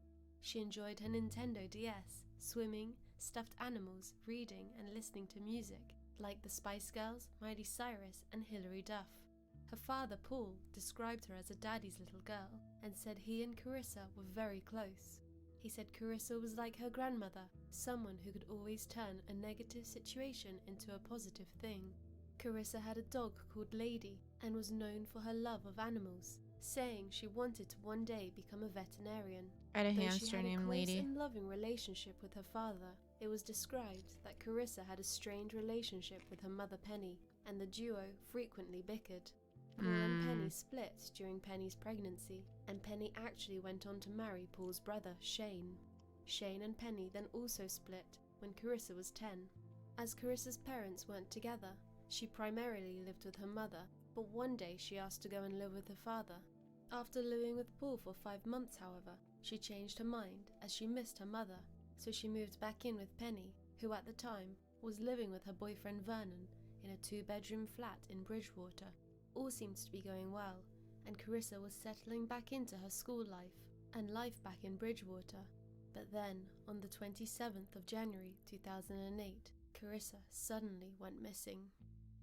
That's why she thought maybe she ran away, so they didn't get along. On the 27th of January 2008, at around 8:30 p.m., Penny called to the Bridgewater Police Department to report Carissa missing. She I was said wanting a that they hamster had gone to the Bridgewater sober until I dated a girl that had one. It's cute, but squeak all night. Yeah, they're cute. I had a dwarf hamster, so she was like super small. And oh my god, she bit really hard. So we were like sort of friends from a distance. But she was really cute. Sobeys store, but argued in the car, so Penny went into the store on her own to get the groceries and left Carissa behind in the car in the parking lot. She didn't want to go in the store with me, which was fine. I mean, she doesn't usually like to go in, so. When Penny returns to the car, Carissa was missing, so Penny called the police. Everyone immediately began to panic, as Carissa was not dressed appropriately for the heavy snow and cold weather outside. She was only... Oh, you know what? I'm thinking guinea pigs. I also had guinea pigs. I had Chuck and Elvis. And then one day, we used to let them out in the backyard. This is sad. We used to let them out in the backyard. I don't know why I'm laughing. We would let them out in the backyard to eat the grass. And they would just roam around in the backyard. And they were totally fine. And then my parents had scheduled for somebody to come and check. Like a lawn guy came. And he was supposed to spray for like ants or something. But I guess he walked through the yard with his boots on. And he had poison on his boots. So my guinea pigs died. Just like out of nowhere. And it was kind of like, it was quick too. It was kind of crazy. Like they were out there for like, I don't know, an hour or something. It was kind of weird how quickly they just died. I was like, 9 or something. Yeah, that'll do it. Yeah, it was kind of like shocking because like I don't know, it was just kind of out of nowhere, and nobody would have anticipated that like there would be enough of like I don't know. You just don't think about like cross contamination like that. That he just like walked through the yard and enough poison, like any poison. I don't know that there would be any poison in his boots that would like kill our guinea pigs. It was kind of crazy, but yeah. So they died, but it was kind of quick, so I don't think they suffered. Only wearing a black hoodie, a vest, blue jeans, and pink Crocs. The community immediately sprung into action, and the search for Right, I Carissa wouldn't have, began. yeah. An intensive search It was of the pretty town and shocking. surrounding area was ordered, We were all including pretty sad. sweeps of the now partially frozen Lahave River.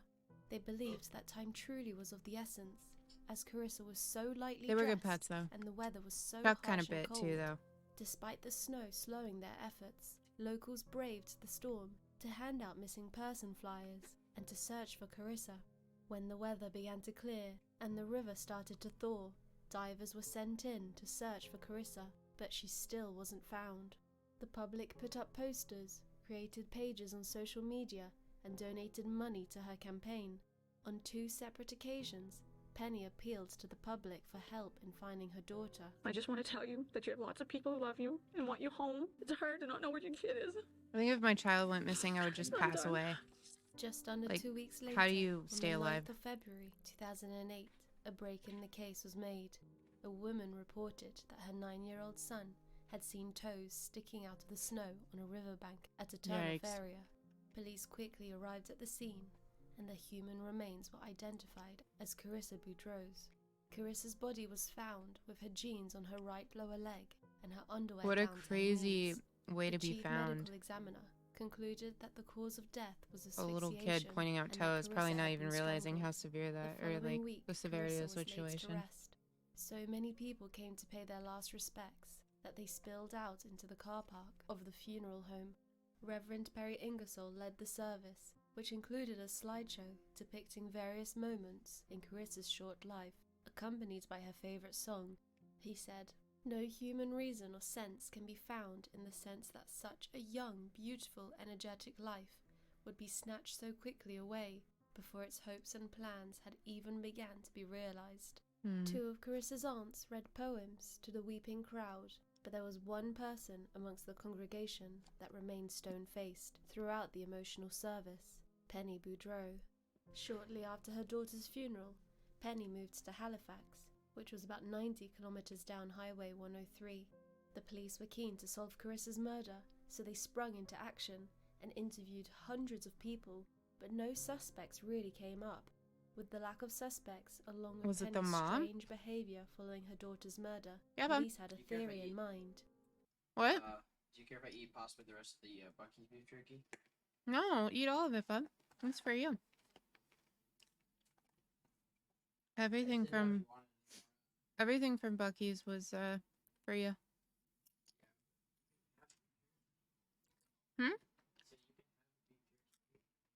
Yeah, but I don't usually fit it into my macros, so it's not super filling. It's more of like a, I mean, neither is popcorn, but this fit into my diet today because I had that chicken.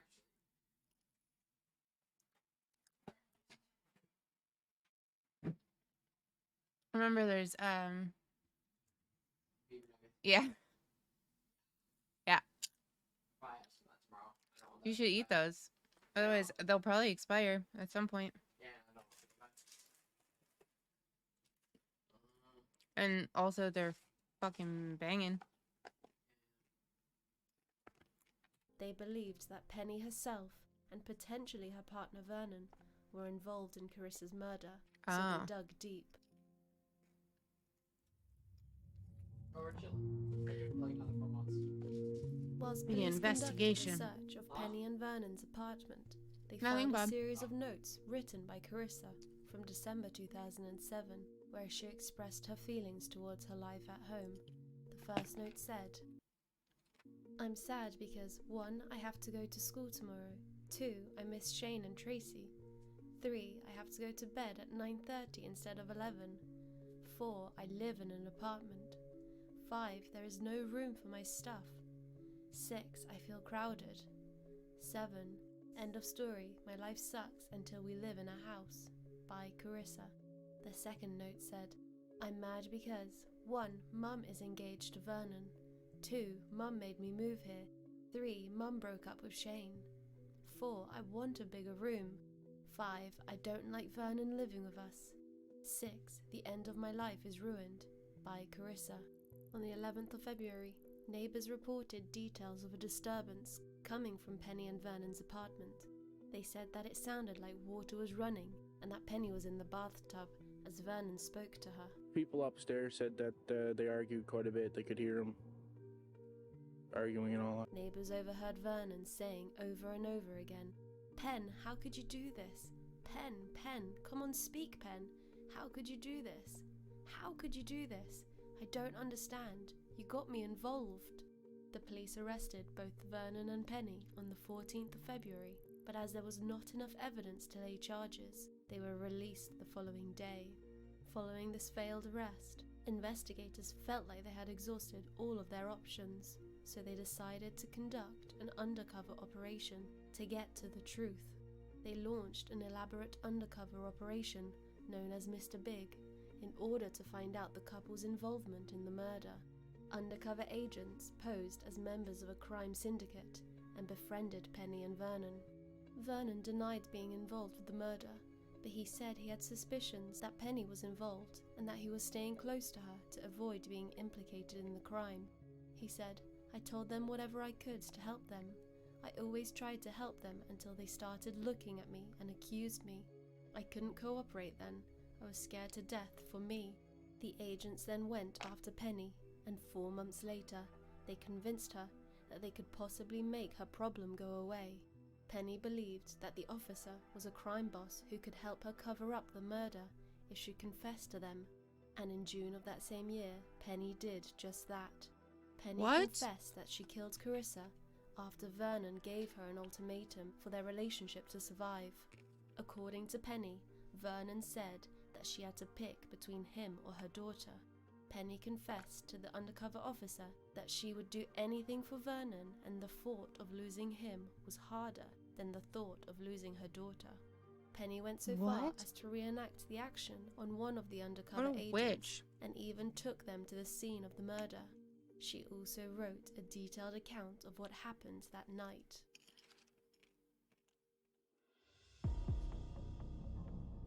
Penny said that on the 27th of January, she went for a drive with Carissa at around 3 to 4 p.m. They drove for a couple of hours and were talking. She felt things got a little out of hand and both of them were angry, and Penny said she did what she had to do. They drove to Sobeys and Penny went inside the store, leaving her daughter Carissa inside the car. She purchased some juice and bacon, and before returning to her car, she called Vernon and lied to him by saying that Carissa was missing and not inside the vehicle. She then returns to the car and put the groceries in the trunk, and while she did this, she grabbed a piece of twine and put it in her pocket, all whilst Carissa was alive and well inside the car. Carissa kept asking to get out of the car, so Penny drove to a remote spot on William Hebb Road and told Carissa that if she wanted to get out, to then get out. They both got out of the car and argued. Penny went to grab her daughter, but it was slippery, so she tackled her and Carissa fell on her back. Penny used her knee on Carissa's chest to pin her down, whilst Carissa said her last words, "Mummy, don't." Penny then wrapped the twine around her hands and put it around Carissa's neck and strangled her. Penny said she could feel Carissa trying to move her hands and that they were digging at the ground, but then she stopped fighting and moving and was dead.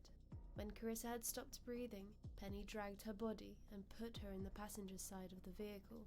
Penny placed the twine in an empty Tim Hortons cup, which she later threw into a bin. Our understanding from what Ms. Boudreaux described, she was slumped in the passenger seat in the well area, likely not visible to the public.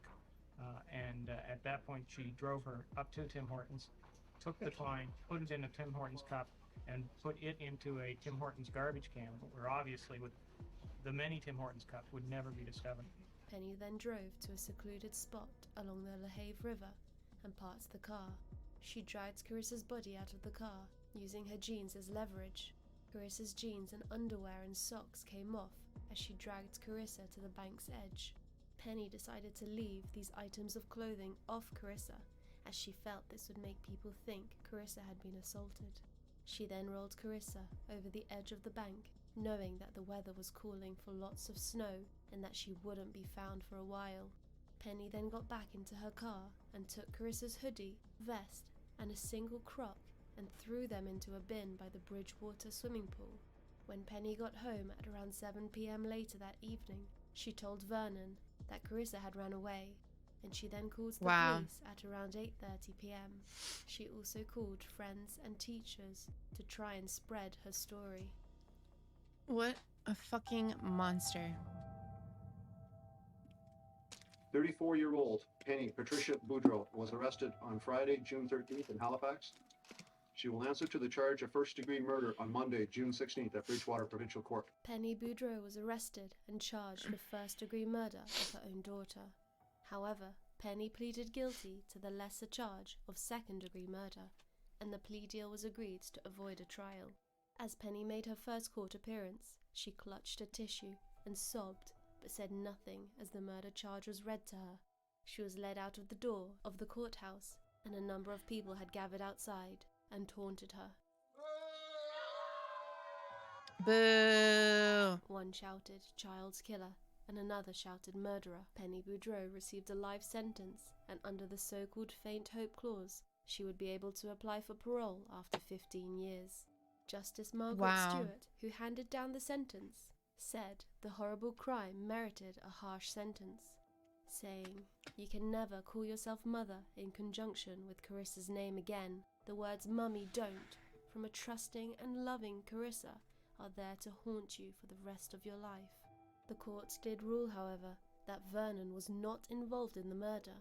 Following Penny's arrest, Vernon claimed that he hadn't offered an ultimatum, and instead had suggested that something needed to be done about the constant arguing between Penny and Carissa. He claimed he was frustrated with the fighting between Penny and her daughter, so claimed he told her to let Carissa live with her father again, or he was going to leave. You said, it's either Carissa or me. No, actually, I didn't. Actually, I said, because they were fighting quite a bit. And I asked them, you have to do something about this. Is not a productive family when they're arguing and fighting.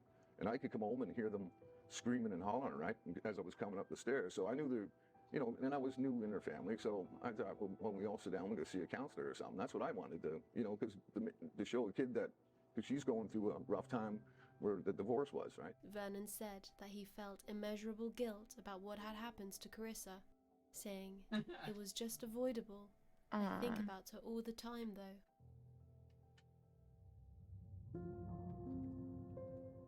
Crazy psycho. After Penny began serving her sentence at the Nova Institution for Women in Truro, she was diagnosed with depression, anxiety, and borderline personality traits.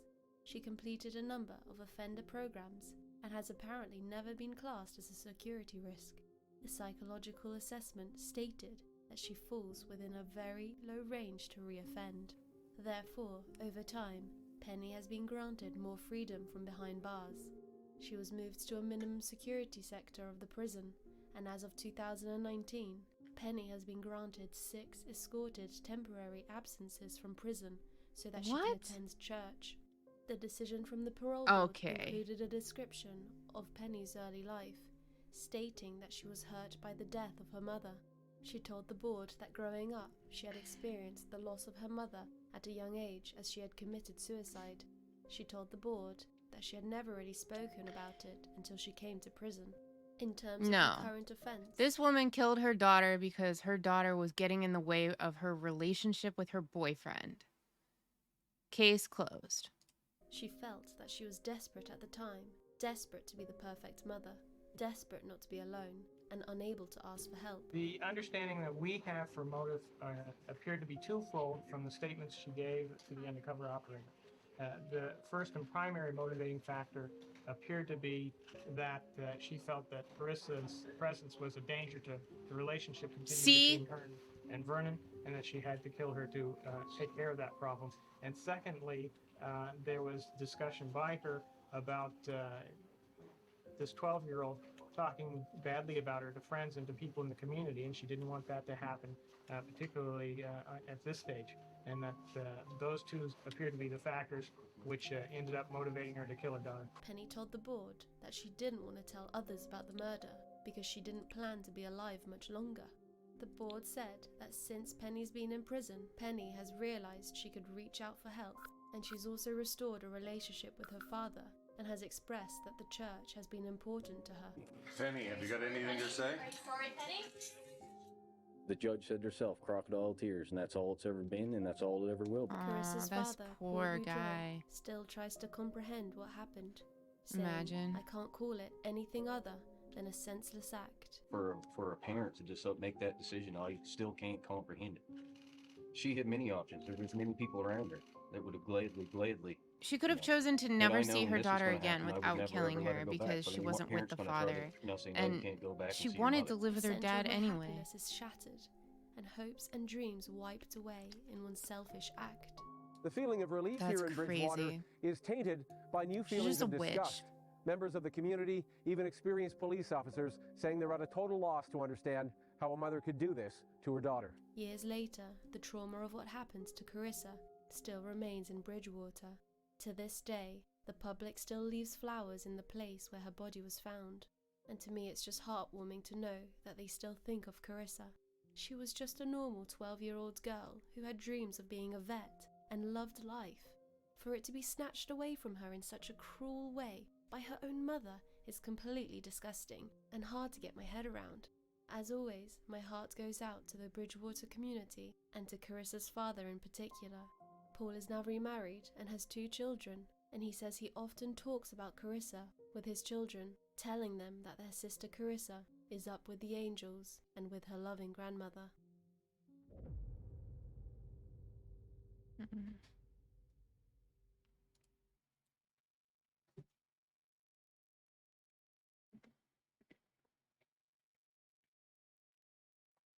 I heard she drove around for like 2 or 3 days with her body in the trunk. Oh my god. What a horrible, awful fucking loser. She's like a classic, like, pick me. She's had like 3 husbands. And then her 12-year-old daughter is getting in the way of her relationship with her boyfriend, which is clearly toxic. And so she kills her. An absolute witch. In a way, she's like blaming it on the fact that she had a dysfunctional relationship with her mother. Who fucking cares? There's no excuse.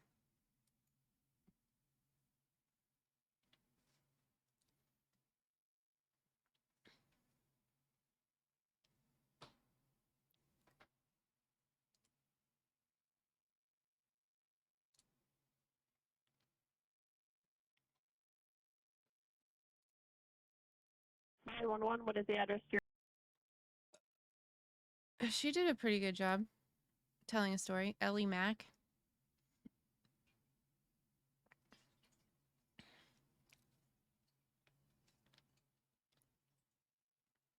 Yeah, she was in jail for 11 years when she was granted the freedom. Wait, she's free? Like free?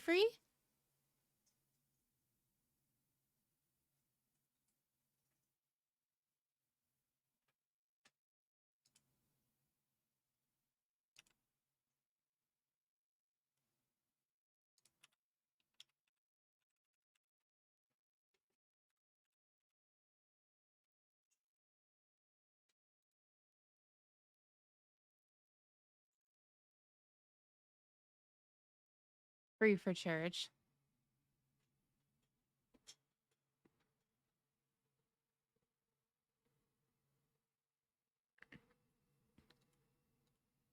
Oh, she's getting day passes.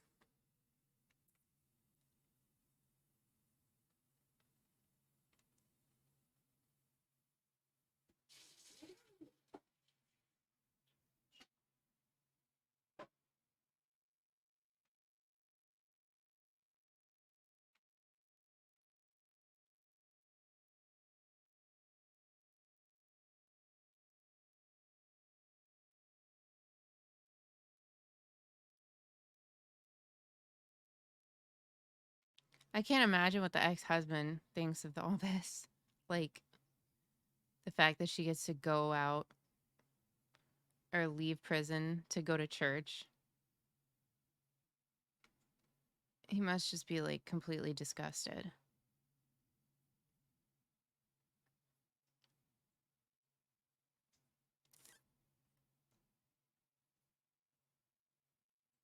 She's being allowed out for 7 hours to visit someone who the parole board describes as a mentor and spiritual guide.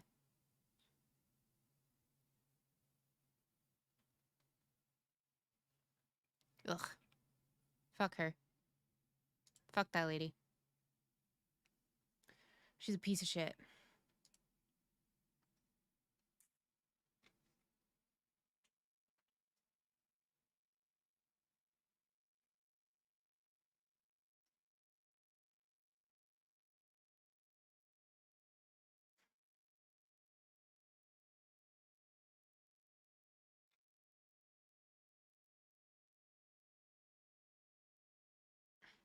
Oh, here's another Canada one.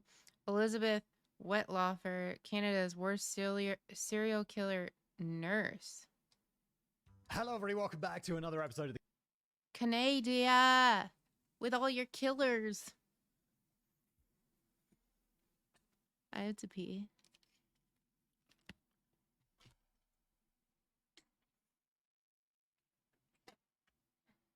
What? Huh? Oh, thank you. What? Well, 1 for popcorn, 2 for refilling. Water. For our noses.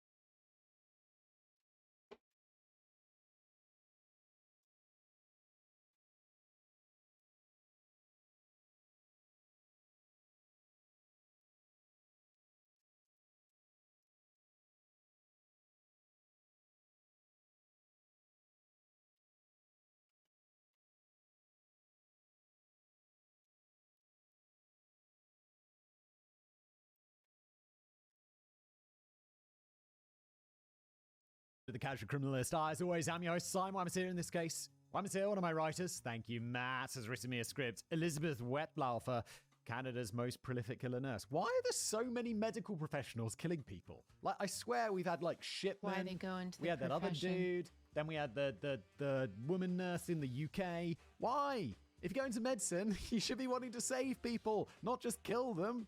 The fuck? The format of the show, if you're new here, I've never read this before. We're going to read it and explore it together, dear listener. Let us jump in.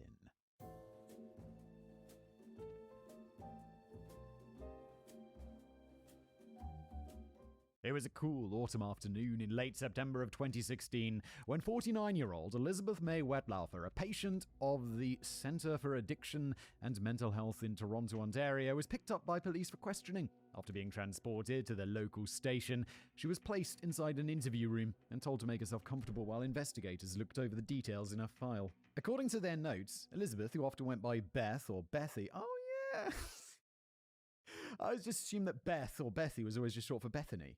But I guess it could also be Elizabeth as well. Fascinating. I'm gonna go to fact bed. there. I hope you and Keith Brain have a great night. expanded.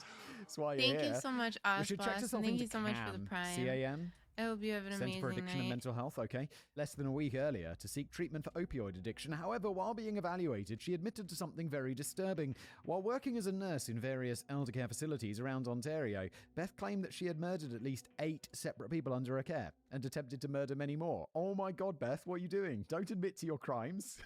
Hi, yeah, listen, I'm checking in because I'm really addicted to opiates and I need to get clean. Also, just FYI, I've killed many people. What are you up to? Why would you say that? Initially, Beth's counselors had not believed her because she had a long history of lying with her attention, but because of the serious nature of her claims, they wanted to be sure before dismissing them outright. Good. You can imagine this starts off with, and they completely ignored her, thinking she was an attention seeker, and then she went on to kill 30 more people. No, good counselors, good job. Awesome. They had instructed her to write down her crimes while providing as many details as possible, and a day later, Beth had given them a 4-page confession detailing who, when, where, and how she had killed them. This confession was so thorough that her counselors had been immediately stirred to action, which had prompted them to contact the authorities without delay. Good. If there was any other cause of action, I'd be very surprised. And I suppose, like, one of the rules on Casual Criminalist, for anyone new who's listening, I think rule number 1 is, like, don't write down your crimes. Unless, I mean, obviously, she's like, this is it, end of the road, I'm confessing to all my crimes for whatever reason. In that case, go right ahead.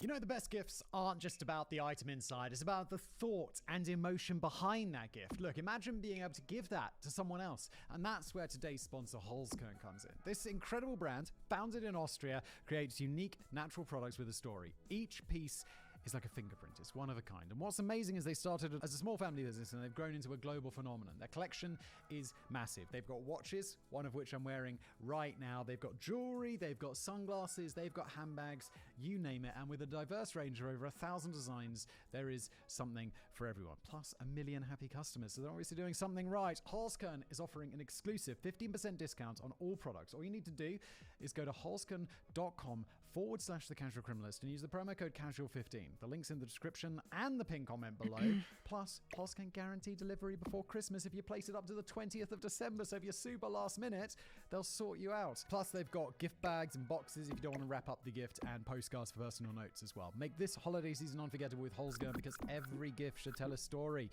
Holzkern.com/Casual Criminalist. Promo code CASUAL15 for 15% off. And now back to today's video. Although she may have violated the first rule that we all know so well at this point, indeed, Beth wasn't stupid. She knew this letter would seal her fate by ensuring the rest of her life would be spent behind bars, but she didn't care. For years, she'd tried to stop killing on her own, but simply could not. She was ready to die in prison to prevent anyone else from dying by her hands. Now, as officers observed Beth covertly through the interview room's camera system, they tried to determine for themselves if the woman before them could possibly be capable of killing anyone. She was short, heavy-set, and appeared harmless.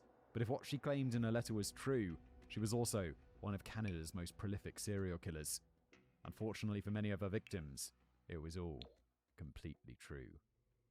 The Devout Family.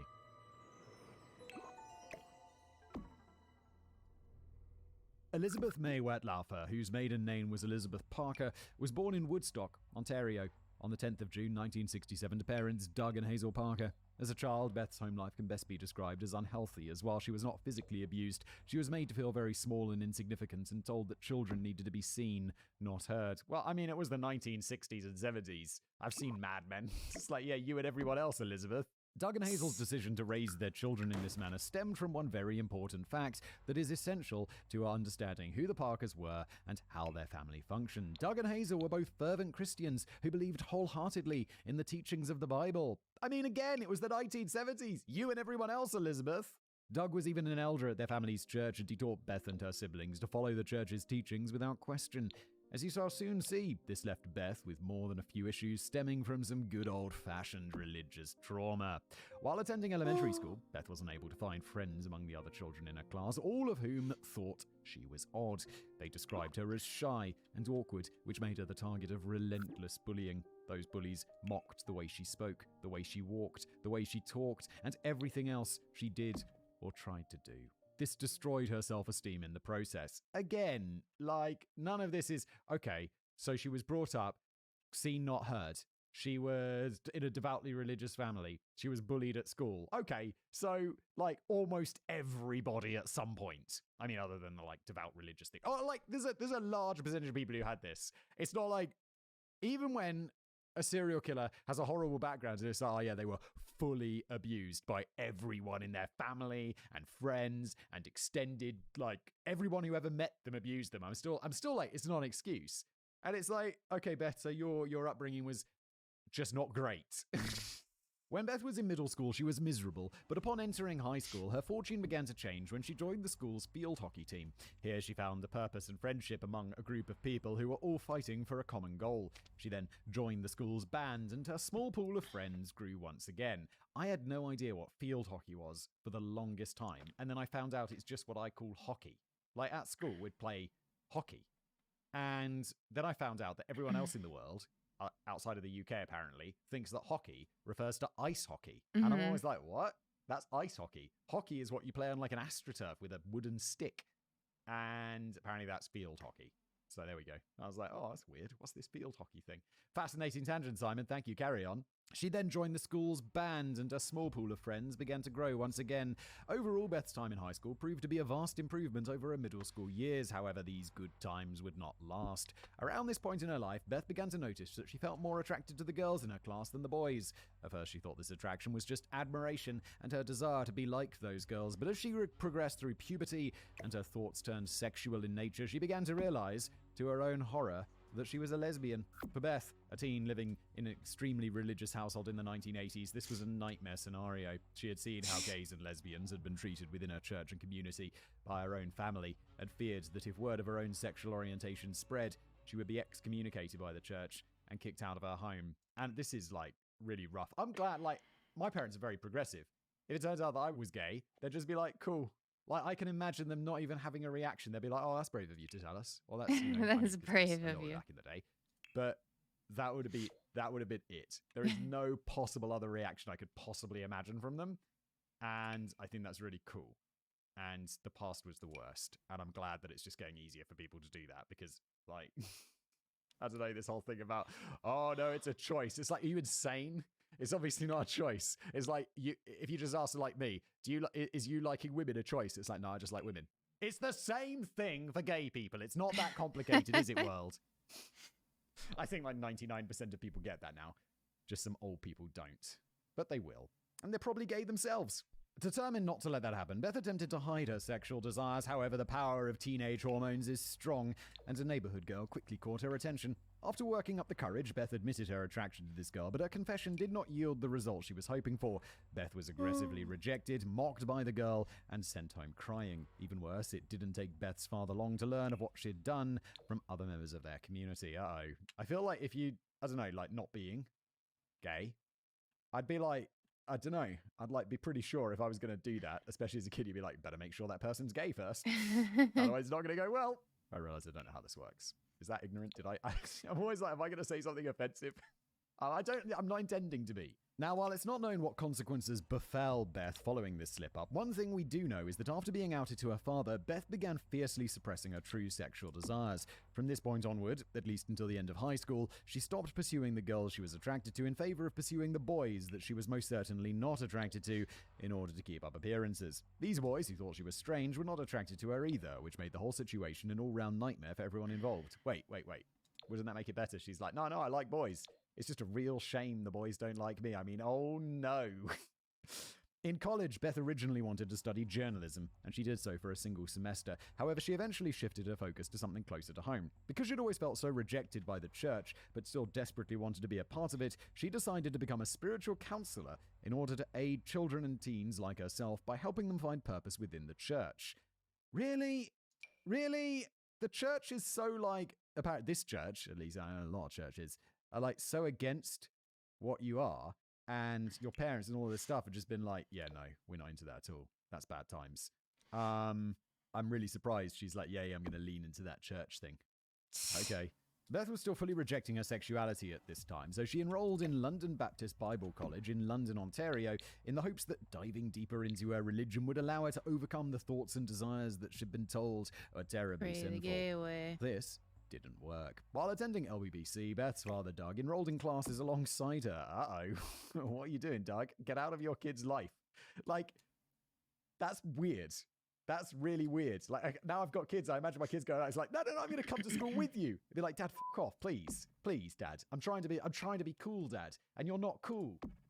And I'll be like, oh, that's sad. But I totally get it and don't do it because it's weird. He claimed to be taking courses on religion in hopes of becoming a pastor, although as many have speculated, he was just as likely keeping tabs on Beth to ensure that she was staying on the straight and narrow, with emphasis on straight. This was likely because Beth had been spotted sinning yet again, and sinning like this. Sinning. During Beth's early years at LBBC, she had attempted to pursue a lesbian relationship with one of her classmates, but was kicked out of college when another student reported the pair for attending a gay-friendly church together. Is lesbian still the word? Like, I feel people use the word gay for men and women now. What's the right thing? Is lesbian still like, okay? I don't know, I just don't hear it as much anymore. I was just here gay. What am I supposed to use? Let me know in the comments and I'll improve myself. Beth was only allowed to re-enroll at LBBC after her father forced her to undergo what the church called a conversion and reparative therapy. Yeah, that's going to work, isn't it? Let's pray the gay away! This would not be the last time Beth would be admitted into one of these types of programs. Oh, it didn't work. She's still gay. Let's try again and again. Oh, here we go again. After completing the course, Beth returned to LBBC and apologized for her behavior to the girls' college administration. She told them that she had sinned, it had been a mistake, and it would never happen again. She asked them to pray for her, to pray that she would follow the Lord's plan for her. Pray that gay away! Around this time in her life, Beth's few friends said that she was unsurprisingly a very sad person. Quote, she lived with a lot of depression, a lot of self-loathing, and self-doubt. Oh, I wonder why. I'm immediately like, I know I was like, obviously she turns out to be the killer, like a multi-murderer in today's episode. But it's like, I was like, oh no, poor Beth, she got bullied in school. Oh no, poor Beth, her parents were religious. Now I'm like, yeah, this would really suck. But still, it's not an excuse for killing people.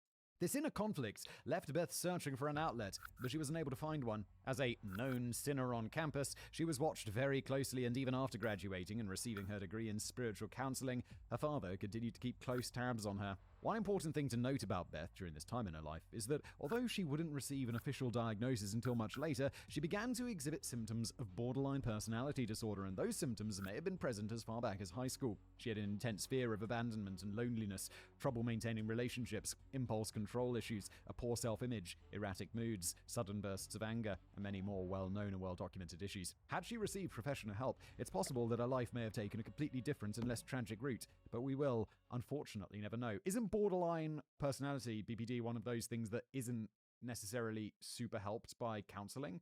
I thought that was one of those ones where it's like, this isn't actually, it doesn't help for some reason. I don't remember why, I just vaguely remember that. Let me know. After returning home from college, Beth attempted to find a job working as a counselor, but quickly realized that she'd made a huge mistake. The inner turmoil and mental health issues she faced on a daily basis made her a terrible counselor, and she quickly decided that she had chosen, or been forced into, the wrong career. Unsure of what to do next, she then quit her job and enrolled at another college, Conestoga College in Stratford, Ontario, where she earned her nursing degree in 3 short and relatively uneventful years. On the job.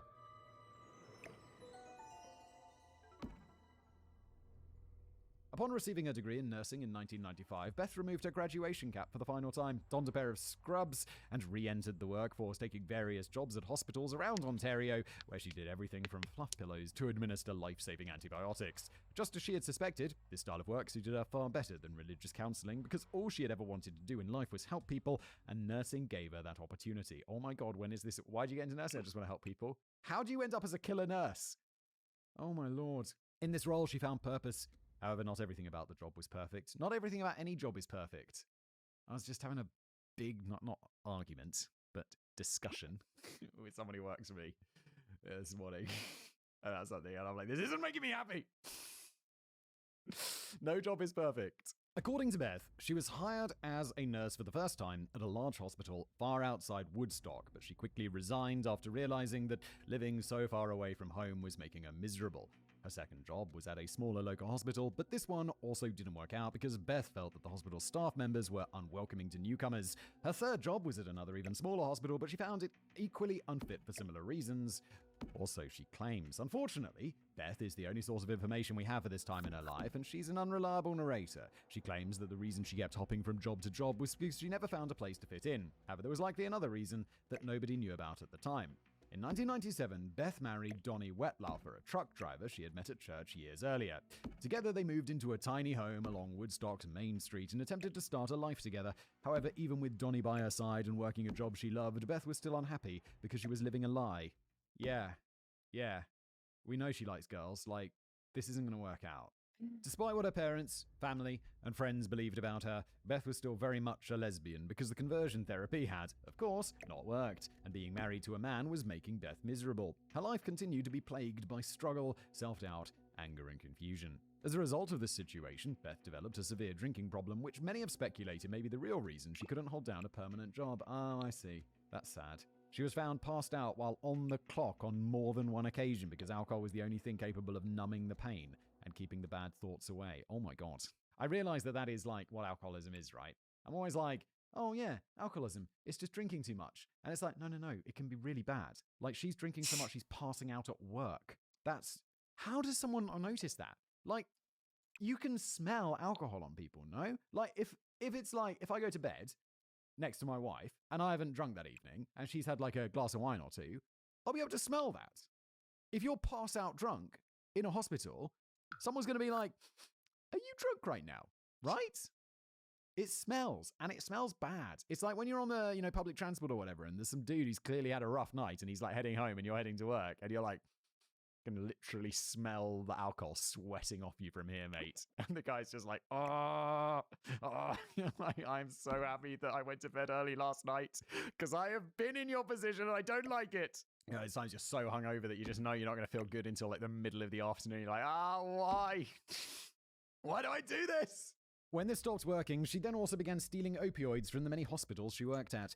Because hospitals typically keep track of their opioid supply for this very reason, it didn't take long for Beth's supervisors to recognize what she was doing, so she was eventually fired yet again, and her nursing license was suspended. At this time, Beth found herself at one of the lowest points in her life. She checked herself into a drug rehabilitation facility at her husband's request to get clean, but her sobriety did not last. She continued to return to drugs and alcohol over the following years to numb the pain, but the bad thoughts would not stop. By the mid-2000s, Beth began connecting and chatting with women on a lesbian dating site, and one of those women was named Sheila Andrews. Sheila was a prison cafeteria worker in Prince Albert, Saskatchewan,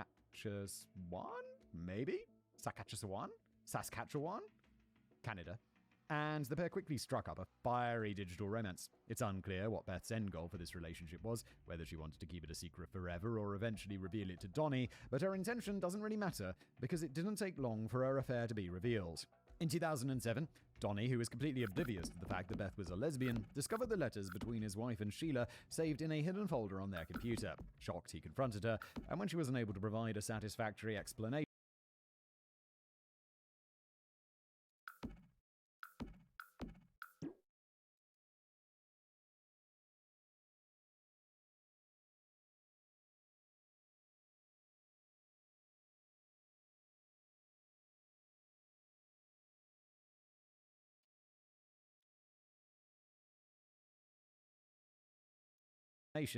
he left.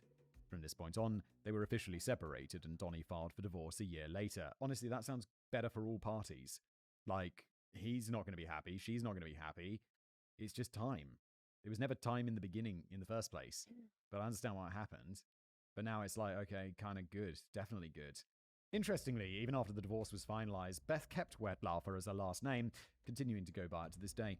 In the weeks and months that followed, Beth's life changed dramatically. No longer being supported by Donnie, she was forced to find full-time employment to keep herself afloat. By now, the suspension on her nursing license had been lifted, so she once again sought out a job in healthcare. This time, however, she applied to work at a long-term elder care facility in Woodstock, Ontario, called Crescent Care.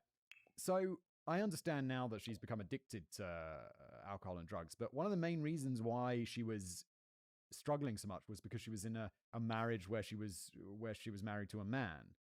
So isn't that going to alleviate some of the cause of this? So if she got treated, then it would be easier to get clean? One would hope. For those of you who are unaware, jobs at elder care facilities are typically not regarded as pleasant jobs. No, because there's, old people have, like, I don't know, it's scary to get old, right? I'm only like in my 30s and already like, oh man, getting old, and then someone's got to wipe your bottom for you. It's like, oh no, not again. Like when I was a kid, you're like, I've got kids now, and it's like, now fortunately they're using the potty. They're still got to wipe their bottoms. And I'm like, yeah. Kids, babies and old people. They pay little, they require long and unusual hours, and are generally thankless. However, Beth immediately fell in love with the job because it allowed her to be around and provide comfort to people who were living through their final days on Earth. And she was good at it. With no family at home, Beth volunteered to work the night shift, which meant that much of her job consisted of distributing medicine, helping residents in and out of bed to use the restroom, and making sure no one wandered out of the building unsupervised. It was a relatively easy job, and Beth, who had graduated from standard alcoholic to functioning alcoholic, was placed in charge of the entire floor. This gave her a massive boost in confidence. However, it also left the door wide open for her to fall back into her old habits. As the person in charge of the facility at night, Beth was responsible for distributing pain medicine to Crescent Care's aging residents. But as you have probably already guessed, she didn't do this. She used the increased trust afforded to her to begin stealing and taking those pills herself in order to get high during her shift. Look, I'm sorry, this isn't entirely her fault. If someone got their medical license suspended because they were stealing pills and taking pills and were a known drug addict, and they should not be in a position where they can do that. I'm not saying she can't be the manager or whatever, but they need to carefully keep an eye on her because she's in recovery or whatever, because that's like putting an alcoholic in like a brewery. What are you doing? This was the same thing she'd done for years before, which had resulted in her being fired and losing her license. However, this time, Beth had grown smarter. She used a variety of tactics to conceal her habits and avoid raising suspicion. For the patients that were barely lucid, she would swap their pain pills with sugar pills or gentle laxatives or any other benign medication. And for those that were more vigilant, she would often pull open the capsules, emptying their contents directly into her mouth before refilling them with another substance. Once the pills began to take effect and there was downtime, Beth would then slip down to the facility's basement away from the patients and other nurses to enjoy her high.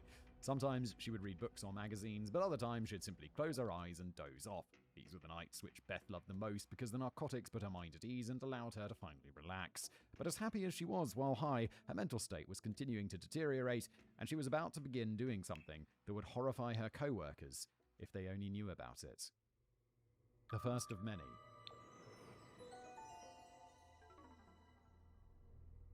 A woman named Clotilda Adriano was Beth's first official victim. She was an 88-year-old woman living at Crescent Care who suffered from advanced dementia and often forgot who and where she was. Oh my God, getting old is terrifying.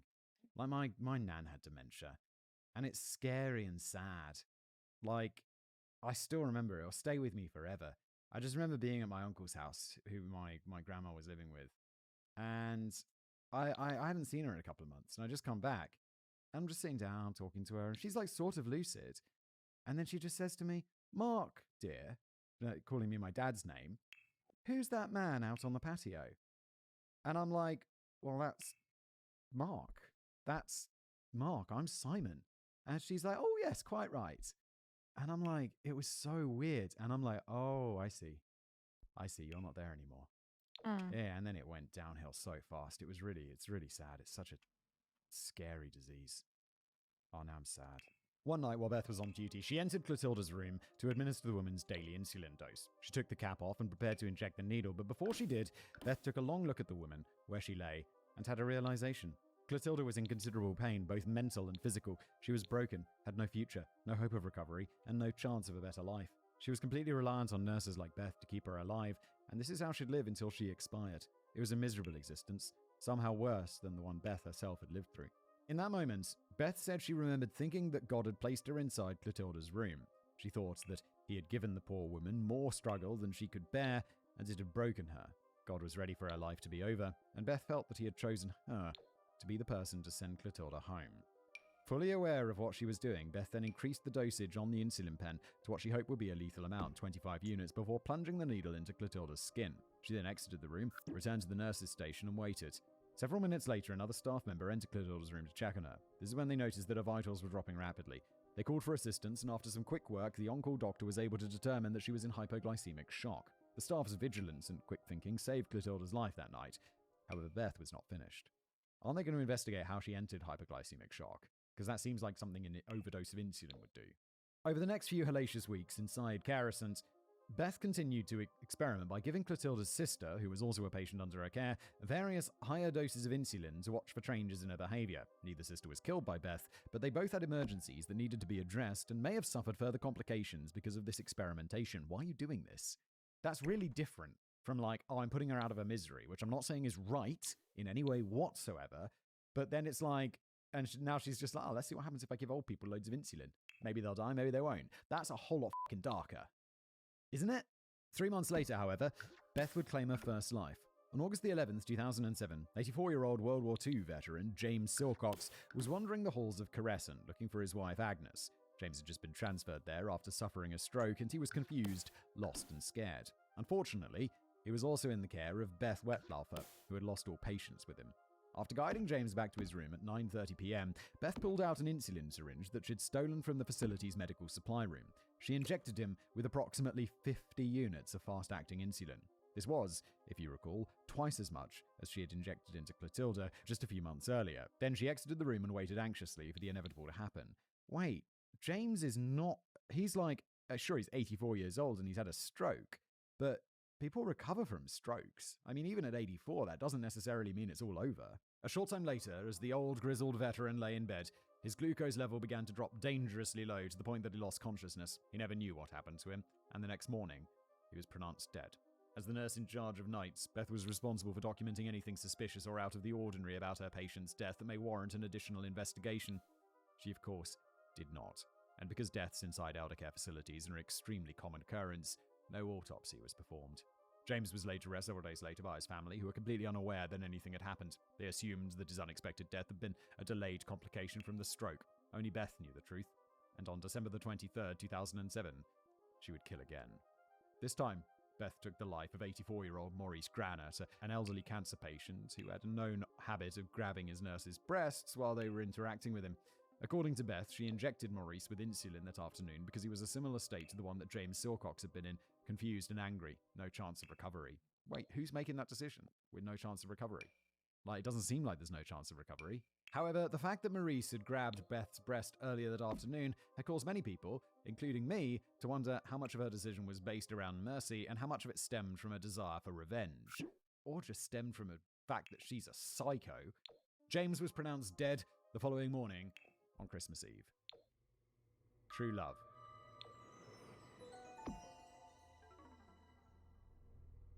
At the same time that Beth was murdering those under her care by night, she and Sheila were continuing their online relationship by day. Sheila's mother was sick and living in a care facility like the one that Beth worked in, so talking about the struggles of older people gave them something to bond over. Soon, they began making plans to meet in person. In 2008, Beth boarded a plane and flew to Prince Albert for a week-long passion-filled visit. By then, she was finally coming to terms with her sexuality, as she was eager to spend some time away from home so that she could experience what it was like to live out of the closet. According to Sheila, Beth stepped out of the plane wearing bold red lipstick and dressed in a bright sundress, ran right up to her and began hugging and kissing her and hanging all over her. She then threw her arms around Sheila's neck and informed her that even though this was their first time meeting one another in person, she already knew that they were going to be together forever. It was love at first sight, Beth said, and as soon as Sheila was ready, she could fly back home, pick up her things so they could start their life together. She was so sure of their love that she had already announced to her co-workers that they were going to be married soon. This feels quite borderline, doesn't it? Bob, can you turn the heat on? Thank you. Isn't it? As you can imagine, all of this happening in the middle of an airport terminal caused quite a scene, and the attention made Sheila very uncomfortable. She made Beth aware of this, but Beth was undeterred, and the love bombing did not stop. Sheila helped Beth carry her luggage, trying to force a smile, but the whole interaction had soured her mood, and she had a bad feeling that things were only going to get worse. That night, as the pair shared their first dinner together, Sheila's fears were confirmed when Beth continued to hang all over her like a teenager on her first date. She refused to settle down, and when Sheila told her again that she was uncomfortable, Beth became agitated. When describing their time together in a later interview, Sheila said, "She pouted a lot and had little temper tantrums, like if she didn't get something her own way, like my affection and stuff like that. There were a lot of childish issues with her, and I just thought, you're a grown woman. Act like it. After dinner, when it was time for Sheila to drive Beth to her home, she changed her mind and decided to take them to a hotel instead, not wanting to show Beth where she lived. Uh-oh. They sat up talking together throughout the night, which made Beth happy. However, after spending less than 24 hours with their long-distance girlfriend, Sheila had already decided that they were not a good fit. She decided that they would spend the remainder of the week together as planned, but after that, it was over. After that night, she began looking for an opportunity to let Beth down as gently as she could, as she tried to deal with her increasingly strange behaviors as they presented themselves. At one point during this week, Sheila brought Beth to the hospital where her ill mother was being treated, assuming that because they had spoken about her so often during their online interactions, Beth would want to meet her. However, as soon as they were introduced, Beth's mood shifted dramatically. Sheila said that Beth took a seat in the corner of the room and pouted until they left. As they were exiting the hospital following this awkward interaction, Beth told her that she didn't want to visit that hospital again during her visit because Sheila's mother's condition made her uncomfortable. Sheila thought that considering Beth was a nurse herself, this was extremely odd behavior, but she did not press the issue. They then drove back to the hotel room and attempted to put the day behind them.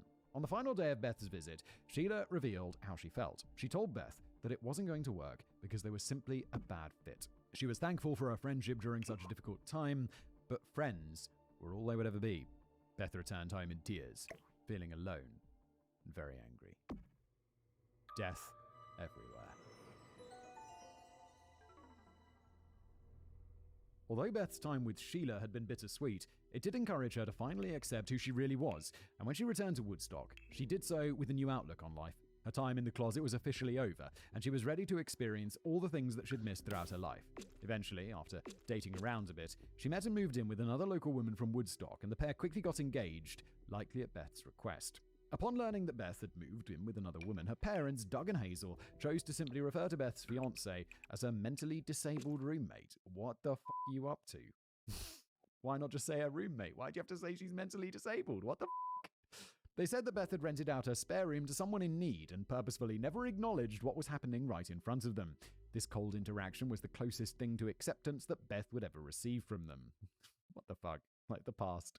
Over the next few years, despite her personal development, Beth continued to abuse drugs and alcohol regularly, and although she had gotten quite good at being a functional alcoholic, there were a few notable slip-ups. On more than one occasion, other nurses discovered Beth passed out in Crescent Care's basement, high out of her mind and unintelligible. When I imagine her going down there, I just imagine her catching a little buzz, but she's so high that she can't even talk. Holy shit. She was slumped over, barely breathing, and obviously in need of immediate medical aid. Somehow, Beth was able to play these incidents off as severe panic attacks, fainting spells, and other medical emergencies that were hard to disprove. Most people accepted her explanations for these events, and she was never disciplined for them. However, she was placed on administrative leave several times for medication-related errors. These leaves were usually short and only lasted long enough for basic internal investigations to occur, none of which resulted in any further disciplinary action. This was unfortunate, because throughout her entire time at Crescent Care, Beth continued to claim lives. Between 2007 and 2011, she took the lives of 87-year-old Gladys Millard, 95-year-old Helen Matheson, 96-year-old Mary Zawinski, all of whom were suffering from various illnesses but were still very much alive. She also attempted to murder multiple others, including 63-year-old Michael Priddle, who suffered from Huntington's disease, and 57-year-old Wayne Hedges, a schizophrenic man who had trouble leading a normal life, even with the aid of medication. Yeah, but he's not dying. He's a 57-year-old schizophrenic. Both men were housed at Crescent, both were injected with insulin, and both only survived because other staff members stepped in and rescued them once it became clear that something wasn't right. After these failures, something changed in Beth. She began to question if her actions were morally wrong. As strange as it seems, up to this point, she still genuinely believed that murdering her patients was the right thing to do because she believed that killing them was an act of mercy. What the f***?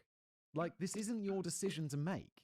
She claimed that killing them felt like freeing them, but it also felt like freeing herself, which is very concerning. Like, I can vaguely understand. Like, I don't know how I feel about, what's it called? Euthanasia.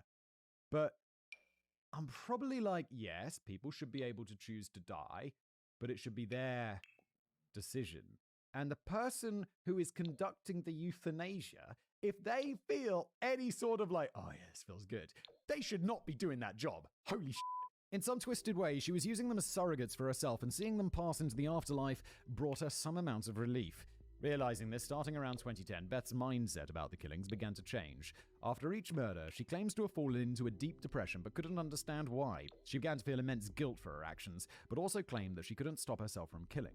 Why exactly, she wasn't sure, but she said that when she saw someone who needed to be killed, a red wave would wash over her, drowning out all reason and rational thought. It wasn't until she'd killed that this wave would dissipate, leaving her body tingling and shaking in a way that she likened to an intense full-body orgasm. Bruh. When Beth realized what she was doing was wrong, she made a conscious effort to stop murdering, and this worked out for 2 full years, during which time she did not inject any more of her patients. However, eventually the red wave returned, and Beth claimed that she was powerless to stand against it. On July the 13th, 2013, a new patient, 90-year-old Helen Young, arrived at Crescent and was placed in Beth's care. Unfortunately, like James Silcox many years before, Helen was suffering from advanced dementia and did not know who or where she was, who Beth was, or what was happening to her. She would call out for help at all hours of the night, panicked by her own unfortunate confusion, awaking other residents and creating more work for Beth and her co-workers in the process.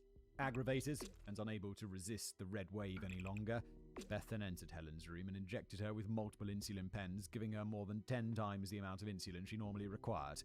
Over the next few hours, as the night went on, Helen began to fade.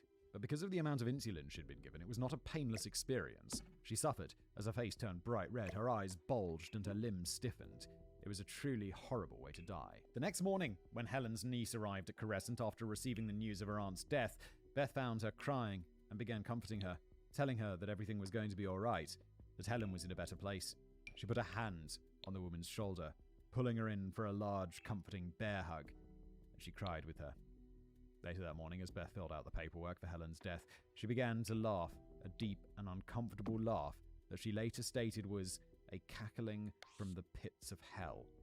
She wasn't laughing because she thought it was funny. She was laughing because she couldn't help it. It was like an uncomfortable spasm happening deep in her belly. She once again felt horrible for what she'd done, but was powerless to stop it. She had lost all control of herself. 1 year later, she murdered 79-year-old Maureen Pickering in a similar manner. However, this would be her last murder at Crescent Care. Exposed.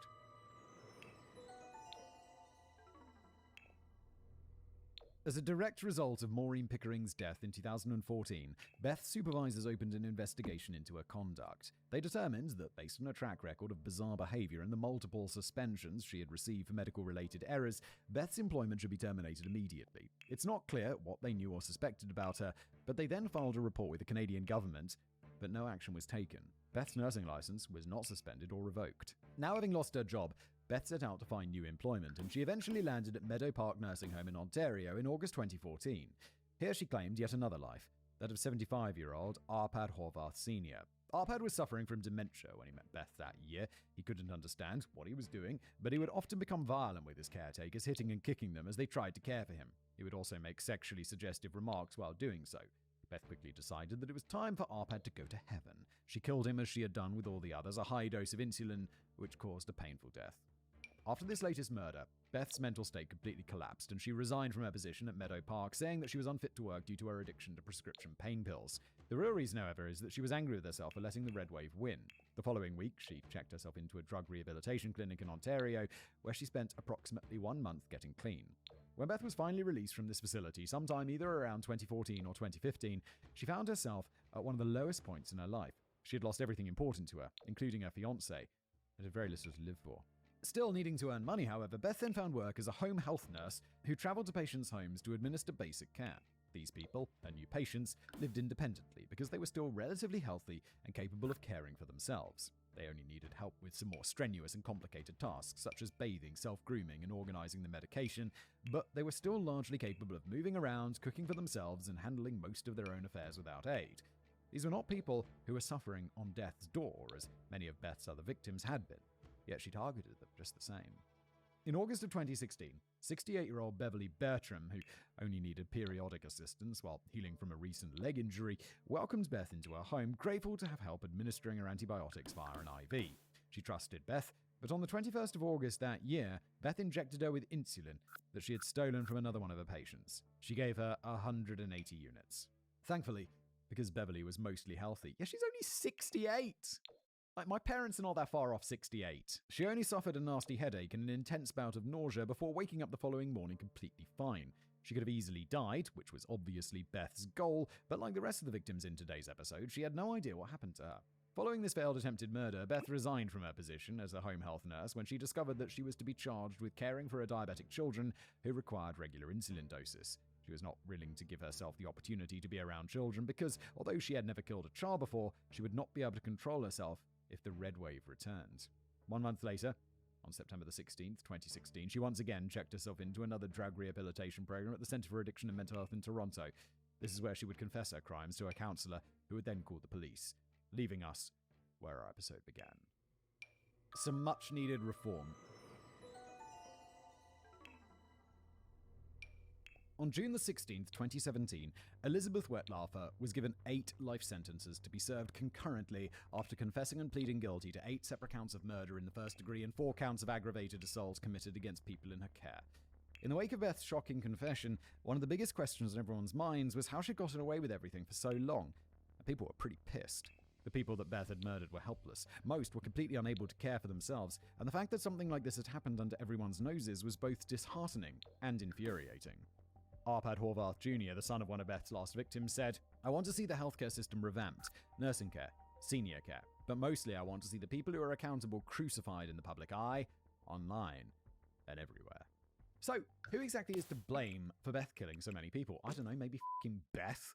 Well, obviously, Beth herself is responsible, but as more details came out in the days and weeks that followed her confession, the public's anger with people around her only grew. If you recall, I mentioned earlier in the episode that Beth had been placed on administrative leave 4 separate times during her 7 years working within Crescent Care for medical-related errors. But I didn't tell you why she was never fired for those errors. Allegedly, according to sources within the facility, the managers at Crescent had not maintained a comprehensive list of Beth's disciplinary records. So over the course of her 7-year employment, those in charge of determining how to punish her were not aware of all of her past offenses. Whoa! That's something you should really be keeping track of. Like, just stick it in a cupboard. It's not that hard. When determining what action should be taken against her, they viewed each offense as if it was the first. Additionally, despite being fired, Crescent also provided Beth with a $2,000 settlement and a letter of recommendation that allowed her to say that she resigned from her position instead of being terminated. Why? This was done, a spokesman for the facility said, to prevent the nurses' union from filing a lawsuit against them on Beth's behalf. That is mega f***ed up. What the f***? Like, you can't be making a letter of recommendation for someone who you can't recommend. Then, making matters even worse, it was learned that Beth had disclosed her crimes to several people throughout her life, including her former pastor, one of her former lawyers, and several of her friends, all of whom had either not taken her seriously or had urged her to keep quiet to avoid being sent to prison. The f***. Her former pastor, whose name is not available online as far as I'm aware, said that Beth had proven herself to be a liar and an attention seeker during the short time that he'd known her, so he assumed that her latest confession was just another fabrication for attention. Had he believed her, he said, he would have certainly called the police.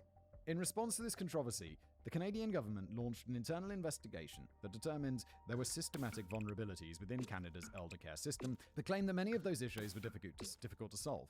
After reviewing over 40,000 documents throughout a year-long investigation, they released their findings, which blamed a lack of funding for elder care facilities, understaffing, overpopulation, growing hostilities against healthcare workers, and all the other usual suspects. They also noted that there was no system in place to track insulin the way opioids were tracked. These were all massive problems that affected the majority of the healthcare system, but the government knew they needed to provide specifics for how and why Beth herself had not been caught. According to them, if she had not confessed, she would have likely never been caught. So settle in for a moment as I tell you what I've learned about insulin homicide. Okay then. In addition to the reasons that we've already discussed, Beth being in a position of power within Crescent Care and killing during the night when no one else around, she had also chosen a very difficult to detect method of murder. As many forensic investigators are aware, insulin makes for a powerful and effective weapon, as it's very difficult to distinguish natural insulin from synthetic insulin during a standard post-mortem examination. Special tests are needed, and the data collected from those tests requires non-standard data analysis to be performed to effectively interpret the results.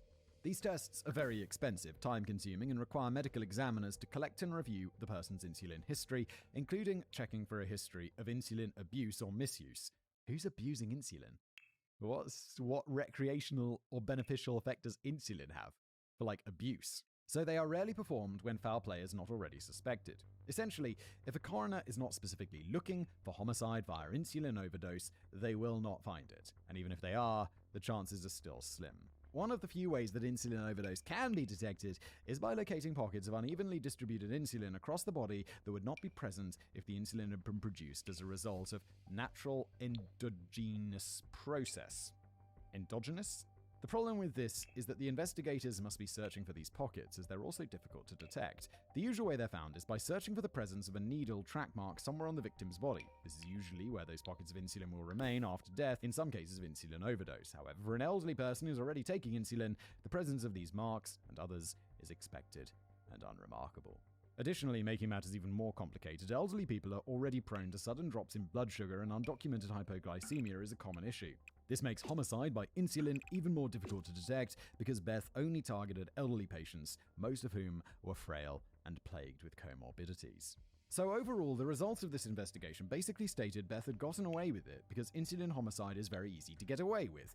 Not a very insightful outcome. However, the Canadian government also stated that the purpose of their inquiry had been to rebuild the public's trust through transparency, and in 2019, they released a list of 91 recommendations to help people protect elders housed in elder care facilities from people like Beth. These included keeping track of insulin supplies, limiting the number of temp nurses on call, and raising the public's awareness of insulin homicide and the potential for elder abuse. However, they also stated there is no simple fix in terms of avoiding similar tragedies in the future. It's a terrifying thing to say, isn't it? Today, Elizabeth Wettlaufer is housed inside the Grand Valley Institution for Women in Kitchener, Ontario. She will be eligible for parole in 2042 when she'll be 75 years old. And that's where we end today's episode. Thank you for being here. If you enjoy the show, I mean, it's a show about a woman who killed loads of people, so I won't say enjoy, but if you find the show interesting, why not leave it a rating on Spotify? That would be fantastic. Or if you're watching on YouTube, like and subscribe. And I'll see you next time. Just before you go today, don't forget this video is brought to you by Holscan. You can get a 15% discount on their amazing products at holscan.com/thecasualcriminalist. Promo code casual15. Thanks then for sponsoring, and thank you for watching.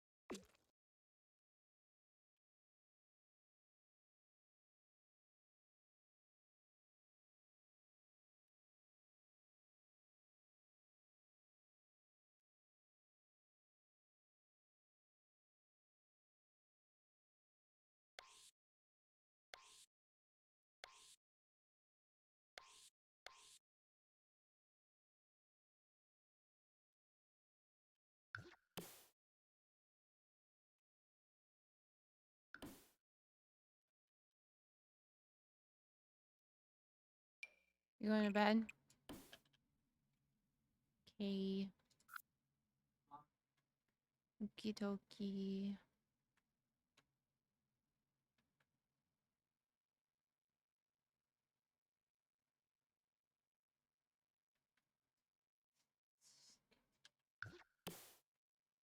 Yeah, I'm gonna get off. Huh? I'm gonna get off soon. In a second. I said I'm gonna get off. You know.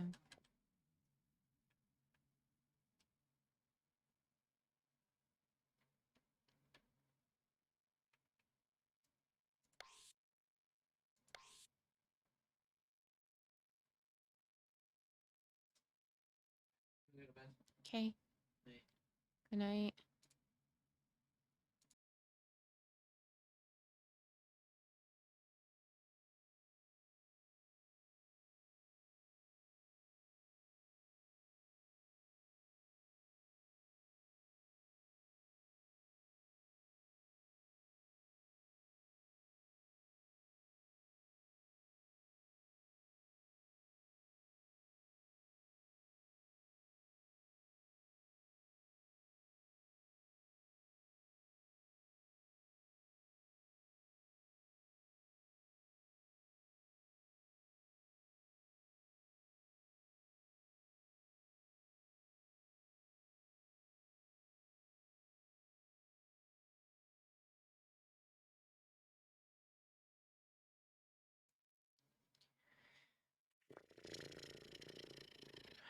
Alright, guys. I'm gonna go to bed. Thank you so much for everybody who stopped by and hung out and lurked and said hi. I will see you guys maybe tomorrow. Goodbye.